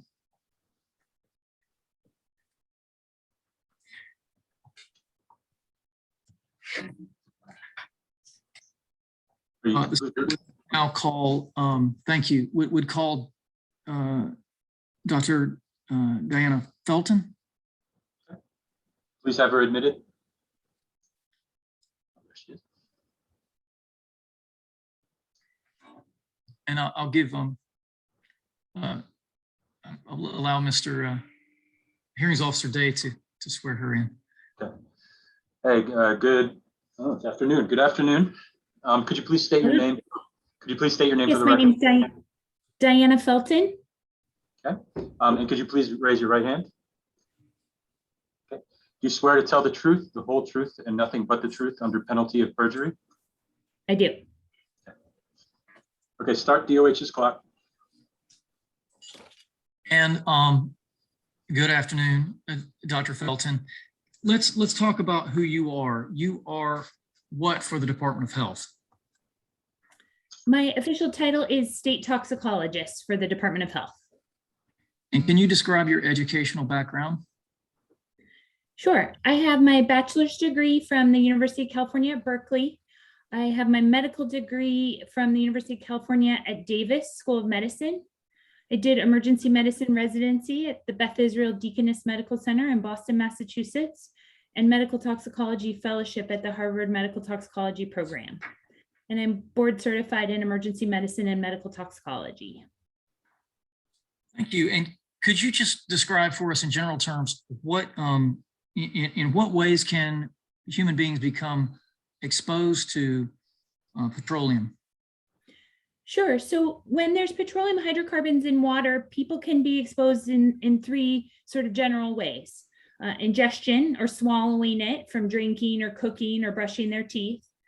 There's what we call dermal exposure, is exposure to the skin from bathing or showering or other activities that might get it on their body, like washing their cars. And then there's inhalational exposure, or breathing it through the vapors that come off either the showers or sometimes through ingestion. And in the event that a human being is exposed to petroleum, what are the effects of that exposure? Sure. So this slide here lists sort of the acute or right away health effects that we would expect from exposures to petroleum hydrocarbon in water. And primarily we see problems with the gastrointestinal symptoms like an upset stomach, nausea, vomiting, diarrhea, abdominal cramping. When the skin is the source of exposure, we see irritation to the skin, redness, rashes. The mucous membranes can get really irritated. You can have sore throats, irritations to the nose and mouth, and nosebleeds. Nervous system effects can include headaches, dizziness, lightheadedness, fatigue. Those things can happen through ingestion, inhalation, or just from the odors. And then we are of most concern is effects on the respiratory system, including problems like shortness of breath or cough, or a condition called hydrocarbon pneumonitis. That one sounds difficult to pronounce and also bad. Can you please explain to us what hydrocarbon pneumonitis is exactly? Sure. Hydrocarbon pneumonitis is a severe lung condition that looks a lot like pneumonia, and it occurs at high enough concentrations, usually from an inhalational exposure. And the hydrocarbons themselves cause like a severe irritation to the airways or the lungs. And the hydrocarbons cause destruction of the type 2 pneumocytes, which are the cells in the lungs that make surfactant. And surfactant is sort of, we call it the lubricant of the lungs. It's what allows the alveoli, or the air sacs, to stay open and allow oxygen to be exchanged for carbon dioxide and, allow you to breathe. So hydrocarbon pneumonitis can be really severe, especially in children. And can cause respiratory failure, need for intubation and to be put on a ventilator, and can even be fatal in certain circumstances. And with higher concentrations of petroleum in the water, and your petroleum exposure is going to lead to a higher risk of the hydrocarbon pneumonitis. I suspect most people know that you shouldn't drink fuel. But can you explain to us what some of the difficulties are with understanding the full range of health effects that come with exposure from petroleum? Sure. One of the most difficult parts is understanding the long-term health effects from petroleum hydrocarbons. So it's really very difficult to fully characterize these long-term health effects. Jet fuels like JP5, for example, can have over 1,000, individual constituents. And for most of those constituents, there's very little to no information about the long-term health impacts. They just haven't been studied. So it's really difficult to assess what the risks might be to people depending on their exposures and the length of time of their exposures. But we do know, as sort of a tenet principle of toxicology, that repetitive and longer exposures are going to increase the risk of long-term health effects, no matter what the contaminant is. And let's talk about this most recent event, of which I'm sure you're aware. This is affecting primarily military housing and military personnel, but of course affecting civilian population as well. Could you talk to us about what the nature of these reported incidents are and how they've been reported to the department? Yes, the impacts of this current crisis are really massive. We have thousands of families affected, over 800 households. We've received over 650 calls to the Department of Health with complaints of symptoms, all that line up with the health symptoms described earlier. There've been over 120 calls to the Hawaiʻi Poison Center from both individuals and from healthcare providers. The Military Health Services team has done a very large amount of medical screenings and medical visits, over 5,400 at last count. And there's really been sort of an unknown impact on community health providers. In addition, people have been displaced from their homes, and there's really been sort of an unquantifiable amount of stress and mental health impacts on the affected families and folks. And the reported health impacts from folks calling into the department, are they consistent with what your expectation would be, knowing what you know about exposures to petroleum? Yes, very much so. The majority have been, as I described earlier, abdominal complaints, skin rashes, and then headaches, lightheadedness, etc. Let's take a look at the distribution pattern of the calls coming in. This is a slide I believe that you can see. Could you describe to us what you see here with this pattern? Sure. This is a heat map of complaint calls to the Department of Health that we received from the start of this incident on November 28th through updated through December 8th. And it shows the distribution, of the complaints in the Navy's water distribution system. Now, can you The speak? Department of Health has 30 minutes remaining. Thank you. And could you please, Dr. Felton, speak to, you mentioned that you have a background in emergency medicine. Is that right? That's correct. Could you speak to, what does your emergency medical background, how does that inform your assessment of what the risk of a greater impact would be to the larger community? I mean, as we can see from this distribution, it's fairly concentrated. What would your concern be with your background of a greater impact to the community? Yeah, one of my big concerns is if the contamination was to affect the municipal water supply and expand this map out to affect many more people, really have concerns about the ability of the civilian healthcare system to handle that kind of impact. The military health services has done an excellent job standing up emergency clinics, bringing in personnel from other places to do medical screening and medical visits. But our civilian healthcare system really doesn't have that same kind of capacity, particularly at the speed that would be needed. So if an event like this was to spread, the resulting effect on the healthcare system here in Oahu, that's already very overburdened by COVID-19, would be quickly overwhelmed. And I think that's a major concern. Understandably, the department's primary concern would be human health, given that we're talking about drinking water. But could you speak to the larger issue of how petroleum in our groundwater and in our aquifer would affect the environment at large? Yeah, releasing petroleum products into the environment is always problematic. There's going to be, effects on a whole range of aquatic and terrestrial creatures. We don't know the full extent of that impact at this time, but, we'll take a fair amount of work to understand how it might affect the ecosystem in general. Okay. I would like to thank Dr. Felton for her time and for sharing with us today. I have no further questions. Please stop the DOH's clock. Ms. Gannon? Just one question. Dr. Felton, are you aware of any concerns about chronic exposure to petroleum products in water or through respiration or through dermal exposure?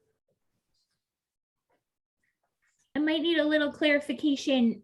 So not talking about chronic health effects, but chronic exposure. Right, chronic exposure. Yeah, again, this falls into somewhat of the same category that we don't have a lot of scientific data on chronic exposure to petroleum hydrocarbons in the drinking water. But in general, repeated and chronic exposures are likely to increase health effects. Thank you. No further questions. Please stop the Board of Water Supplies clock. Mr. Henkin. No questions. Mr. Jensen. Yes, sir. Thank you. Dr. Felton, my name is Craig Jensen. I represent the Department of the Navy. How are you? Hi, thanks. Nice to meet you. Nice to meet you too. Thank you. I'm going to start with 2 Fridays ago when you participated in a briefing to the state legislature. Do you remember that briefing?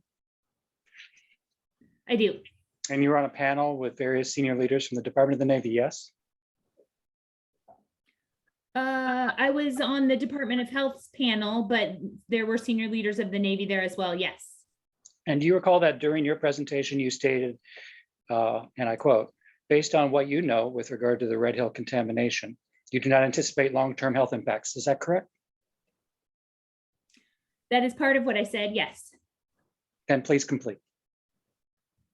So that the evaluation is still ongoing, that we don't know all the risks, and that we don't, that there is a lack of data, and that we are still evaluating the potential for long-term health effects in this scenario, particularly in this incident.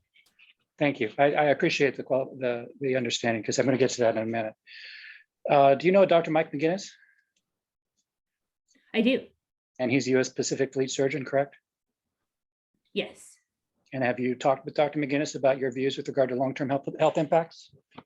I have. I've been And- working with Dr. McGinnis throughout this process. Okay, all right.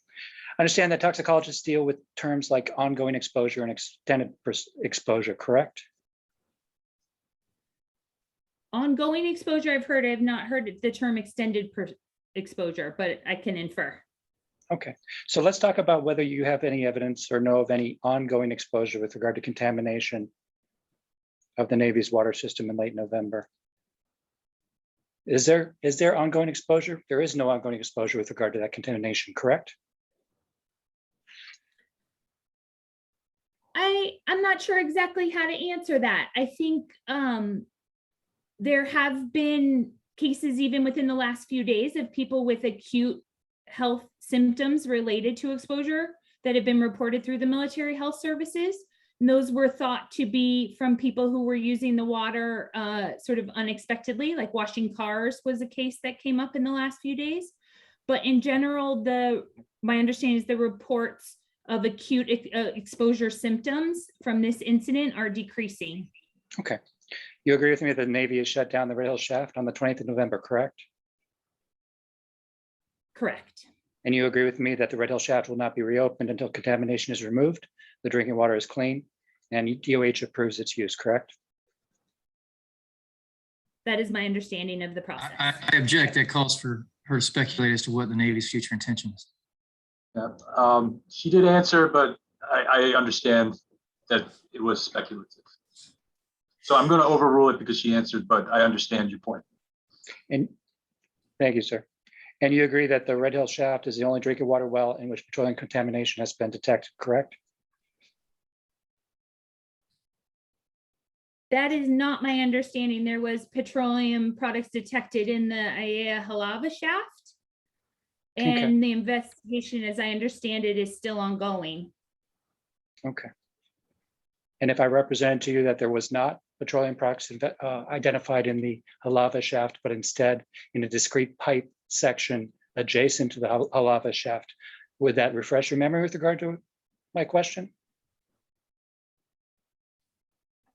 My understanding is the evaluation of that is still ongoing. I don't know the exact specifics of that.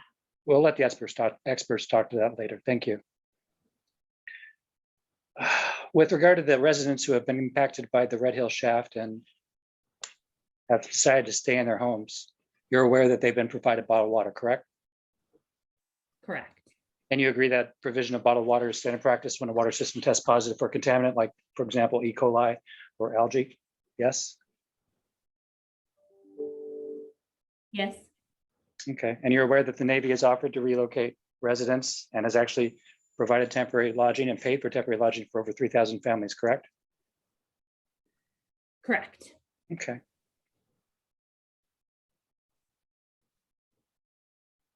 Okay.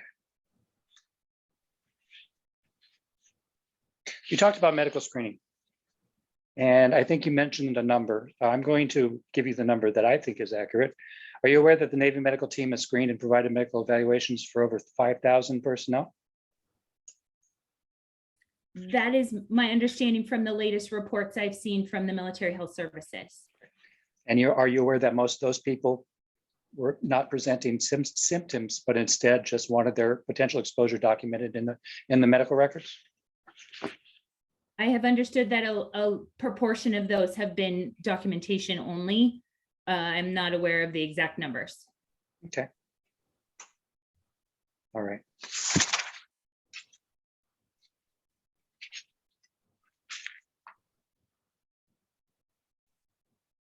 I have no further questions. Thank you very much, Dr. Felton. It was a pleasure. Stop the Navy's clock. Mr. Hargrove, do you have any redirect? Thank you. Dr. Felton, just one question. As the state's toxicologist, do you concern yourself only with releases from the past? No, absolutely not. A large part of my job is anticipatory and future hazard evaluation. Thank you. No further questions. I apologize, Hearings Officer Day, did I miss out on an opportunity to ask a question or two?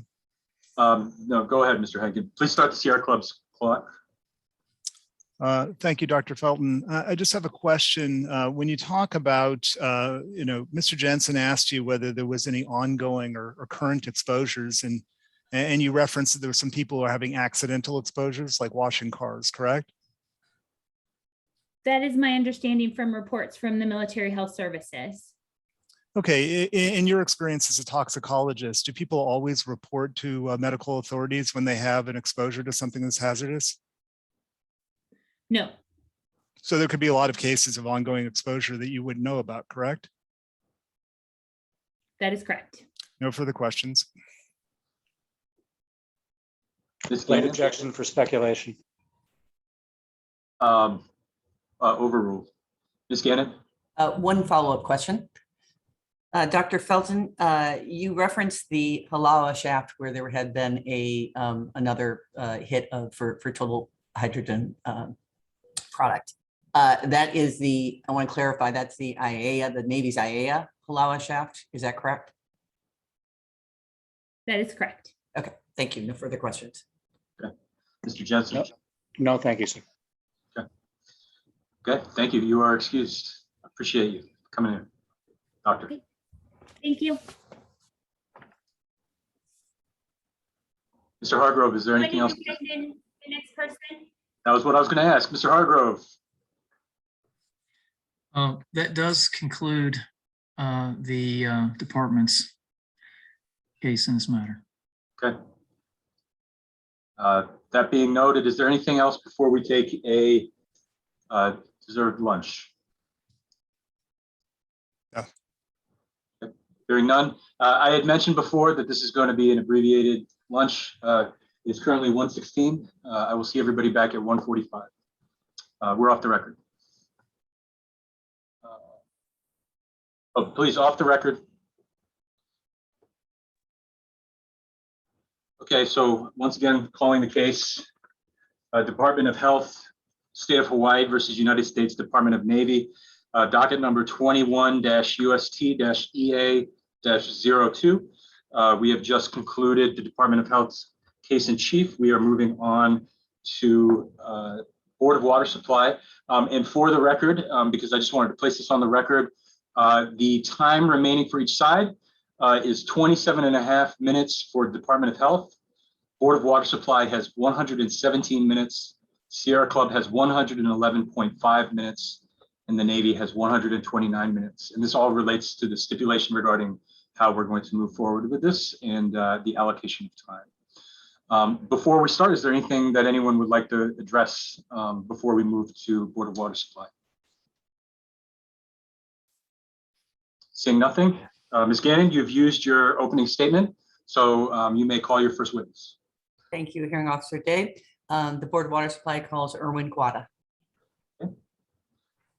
Hello. Hello, Mr. Kawada, can you please state your full name for the record? It's Erwin Kawata. Okay. Could you please raise your right hand? You swear to tell the truth, the whole truth, and nothing but the truth under penalty of perjury? Yes, I do. Okay, go ahead, Ms. Gannon. Thank you, Mr. Kawada. Can you please again state your name for the record? Erwin Kawata. And did you provide written testimony in this proceeding, which was signed and dated December 18th? Yes, I did. Do you have any correction or changes to make to that testimony? No. And that testimony has been submitted. So I will just go on and ask you, and all the parties have had a chance to read it. So we'll just go on to have a brief discussion. Can you briefly explain your experience working with water quality? I'm currently responsible for making sure that all of our water, drinking water meets all of the regulatory standards. I also have some experience with contamination of some of our wells in Central Oahu from legacy agricultural chemical usage and the treatment of those wells to ensure that they meet the regulatory standards. And how long have you been with the Board of Water Supply? 39 years. Thank you. And do you have any concerns currently about the condition of the aquifer from which you draw your water to serve your customers? Yes, I do. I mean, we've shut down 3 of our wells, Halava Shaft, Halava wells, and our Aiea wells in response to, the information about the detection of petroleum contamination inside of the Red Hill Shaft or the Navy's water supply well. And the nature and extent of the contamination is an ongoing concern as to where that contamination is and how far it may have migrated beyond the Red Hill Shaft water supply itself, as well as the continued storage of the over 180 million gallons of fuel just above the 100 feet above the aquifer. And have you ever had to shut down your wells before to avoid contamination from the Red Hill facility? In response to the Red Hill facility, no, Yeah. This is the first time that we've had to shut down. We shut them down for 2 reasons, to prevent or to slow the migration of any contamination towards our wells, because pumping, what it does is it accelerates the movement in the subsurface because groundwater is always moving and dissolved constituents can move with that groundwater. The second reason is to prevent any kind of contamination that does reach our wells from entering into our water distribution system. As shown by the experiences the Navy is having and tremendous challenges in trying to remove that contamination from their water system and the piping system, we would have a much greater challenge because of the nature and the size of our water system, which is about 4.5 times larger than what the Navy currently operates with their system. Are you aware of the Navy's plans to address the contamination in their system? I have some information about currently the use of activated carbons. My understanding is that there's some plans to install that on fire hydrants as part of their flushing of trying to remove the contamination from the Navy's water system itself. I understand that particular activity is for the purposes of removing any dissolved petroleum through the filtering of that water through the activated carbon before that water enters like a storm drain that ultimately leads to the environment. The second activity is that we understand is that the Navy is trying to remediate the groundwater or the Navy's Red Hill Shaft itself, the water supply itself, trying to treat that water and remove the contamination that has been discovered in there to try to bring it to levels where it can be resumed for municipal or the use by their customers. Certainly about that one too, we've observed some very extremely high levels. So it's going to be challenging, I think, for the Navy in trying to remove that. But there's some efforts to try to address that particular situation. But the issue there too is that once this petroleum contamination gets released into the environment, it comes into contact with the subsurface geology. There's a part of the geology that's what's called unsaturated, that's not in contact with the water. And there's also that part that is in contact with the water. And the geology is porous. And so any kind of petroleum that ever enters into this porous substructure, the concern there is that from our standpoint, it would be pretty difficult to remove. And certainly anything that has traveled with the water past where the Red Hill Shaft is currently located, anything that has passed and gone beyond that, trying to retrieve that, I think would also be a tremendous challenge. And do you have concerns about the Navy's ability to remove it from its distribution system itself, the contaminant that's already entered? Well, I do have some concerns. I mean, the Navy has been, as to my understanding, has been flushing their water system from the time they ever started receiving complaints. And they've been using a lot of water to flush it. And I understand that there's samples that have been taken that are showing various concentrations, you know, some showing non-detect, some samples are still showing residual levels. Some samples are showing close to thresholds for taste and odor, and some samples are showing below that. So what that tells me is it's a challenging situation. And again, you know, having a situation like that in our water system, which is much larger, would certainly completely overwhelm us in a matter of a very short period of time. And so do you have concerns about the long-term impacts of these releases that have occurred from the facility? Yeah, sure. As far as the long-term impacts, you know, how does that, what is the nature and extent? It was previously discussed by the previous testimonies about how big is this particular contamination, where it's going, how fast it's going, where it's traveling. Certainly, of course, the continued presence of this very large amount of fuel that remains in the tank is a concern. And from our standpoint, that should be really removed to try to, you know, reduce any potential in the future of further impacts to the aquifer. Because from our perspective, the aquifer has been contaminated. The inability to use the water, pump the water from that aquifer, really means that from our standpoint, that it's been contaminated. And while our sources are farther away from, you know, Red Hill Shaft, certainly because there's a lot of unknowns that was talked about previously about the groundwater monitoring wells, some of the studies that the Navy is doing under the AOC, while some of that information is known, there is still a lot of it that's unknown. And so we're exercising the precautionary principle, given all of the unknowns, to ensure that, you know, our water system is protected and our customers are protected. So do you have any current plans to? May I get clarification? What did you mean by precautionary principle? Well, there's a principle where that says that in the absence of information, when something is really unknown, you be very conservative, and you apply, in this case, shutting down our wells, because we don't have enough information to make a clear decision about whether we want to keep those wells on or off. Because we don't have that information, and the consequence of any kind of unintended consequence or any kind of discovery of contamination and how that would impact our water system. Because we want to avoid that, we want to be very conservative and say, okay, to exercise the greatest amount of caution. And in that sense, we're going to shut down our wells. Thank you. I'm sorry. Hope that helps. Thank you. And do you have any plans currently for turning your wells back on, or do you know when you will be able to? Currently, we have no plans to turn on until we receive more information about or understanding about the nature and extent of the contamination, where it's going. Is it really limited to just the Red Hill Shaft source, or has it migrated beyond that? I think some of that is still unknown, and I believe, you know, the regulatory agencies are working with the Navy to try to better understand that. So for now, our plans is to keep the stations off, because again, the consequence of, you know, fuel getting into our water distribution system, it would be a severe problem for us.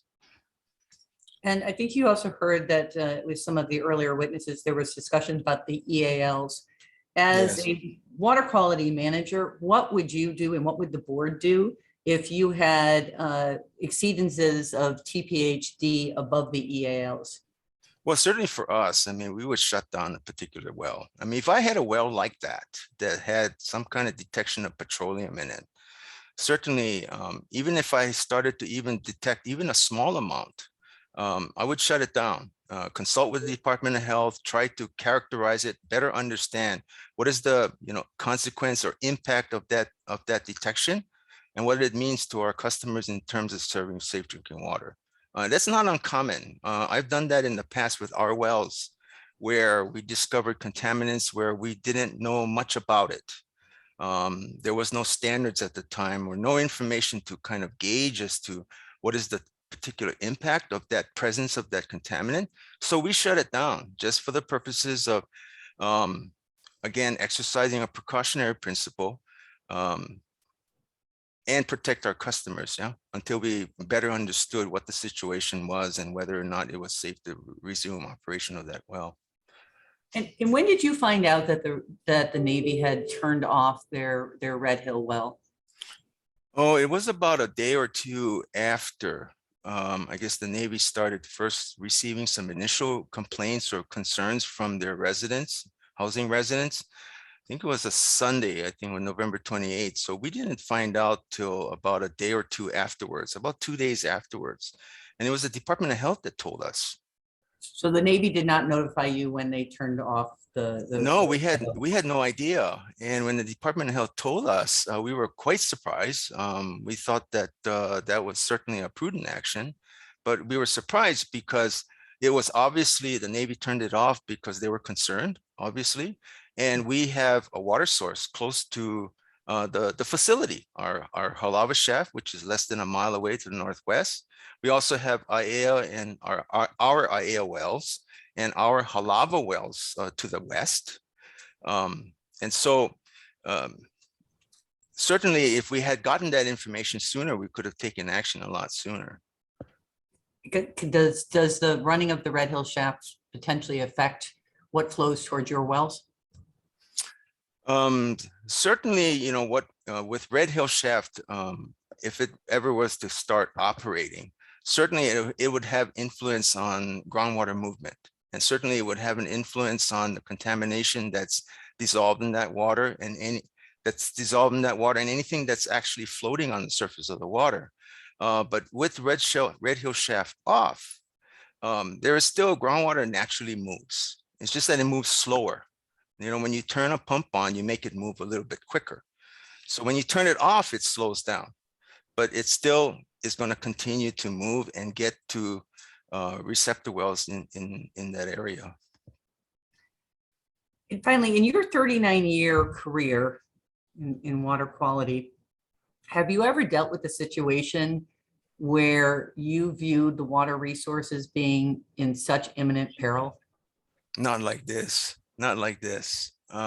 We've always been since the 2014 release, and we were notified of that 2014 release, and we came to learn about the large amount of fuel that's stored there at Red Hill and its proximity to the groundwater table 100 feet away. We always felt that it was an extremely concerning kind of a situation. It was something that we saw it as a threat to our groundwater aquifer.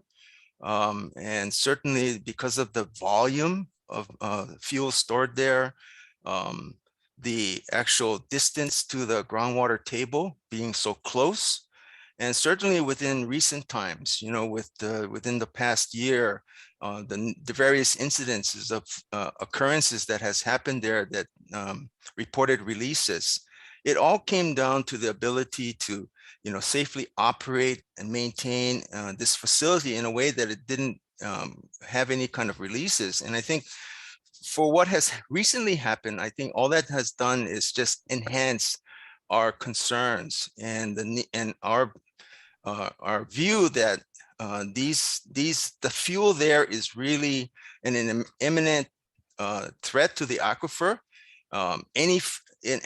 And it's a potential source that can add to or create further impact and damage to the aquifer if any further volumes were released. And that's something that we don't want to see. Hopefully what's happened today is manageable, but if there was further releases in the environment and to the aquifer itself, it could render a greater portion of the aquifer unusable. And that's the real concern that we have. Right. Thank you, Mr. Quata. I will now offer him for cross-examination. Thank you. Please stop the clock for the Board of Water Supply. We're going to begin with the Department of Health. Anything? Questions? Thank you. Who's next? Sierra Club. Mr. Henkin. No questions. Mr. Jensen. Mr. McKay will take this cross. Mr. McKay. Please start the clock on the Navy. Good afternoon, Mr. Kawada. My name is John McKay. I'll be asking you questions on behalf of the Navy today. How are you? Good afternoon. Good.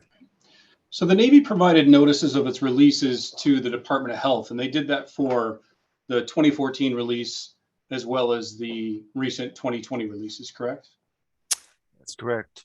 And you're aware that those reports to the regulator were made timely. They were within 24 hours of the release. And in the instance on November 20th was reported on that same day, November 20th. Is that your understanding? That's not really our understanding as far as that level of detail, but we do understand the regulations do require notices being given within the 24-hour period.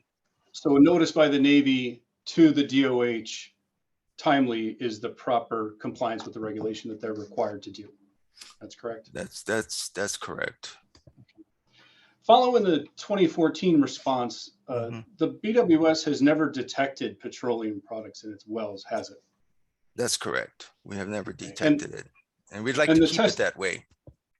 Sure. I'm going to ask you specific questions. Unfortunately, I'm on the clock, so if we could just answer my questions, and then your counsel have an opportunity to use her time to ask you additional questions. So, okay. The test that you conducted concerning the Red Hill facility, you're using the tests or the wells that the Board of Water Supply operates that are in close proximity to the well. In fact, the closest ones you own is where you're testing, correct? That's correct. Okay. And following the 2020 release, the Board of Water Supply still hasn't detected any petroleum products in its wells in the drinking water well or the monitoring wells that are also closest to the Red Hill facility, has it? That's correct. Okay. And you can confirm today that your testimony in paragraph 3 states, testing conducted today indicates that the water served from the BWS drinking water well remains compliant with the standards for safe drinking water. And that remains true right now. That's correct. Okay. You mentioned the hotel pier. You mentioned different places of a release in your written testimony, I believe in paragraph 28. The hotel pier and the Kilo pier, those are many, many miles down, or at least 3 miles roughly down the hill from the Red Hill facility itself, correct? It's part of the total system, yes. Okay. My question though is, it is 3 miles from the tank farm, the tanks that you were concerned about, to the location of the Kilo pier and the hotel pier, which are at the waterfront, correct? Yes, that's correct. And those would not be above the aquifer. Those would be more above the open surface water, correct? That's correct.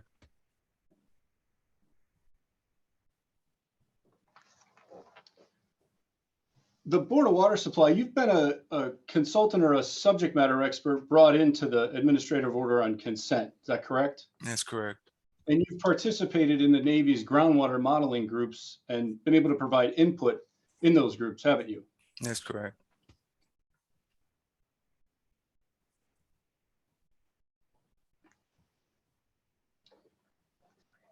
You mentioned that you would shut down tanks that exceeded an unknown substance, but we're not talking about water shafts that exceed unknown substances. We're not talking about unknown substances here.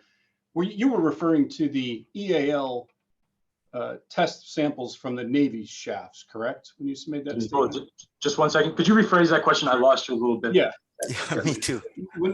I apologize. When Miss Gannon asked you about whether you were concerned, you said, yes, you were concerned you would not operate a well with an unknown substance. Do you recall saying that to Miss Gannon? No, let me clarify. I was asked if I had a well on our Board of Water Supply well that had petroleum contamination in it, what we would do. And I said that we would shut it down. And I said that we have shut down wells in the past when we detected contamination that we had no information about, until we fully studied it. That's what I thank you for clarifying that. So Sure. you're aware that the Navy has shut down not only its Red Hill shaft, but it also shut down its own Halava shaft, correct?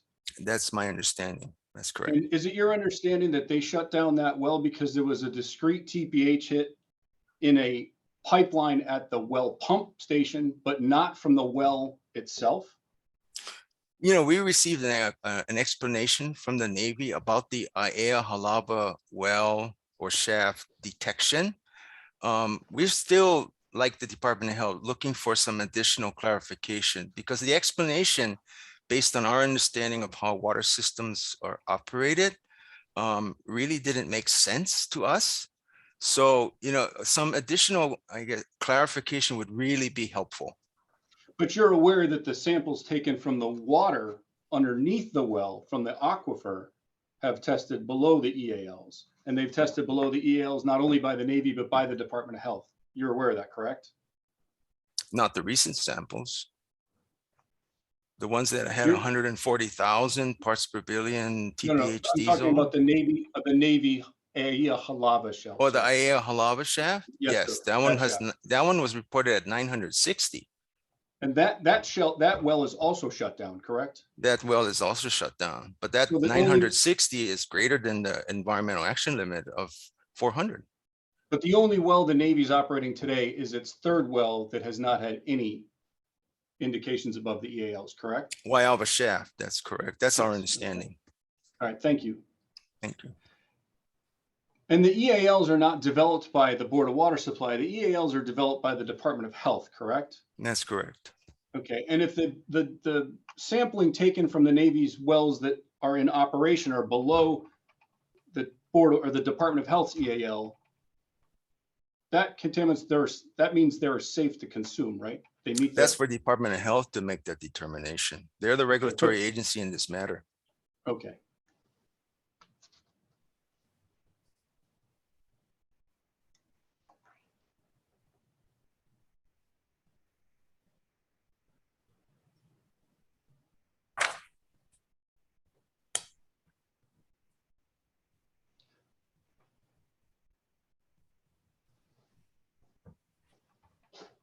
You mentioned the Department of Health's notifications of violations to the Navy in your testimony. You're aware that those notices of violations concerned administrative violations and they weren't concerning a release from a tank, correct? To our understanding, it's based on an inspection and certain requirements were not met. And that's the reason for those that report in the violations. Right. And the only one that really related to a tank was that it didn't meet a tank tightness testing. But are you aware that the Navy has since tested that tank and it now meets the requirements of the Department of Health regulations to return to service?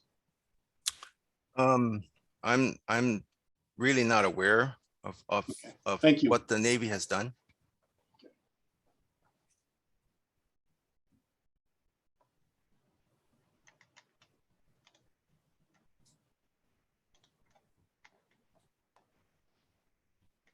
Mr. Kawada, you claim that the Navy's destructive testing can't be is not reliable and accurate, and that its inspection and repair and maintenance program is not accurate. Those are all deliverables under the administrative order on consent statement of work. Isn't that true? That's based on our review of those deliverables. That's correct. And currently the Navy's inspection program that it uses to operate the facility and inspect the tanks, that's an approved document and process under the administrative order on consent, isn't it? That's my understanding. Thank you.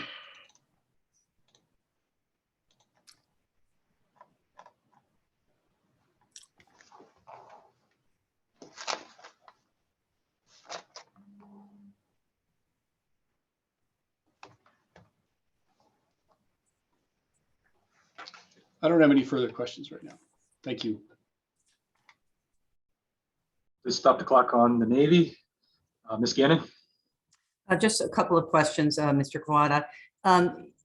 In your testimony, as you just discussed with Mr. McKay, you did talk about all of the releases that have happened in the last couple of years. That's correct. Is your concern is there a concern even if those are not directly being released into the aquifer? There is a concern. It has to do with the ability to operate and maintain the facility in a way that prevents releases, and that releases goes to the environment, and the environment can include the aquifer. And that's the biggest concern that we have because of its proximity of And where it is- is. And is your concern about their ability to maintain and detect corrosion and maintain and examine and repair the tanks? Is that a similar concern about the operation of the facility as a whole?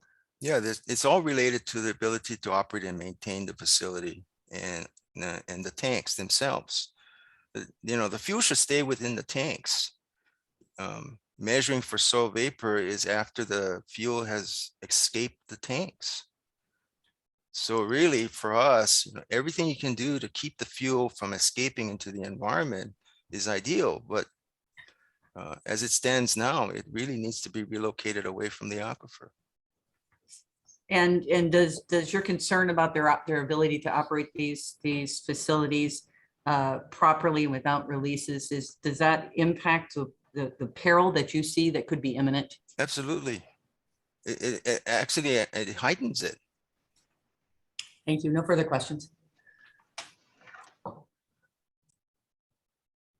Mr. I McKay? do have a few follow-up questions. The releases we're talking about dating back to 2014 and before are not from corrosion and inability to maintain the tanks. The 2014 release in your testimony was due to a contractor leaving holes that were unplugged in the tank, not corrosion in the age of the tank. Isn't that correct? It's all about release of the fuel to the environment. My question, that's not responsive to my question, sir. The question was, According to the report, that's correct. I have to finish my question, Mr. Quada. I really appreciate your time. I certainly don't want to waste mine. The 2014 release was not due to corrosion and the Navy's inability to find that and detect that process through its inspection, correct? That's our understanding. Okay. To do And the it. release that we're talking about from the hotel in the Kilo, or the May 6th release that's in your testimony, and again, November release, those are not releases from the tanks. Those are releases from pipelines, correct? That's our understanding. That's correct. And you've been in the facility at Red Hill. You've toured that facility? Yes, I have. And you know that the facility, while the facility is underground, those pipelines are not buried. They're visible to the human eye, and you can walk the entire length of the tunnel and inspect those pipelines, correct? That's correct. And those were the source of these two releases. That's the information you have today. That's our understanding. Okay, thank you. Thank you. Stop the clock on the Navy. Ms. Gannon, is there anything else? Nothing further. Thank you. Okay. Mr. Kawada, you are excused. Thank you. Very much. Thank you. Here's Officer Day. Yes. I just had one question, if that was all right. Pardon me? Just had one question, if that was okay. Question for the witness? Yes. Oh, He is still present because he is our right. our Oh, representative. sorry. Mr. Hargrove, I didn't, I apologize. Mr. Kawada, could you please? All right. I'm sorry. Okay, I'm here. Okay. Apparently, we're not done with you yet. So, Mr. Hargrove. Okay. Okay. I just wanted to ask you one question. Thank you, Mr. Kawada. So you heard Mr. McKay ask you the question about the 2014 release and the Navy position with respect to the causation of that release. I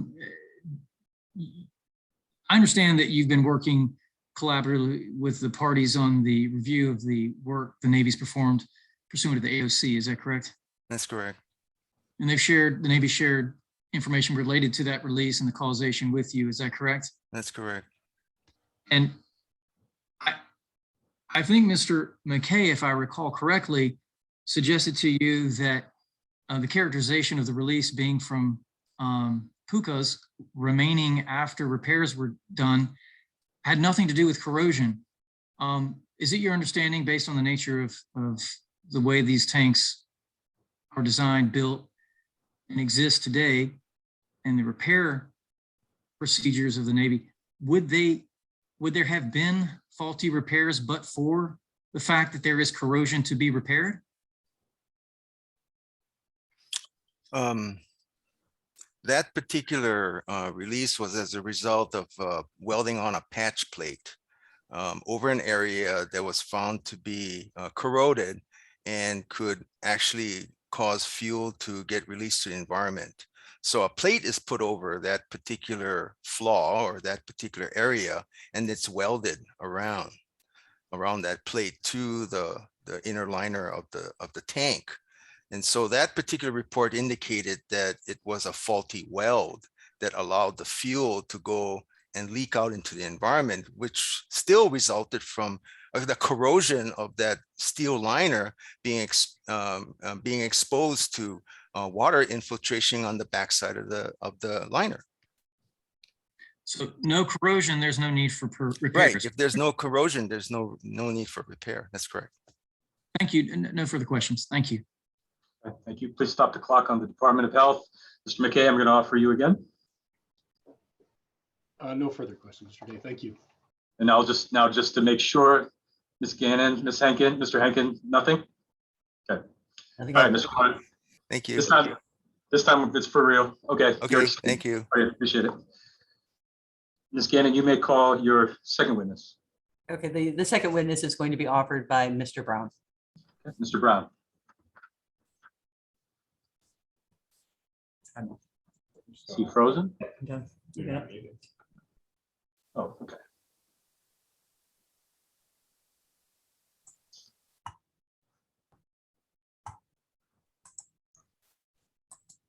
Thank you, Hearings Officer Day. Can you hear me okay? Yes, again. Thank you. The Board of Water Supply would like to call Dr. David Norfleet as its next witness. Okay, please admit him.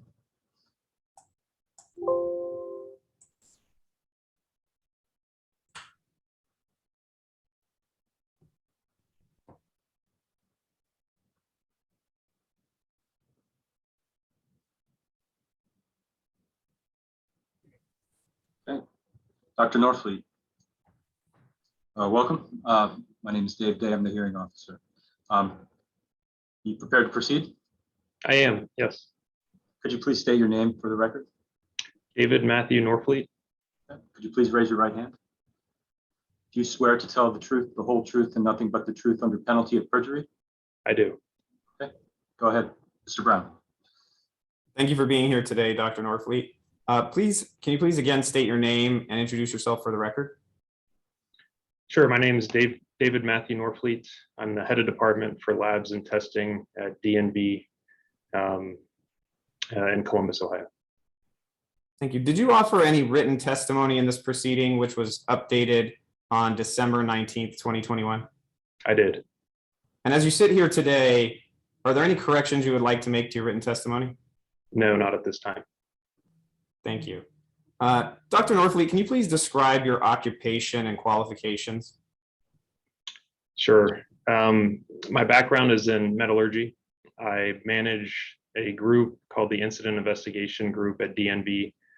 For several years, I've now moved on to a different role, but still encompasses the section that reports up through me called the Incident Investigation section. That particular section conducts over 100 failure investigations for the oil and gas industry each year. So we see a variety of different types of mechanisms, modes of failure, most of which involve and pertain to corrosion-related failures. Can you describe the research and analysis you've performed regarding the history of fuel releases from the Red Hill facility? Sure. So I provided testimony back in February in a contested case hearing involving the Navy's application for a permit for continued operation of the Red Hill bulk fuel storage facility. As part of that retention and testimony, me and my team reviewed numerous documents pertaining to prior release events that the Navy had identified. In addition, there were documents and inspections that were conducted by consultants for the Navy that identified through-wall features, corrosion features that have manifested into through-wall perforations, references to holes, other defects that would create conduits or pathways from the internal surface of the underground fuel storage tanks to the outside surface. As a result of that specific analysis and review, we identified at that time at least 72 reported incidents of leak incidents. pertaining to approximately 175,000 gallons of product. In preparation for my testimony today, I reviewed some additional documents that have identified at least an additional 4 release events that have occurred since my testimony that I provided back in February, totaling to approximately 200,000 gallons of fuel now that has been reported as a release event for the facility.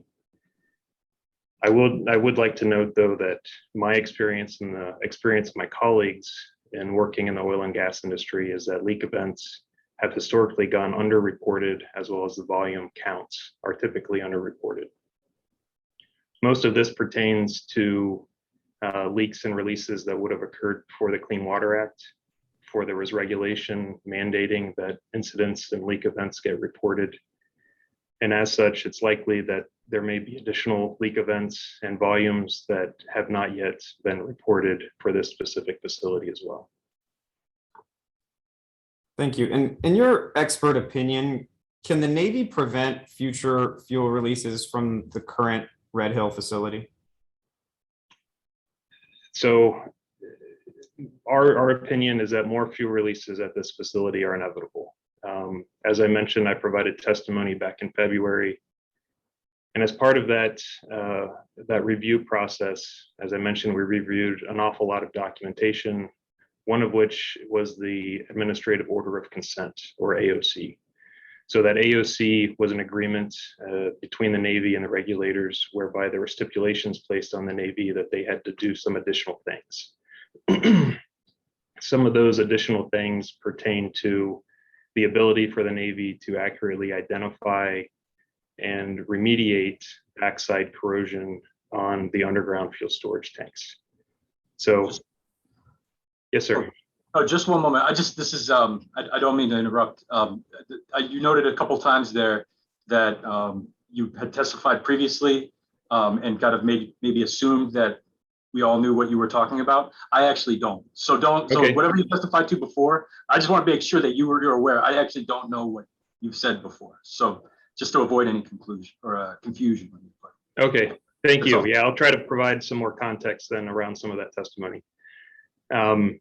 So there's an administrative order of consent that the Navy had entered into, and as a result of that, the Navy was required to basically validate the methodologies, the processes, practices, and procedures that they're using to evaluate backside corrosion. And as part of that process, they went through and conducted an internal inspection using what we would term non-destructive techniques. The backside of the steel liner of these tanks is not visible from the internal surface. And so they have to use what's called non-destructive testing or some other methodology to quote unquote see the backside of these tanks to evaluate the significance of the corrosion that's occurring on the backside. And so the Navy conducted a full inspection of tank number 14, in which they identified several locations of corrosion. They then subsequently, through discussions with the local regulators, identified 10 coupons to cut out of the tank wall, take them to a laboratory, whereby they then accurately measured what is the actual corrosion that's occurring on the backside of those coupons. What does the corrosion look like? What do the samples smell like? What type of corrosion morphology is there? So on and so forth. So there was a lot of laboratory analyses that were conducted on the backside of these corrosion coupons. And the long and short of it is that when they compared the depth of the corrosion that was actually occurring on these coupons to what they were measuring through these non-destructive testing techniques, there was not a strong correlation. So there were instances where the Navy would have been non-conservative and there would have been corrosion features that were left unmitigated within the tank and placed back in service. So as a result of this, it provides some concerns on our part that the methodologies that the Navy is currently deploying to identify and accurately size these corrosion features are not capable of actually doing so. So and I think it's important to kind of step back too a little bit and talk about why corrosion is such an important topic in this regard. So in the industry, in the oil and gas industry for underground assets, there are several different barriers that operators have at their disposal to prevent corrosion. The first of which is coatings. So if you have a strong coating in place, you actually have a barrier from the steel surface to the environment that causes the corrosion. And so if that barrier is in place, then you can't have corrosion. Unfortunately, all coatings are not perfect. And so there's what's called cathodic protection that's also applied. So for these breaches in the coating or these holes in the coating, you basically apply a current to those locations and it thwarts the electrochemical reaction of corrosion. It basically disrupts it and provides a corrosion protection. Let me just stop you there. There hasn't been a question in a long time, so I'll let Mr. Brown take it. Sure. And specifically, Dr. Norfleet, can you describe the nature of the risks of fuel releases from the Red Hill facility and whether the Navy is adequately characterizing those risks?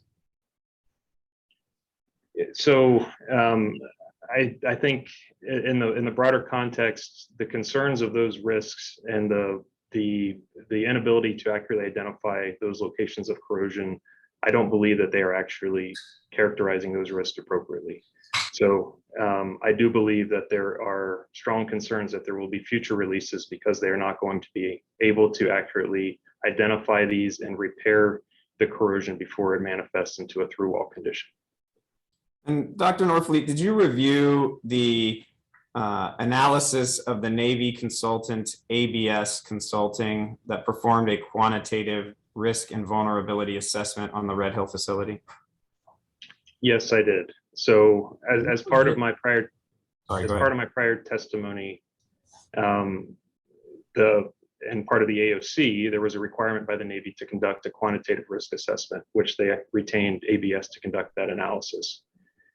There are 4 key findings that ABS identified. Can I just cut you off? I just need to have Mr. Brown ask a question because it's just, I have to make sure that there's question, answer. So Mr. Brown. Certainly. My follow-up was, what was your analysis of ABS's findings? Sure. So DNB agrees with the findings based on the limited information that DNB was able to see. So there was an awful lot of information that the Navy had provided to ABS as part of their analysis, not all of which DNB had access to because of security reasons. But based on the information and data that DNB was able to review, it was a sound investigation that identified 4 primary areas of concern. The first is that there's a 27% probability of having an acute or a sudden release of between 1,000 and 30,000 gallons of fuel from the facility each year. Second, there is greater than a 34% chance of having a sudden release of more than 120,000 gallons of fuel from that facility in the next 100 years. And then third, there's a greater than a 5% chance of having more than $1 million or million gallon release at that facility within the next 100 years. And Dr. Norfleet, do you think that the risks as presented by ABS are overstated or understated? Our belief is that there are some non-conservative numbers that are being implemented into ABS's analysis. So in context of this hearing, there are pipeline frequency failure statistics that ABS leveraged within their analysis. There's more recent publicly available data to indicate that those frequencies are actually 40 to 60 times higher, which means that these numbers that I just referenced are actually higher probabilities than what ABS has mentioned. And moving forward, Dr. Norfleet, what is your expert opinion on the viability of the Red Hill facility as it continues to age? We believe that based on the concerns that I previously referenced with regard to accurately sizing, identifying these corrosion features, that corrosion will be left within the tanks. And that as a result, corrosion will continue to manifest. There's no way for the Navy to mitigate or prevent that backside corrosion from occurring. And so with that, as well as observations that tanks 1 and 19 have been taken out of service, we believe that that these tanks are entering an end of life phase. There's also information pertaining to the fuel levels that the tank is now currently leveraging. So the tanks were designed to be filled to their full capacity, and they operated as such, to our understanding, for many years. But the Navy has now reduced those operating levels so that it no longer touches the upper dome of those tanks, likely because they've identified several through-wall corrosion features at those locations. So our belief is that corrosion has manifested itself most pronounced at the upper dome, and that is the reason why the Navy is now changing the way that they operate their facility. So we believe that, yeah, in context with all of these, that the tanks and the systems are entering into an end-of-life phase. And Dr. Norfleet, do you believe that the Navy's leak detection, its tank tightness testing, is an adequate substitute for inspecting and repairing the tanks? No. So my understanding on the manner in which the leak detection functions at the facility is that in order to achieve reasonable levels of leak detection, those tanks must remain static for many, many days. So what can occur is that you can have chronic releases that go undetected as a result. Thank you. And one last question. How does the Navy's failure analyses that you've reviewed compare to those performed in the oil and gas industry? In preparation for my testimony today, I was able to review the root cause analysis that was conducted following the May 6th release. The primary finding from that specific investigation determined that human error was the cause, and the recommendation was more training. This is a finding that goes against the vast majority of the industry. This is a finding that is reflected in a 1980s type of culture whereby human error is the root cause. The industry has moved away from that. Human error is not a root cause. It can be a contributing factor, but there are management system approaches. There are other procedural approaches, but humans are imprecise creatures, right? We are not perfect. Human error is known to exist within the industry. And so there are systems, there are protocols, practices, and procedures that are put in place to account for human errors so that failures do not occur. So my concern is that the Navy is not taking the root cause analysis to the next level, which is what's now been adopted within the industry. Landing on a root cause of a human error is not a true root cause. Thank you, Dr. Norfleet. No further questions hearing Officer Day. The Board of Water Supply would like to make Dr. Norfleet available for cross-examination. Thank you very much. Please stop the Board of Water Supply's clock. We'll begin with Mr. Hargrove. No questions, thank you. Okay. Mr. Henkin. No questions. Mr. Jensen. Mr. McKay will conduct the cross. Mr. McKay, please start the Navy's clock. Good afternoon, Dr. Norfleet. Hello, I'm Mr. John McKay. How are you? Good. I'll be asking you questions again on behalf of the Navy today. You mentioned in Mr. Brown's testimony the Navy's tank tightness testing. And it's your understanding that the Navy's tank tightness testing is performed with a method that's approved by the National Work Group on Leak Detection. Isn't that true? That's my understanding. That methodology is approved for various tank volumes. And the Work Group on Leak Detection, they publish studies and peer-reviewed data that really give tank operators in the industry the approved method to use. It's not a commercial approval, is it? It's regulators and the EPA. Yes, that's my understanding, that the body that does that is, yes. Okay. And you're aware that the Navy, pursuant to its tank inspection and repair and maintenance document and the statement of work, has agreed to test its tanks for tightness using that approved process twice as much as the regulations in Hawaii require them to do that, correct? Twice as often, I should say. Yes, as recently they decided to implement that. Okay. And to take these tests, you indicated to Mr. Brown that the tanks, in order for them to be accurate and effective, they have to be taken offline, correct?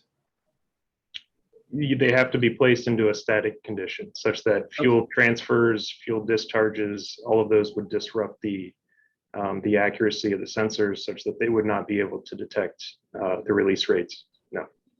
Okay, so they're sealed off from the piping below and they're left in a steady state based on the timing and the amount of time that the test has to be conducted to confirm that they're tight, correct? That's my understanding, yes. Okay, and the longer the time that they're sealed off, the more accurate the test becomes, correct? Yes, that's true. And are you aware that the Navy recently conducted a test on one tank, Tank 5, and conducted that test long enough to reach the return to service requirements of the Hawaii administrative regulations to 0.1 gallon? I'm not aware of that. I haven't seen any data with that regard or to that regard. Okay, but you would agree that in order to take that level and make that test accurate, it's time that is required as that test is steady and stagnant. I'm sorry, the tank itself, not a change in the way that we actually test the tank. Assuming that all of the equipment is in calibration, yes, time would be the variable.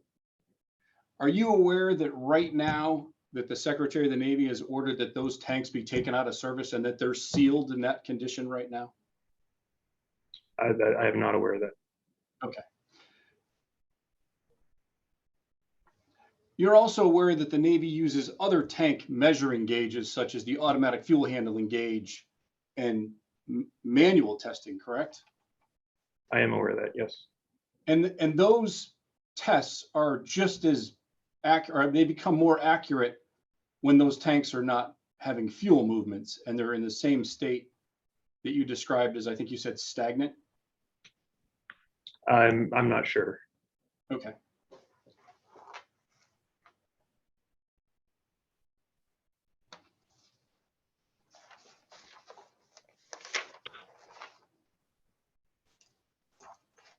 You mentioned the risk assessment, the QRDA. You understand that you're referring to the quantitative risk assessment that was approved by the regulators, the first phase of that risk assessment, right? Yes, that was the only phase that was conducted. Okay, and that risk assessment evaluated far more than just the tanks and backside corrosion. It evaluated the facility writ large, didn't it? Yes, it evaluated all of the risk associated with that facility. And that risk assessment was a snapshot of the way it was constructed and operated at the time it was complete. And it didn't factor in any changes that the Navy has made since then, correct? No, it would be reflected of the data that they had at that time they drafted that report. Okay.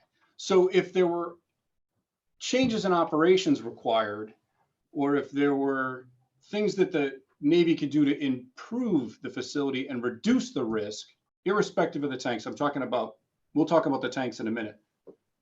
Those things would change the risks that you identified in your percentages with Mr. Brown, correct? As would incorporation of other data sets that may be more representative of the facility, as I mentioned previously. But okay, regardless, the probability, those numbers that ABS identified are high. They're exceedingly high in comparison to other facilities that we're aware of. And I think it's consistent with the releases that were identified since my testimony. Okay. Well, I want to get back to that, but let's talk about the tanks for now. We spent a fair amount of time discussing the tanks and the construction during the contested case, and your report goes at length to discuss that. The challenge for the Navy and the tank construction is that it can't see the backside of the steel liner against the concrete, correct? That's right. They must utilize non-destructive techniques to evaluate backside corrosion. So in order to look for backside corrosion, it uses those electromagnetic scanners to scan the whole tank and then try to identify where certain parts of the tank may need repairs, correct? Try to identify, correct. Right. And where they identify areas that need repairs, they take steel patch plates and they weld them on over that to increase the thickness of the steel, correct? When they find them, correct. When they find them. So that is not a unique system solely used at Red Hill. That actual practice is done according to the American Petroleum Institute standard for the bottoms of tanks on above ground storage tanks that can't be seen as well, right? The methodology is the same. The application is different. Okay, So we can talk about the, I'm sorry, go ahead. in Red Hill, it requires scaffolding and individuals to be suspended in working environments whereby individuals would not be working in those conditions at the bottom of a tank.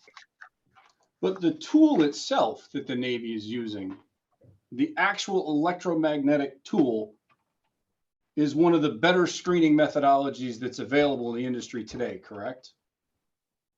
For identifying and utilizing and seeing backside corrosion, that is certainly one of the methodologies to use, yes.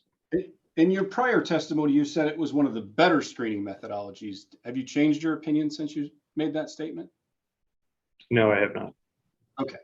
So the Navy simply takes that process that all of the industry is using to look for corrosion on the floor of a tank, and it stands up and does it on the side of the tank, correct? Yes, but I will say that the accuracy and the utilization of that piece of equipment is not just based on the accuracy of the equipment itself. It's based on the accuracy of the individuals that are performing that action, which is dependent upon the working conditions and the manner in which they're using the equipment. So you're not critical of the system. It is the best available practical technology today. It's the manner in which the Navy is trying to use it, correct? I don't think I've ever said it's the best available technology today. Okay. Are you aware that the Navy is required to apply the best available practicable technology in order to meet its statement of work obligations under the AOC? Okay. And you're aware that that process, that electromagnetic process that we're discussing, was approved by the regulators as the best available practical technology to apply to inspect these tanks? Are you aware? It may have. I'm not certain. But you're aware that the regulators approved the term document and the process which the Navy is using. They didn't make that up and just do it on their own. That's my understanding. Okay. And that process is virtually to identify corrosion, which is the slow degradation of the steel married to the concrete, correct? The methodology is used to find corrosion features. Okay. So the concerns with corrosion are not the catastrophic releases you discussed with Mr. Brown. They're the small holes that might manifest over time and lead to what we'd call maybe a slow chronic release, is which the risk assessment identified as. Correct? I think it would depend on the size and nature of the corrosion feature as to what would be characterized as significant. Okay. So what I'm trying to distinguish is the corrosion issue that your report is largely based on, and the construction of the tanks and the history of how they were built, and how modern things have changed about the tanks themselves. That's separate and aside from the rest of the facility, right? The rest of the facility doesn't suffer from those same challenges of not being able to reach a piece of pipe or a system in place, correct? I don't know that for certain. We have not been afforded the opportunity to review the schematics of the site. Okay, so you've never been in Red Hill. You've never actually seen the rest of the system. I haven't not had the opportunity to see the infrastructure now. Okay, so are you aware that the piping that carries all the fuel from the tanks themselves, that runs all the way down to the control room, roughly 3 miles, is exposed, that you can walk through the tunnel and view it from where it drops out of the tank itself and runs all the way to the control room? Were you aware of that feature? There might be multiple different pipelines, because my understanding is that one of the release events that occurred this past year was under a road, not necessarily in an open area that everybody would have been able to easily inspect. Okay, so I think what you're talking about are two releases that are down by the waterfront. I'm talking about the actual pipes that come out of the bottom of the 20 tanks and run through the tunnel to the control room. Those are visible and you can inspect them. And that is not the problem that you identified with the tanks, correct? Yes, that'd be correct. If you can visibly inspect from the external surface, then they would not have the same challenges and require the same utilization of UT. And if I can visually inspect a pipe, I can take out a section and replace it. I can look at it and identify a problem and update it and make it new, correct? That's correct. Okay. And you're aware that the recent releases, and specifically the May 6th release, was from a pipeline and not a tank, correct? That's my understanding, yes. Okay.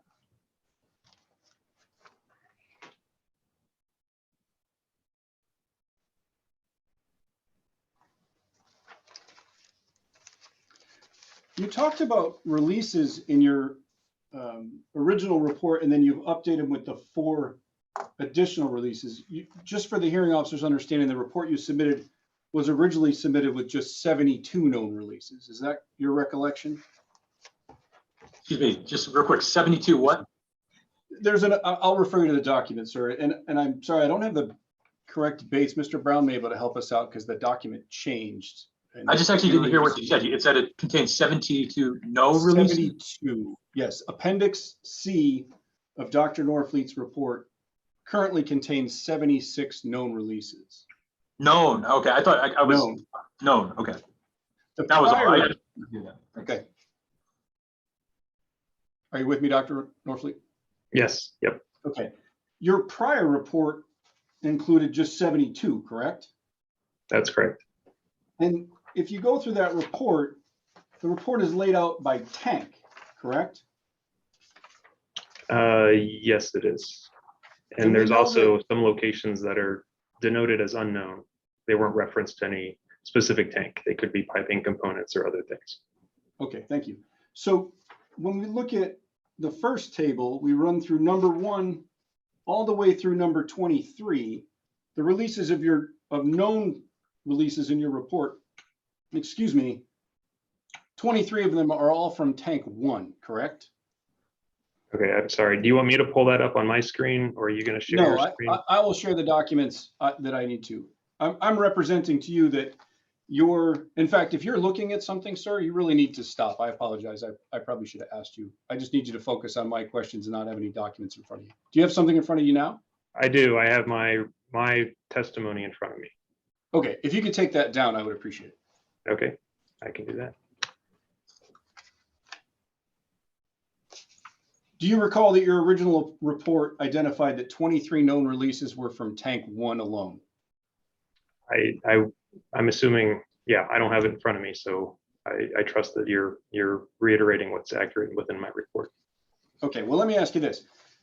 The original report that had 72 releases, when you updated it with the most recent 4 entries, you didn't change those original 72, did you? I did not, no. You're aware that tank 1 has been out of service and is permanently out of service? Yes, that's my understanding. Yep. Okay. And then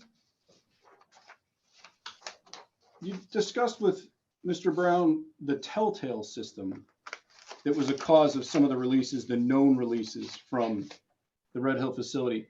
Objection. Telltale system. Testimony. We didn't talk about the telltale system. Check my notes. Yeah. I don't recall one way or the other. Okay. But okay. Well, could you just rephrase the question, please? I'm happy to. Dr. Norfleet, you're familiar with the telltale system in the tanks, correct? I am. And the telltale system was an original system that the Navy had installed to be able to detect leaks from the tank, correct? That's right. They recognized the need for real-time leak detection capabilities. So that system was a system of pipes inside the tank that would detect leaks, or I'm sorry, yes, was a system inside the tanks that was designed to take leaks and draw them back into the tank and into a collection pan below the tanks, correct? From the outside of the tank, correct. Okay. And you're aware that that system was removed because the system itself corroded from salt water and water at the bottom of the tanks, correct? I believe, yeah, that was the finding of the Navy, correct. And because it rotted inside the tanks, it would give false positives that the tank was leaking, when in reality, the fuel was entering the system that was designed to determine whether it was leaking, correct? I think that's inconclusive within the documentation. There's certainly references to leak events that have occurred, but there's no way to know whether or not any of those were actual true fuel releases or a result of degradation of the telltale system. Correct. So you don't know whether those were releases to the environment because that telltale system was simply unreliable. Exactly, yes. So for a conservative estimate, one would utilize those numbers as being potential valid leak events. Okay. So to the extent that the telltale system releases are identified on your 72 known releases, we simply don't know whether those are releases of the environment, and we can't really characterize them as known releases to the environment, can we?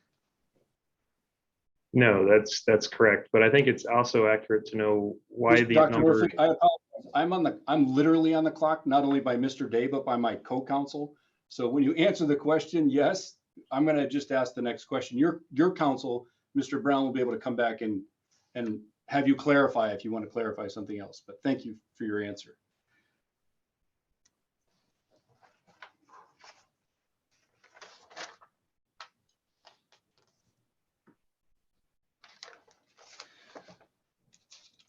So the facility as a whole, you mentioned that the Navy is not applying the correct risk assessment, or I'm sorry, I may be confusing the terms when you talked about the current analysis of the root cause issues that the Navy is using. You indicated that they're not using the current standard that's used in the petroleum industry, correct? I'm indicating that they're not taking the root cause analysis to the level that's expected within the industry. Okay, so they could correct that. They could change the root cause analysis and apply those factors differently moving forward, correct? Certainly, they could, and they would also in turn then identify additional recommendations for the facility moving forward. And they can change their practices and the way the facility is constructed aside from the tanks. I appreciate your position on the tanks, that they're static, but all the other infrastructure and all the ways that the Navy operates it, the Navy can change that. And they can change that first by using different root cause analysis, correct? Sure, I think the expectation from any root cause analysis is that you identify the failure modes or identify the root causes, you make recommendations, and you make improvements to try to mitigate a future occurrence. That's the expectation for any root cause analysis. Okay. And those are all separate and aside from all the issues that you discussed in your original report for the, not all of them, but most of the issues you discussed for the contested case hearing, which concerns destructive testing, results of coupons, locating corrosion on the backside of the tanks. Those issues in your report are all confined to the tanks, correct? Objection vague. I apologize. I don't understand the question. Yeah, sustained. Please rephrase. Okay. In your report, you discuss the results of the Navy's destructive testing, correct? Yes. And you discuss the results of those coupons, and you challenge that the Navy is unable to find corrosion on the backside of the tank, correct? Correct. Okay. Hearing officer Day, may I speak with Yes. co-counsel and advise him that he needs to wrap this up? Thank you. Yes. Sure, you may. So what are you doing? I just have one final question. Oh. Those concerns about corrosion and coupon testing are separate issues with the pipelines beneath the tanks, correct? I'm sorry, you went mute and unmuted briefly during that question. Can The issues you repeat the discussed question? about, yes, sir, sorry. The issues you discussed about destructive testing, corrosion, and coupon testing are separate than the concerns with the pipelines, correct? Yes, the coupons, my concerns with the coupons are specific to the underground storage tanks. All right, thank you. I have no further questions. Okay, please stop the Navy's clock. Redirect, Ms. Gannon. That would be me hearing as Officer Day, but thank you. Oh, I'm sorry. I got confused. Mr. Brown. Just a few questions on redirect. Dr. Norfleet, Mr. McKay asked you a few more questions about the Navy's tank tightness testing. Just to be absolutely clear, can a Navy tank pass a tank tightness test, be tested tight, and still be leaking? Yes, there are certain levels by which the Navy is not going to be able to detect leaks. And one of the concerns is that typically these tanks are not left static for long periods of time. There are transfers that take place and they are not tested every single day, such that there are periods of time where there could be releases that are occurring. Thank you. And as part of your analysis and putting together your expert report and your expert opinion, did you review the Navy's TIRM or term reports? I did, yes. Do those reports approve tank tightness testing in lieu of regular maintenance and inspection and repairs? No, I don't believe they do. Last set of questions. To put in context the risks that you described, I believe, as very high, reported by the ABS QRVA report, you testified that that was just phase one of the report. How many phases were originally contemplated in the QRVA risk assessment? There were 4 total phases that were to be conducted, each of which would likely result in an amplification of the numbers that are presented in the phase 1 report. And to clarify that answer, after phases 2 through 4 were completed, were they to be completed quantitatively as initially proposed, would the risks go up or would they go down? There's no reason to believe that the risk would go down. All of the risks associated with phases 2, 3, and 4 would be additive to the risks that were identified in phase 1. Thank you. And last, Mr. McKay took issue with a few of the releases that you mentioned, specifically referencing the Telltale system. Can you put in context the 76 known fuel releases you have stand on one side? Even if we took out, let's say, the 22, I believe Mr. McKay referenced as potentially related to the Telltales, how many releases did ABS reporting rely upon in developing the very high numbers that were reported in the QRVA risk assessment?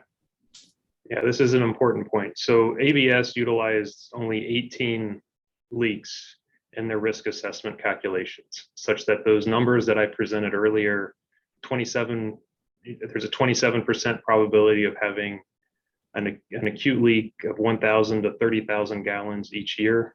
That only encapsulates or incorporates 18 releases. So even if we start at my 72 that we identified from the documentation and whittle that down a little bit, the number is still significantly higher than what ABS utilized for their calculations.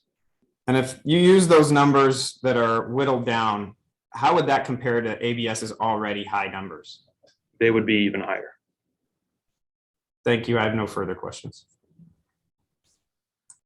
Please stop. Sierra Club? Yeah, yes, please, Mr. Henkin. While we have you, Dr. Norfleet, just a couple of questions, please. I believe during the cross-examination by Mr. McKay, you were talking about how the high numbers that ABS identified in its QRVA were consistent with the recent releases. Could you please explain what you had in mind with that statement? Sure. The QRVA identified a probability of having a 25% probability of having a release each year of the magnitude that was identified during a couple of these releases.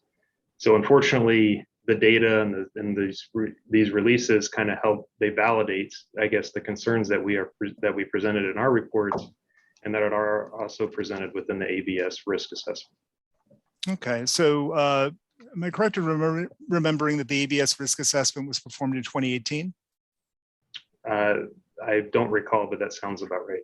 Okay, and the releases you have in mind happened in which years? The recent releases? Those happened in 2021. Okay, and which releases specifically do you have in mind in 2021? So there was a release on the Kilo Pier. There was a release on the Hotel Pier. There was a May 6th release that occurred. And then most recently, My understanding is that there was a release in the fire suppression system. Okay, and you're referring to those 4 releases because they're all part of the Red Hill system, correct? That's correct, and such that ABS's analysis would have encapsulated those risks as well. Okay, and if we take out the Kilo and Hotel Pier, because those spilled into surface water, right? I'm sorry, I didn't understand the question. Oh, the Kilo and Hotel releases, those involved, those were down near the ocean, right? They weren't over the groundwater aquifer, correct? Yes, that's correct. Okay, so we still left with the May 6th release of about 1,600 gallons, correct? Yes, And, that's correct. and then the most recent November 20 release of about 14,000, if the numbers end up holding up, not being more than that? Right, correct. Okay, and those all fall within the range of 1,000 to 30,000 gallons, correct? That's correct. And the ABS risk analysis thought the likelihood of one such event happening in any given year was a little over 20, almost 28%, right? That's correct. And so if, are you familiar enough with the ABS methodology to know if they had factored in these additional 2 releases that happened in 1 year, how that would affect their risk analysis in terms of the likelihood of a similar release? No, we don't have access to their model, but it would increase the probabilities. Just like, just the 18 releases were incorporated into their modeling. You add these 2, the numbers are going to go up. Thank you. No further questions. Okay. Please stop the Sierra Club's clock. I'll ask Department of Health, is there anything? No questions. Thank you. Okay. Mr. McKay, recross? Yes, sir. I had just one follow-up. Dr. Norfleet, you mentioned that testing prior to the Clean Water Act and some other regulations was inaccurate and unreliable. But the reality is the reliability of testing of releases, or I'm sorry, reporting releases has increased in accuracy since the passage of those laws, correct? Objection, not within the scope of the redirect. I'm going to allow it, but just please rephrase or please restate the question. Yes, sir. Dr. Norfleet, in your testimony, you said that releases were underreported historically at facilities prior to the passage of the Clean Water Act. But the accuracy of reporting of releases has increased since the passage of those laws, hasn't it? Objection. I'm not sure if it's the accuracy or. Just hold on. There was an objection, but I will overrule. You can answer the question. Yeah, I'm not sure if it's necessarily the accuracy of the volume measurements, or if it's more just the actual reporting itself. Thank you. Okay. I'm just going to go around one more time. Anybody? No, for Sierra Club. Okay. No further work. Good. Okay. Dr. Norfleet, thank you very much. Appreciate it. Thank you all. I'll ask Ms. Gannon. Ms. Gannon, is there anything else from the Board of Water Supply? You can say no. So anything from the board. The board has no further witnesses. Okay. So we're going to start with Sierra Club after a short break, 5 minutes. It's going to be Sierra Club's opening statement followed by witnesses. Off the record.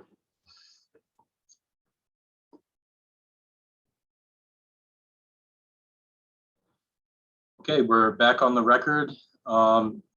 We have just closed the Board of Water Supply's case. Next up is Sierra Club. Sierra Club decided to use its opening statement now. Mr. Henkin, you have 10 minutes. Thank you very much, Hearings Officer Day. Sierra Club got involved in this case because continued operation of the Red Hill facility poses an existential threat to all of us who live here on this island. You literally would have to be cut off from the news not to realize what has gone on in the last few weeks. How thousands of families have been displaced. Almost 100,000 people can't drink their water, can't take a shower, can't cook, can't wash their car without risk of exposure to petroleum products that can cause serious health problems. And with no disrespect to any of those families who have been so badly affected over the course of the last several weeks. And you will be hearing from some of those people during our case in chief. It could have been far worse. The spill that happened on November the 20th was only, and I say only within quotes, 14,000 gallons. That's on the low end of the spectrum, and the risk analysis we've been talking about, that's the lowest category, 1,000 to 30,000. It could have been a much larger release. And imagine, if you will, if the Navy's release had poisoned not only their own well, but the well of the Board of Water Supply as well. So where would these service families have gone to take their showers, to drink their water, to cook their food? They couldn't go to Waikiki. They couldn't go to the airport hotels because those would have been contaminated too. So that's what we're talking about. What happened on November 20th is horrendous, but it's just a cautionary tale of what happens if we allowed continued inaction in the face of an existential threat. Now, I'm going to touch briefly on the legal authority for prompt action by the department now to get the fuel out of the Red Hill tanks, because the Navy questioned that in their pre-hearing brief. And HRS 342L9A says that an emergency order or an order like this can be issued whenever there is, quote, imminent peril to human health and safety or the environment that is or will be caused by operations of facilities like the Red Hill. Now, what needs to be imminent here is the peril, the risk, the threat. It's not imminent harm, it's imminent threat of harm. So that's what needs to be imminent. The Navy relies on Supreme Court case Megrig, and in Megrig was dealing with RCRA, which has different language. It involves situations that, quote, may present imminent and substantial, a word missing from the Hawaiʻi statute, imminent and substantial endangerment to health of the environment. And the Supreme Court on page 486 of that opinion cites with approval a Ninth Circuit case that coincidentally involves the Navy, Price versus United States Navy, and says this language, meaning the imminent endangerment, quote, implies that there must be a threat which is present now, although the impact of the threat may not be felt until later. So that's what imminent endangerment means. And HRS 432L9A is even broader, because to justify an order like this, the imminent peril does not actually need to be present now. It is present now or will be caused in the future. So we will have future imminent harm if the Red Hill facility continues operating. So we're talking very broad authority.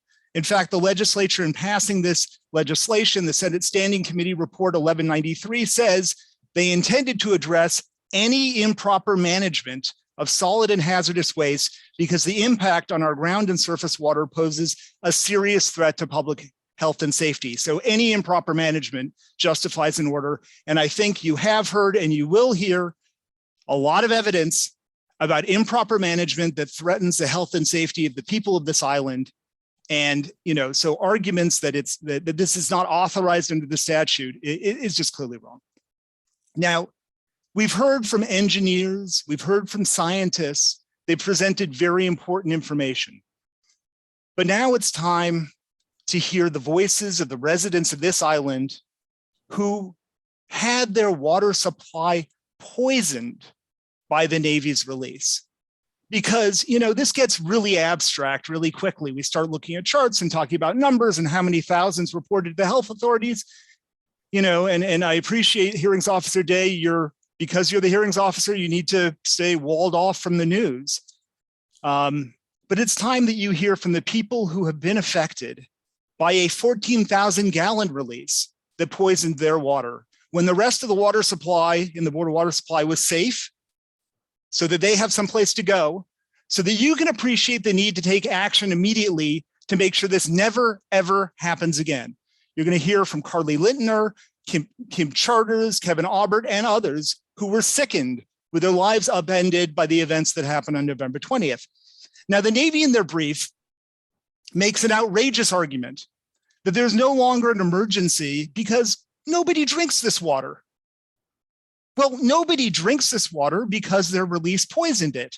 The people you will hear from, they were all drinking the water before the November 20 release. And you know what? They were drinking the water after the November 20 release. And some of them were drinking the water after the Department of Health said stop drinking the water because they didn't hear about it, because the Navy didn't actually tell people until December the 3rd, days after the Department of Health, that their people should stop drinking the water.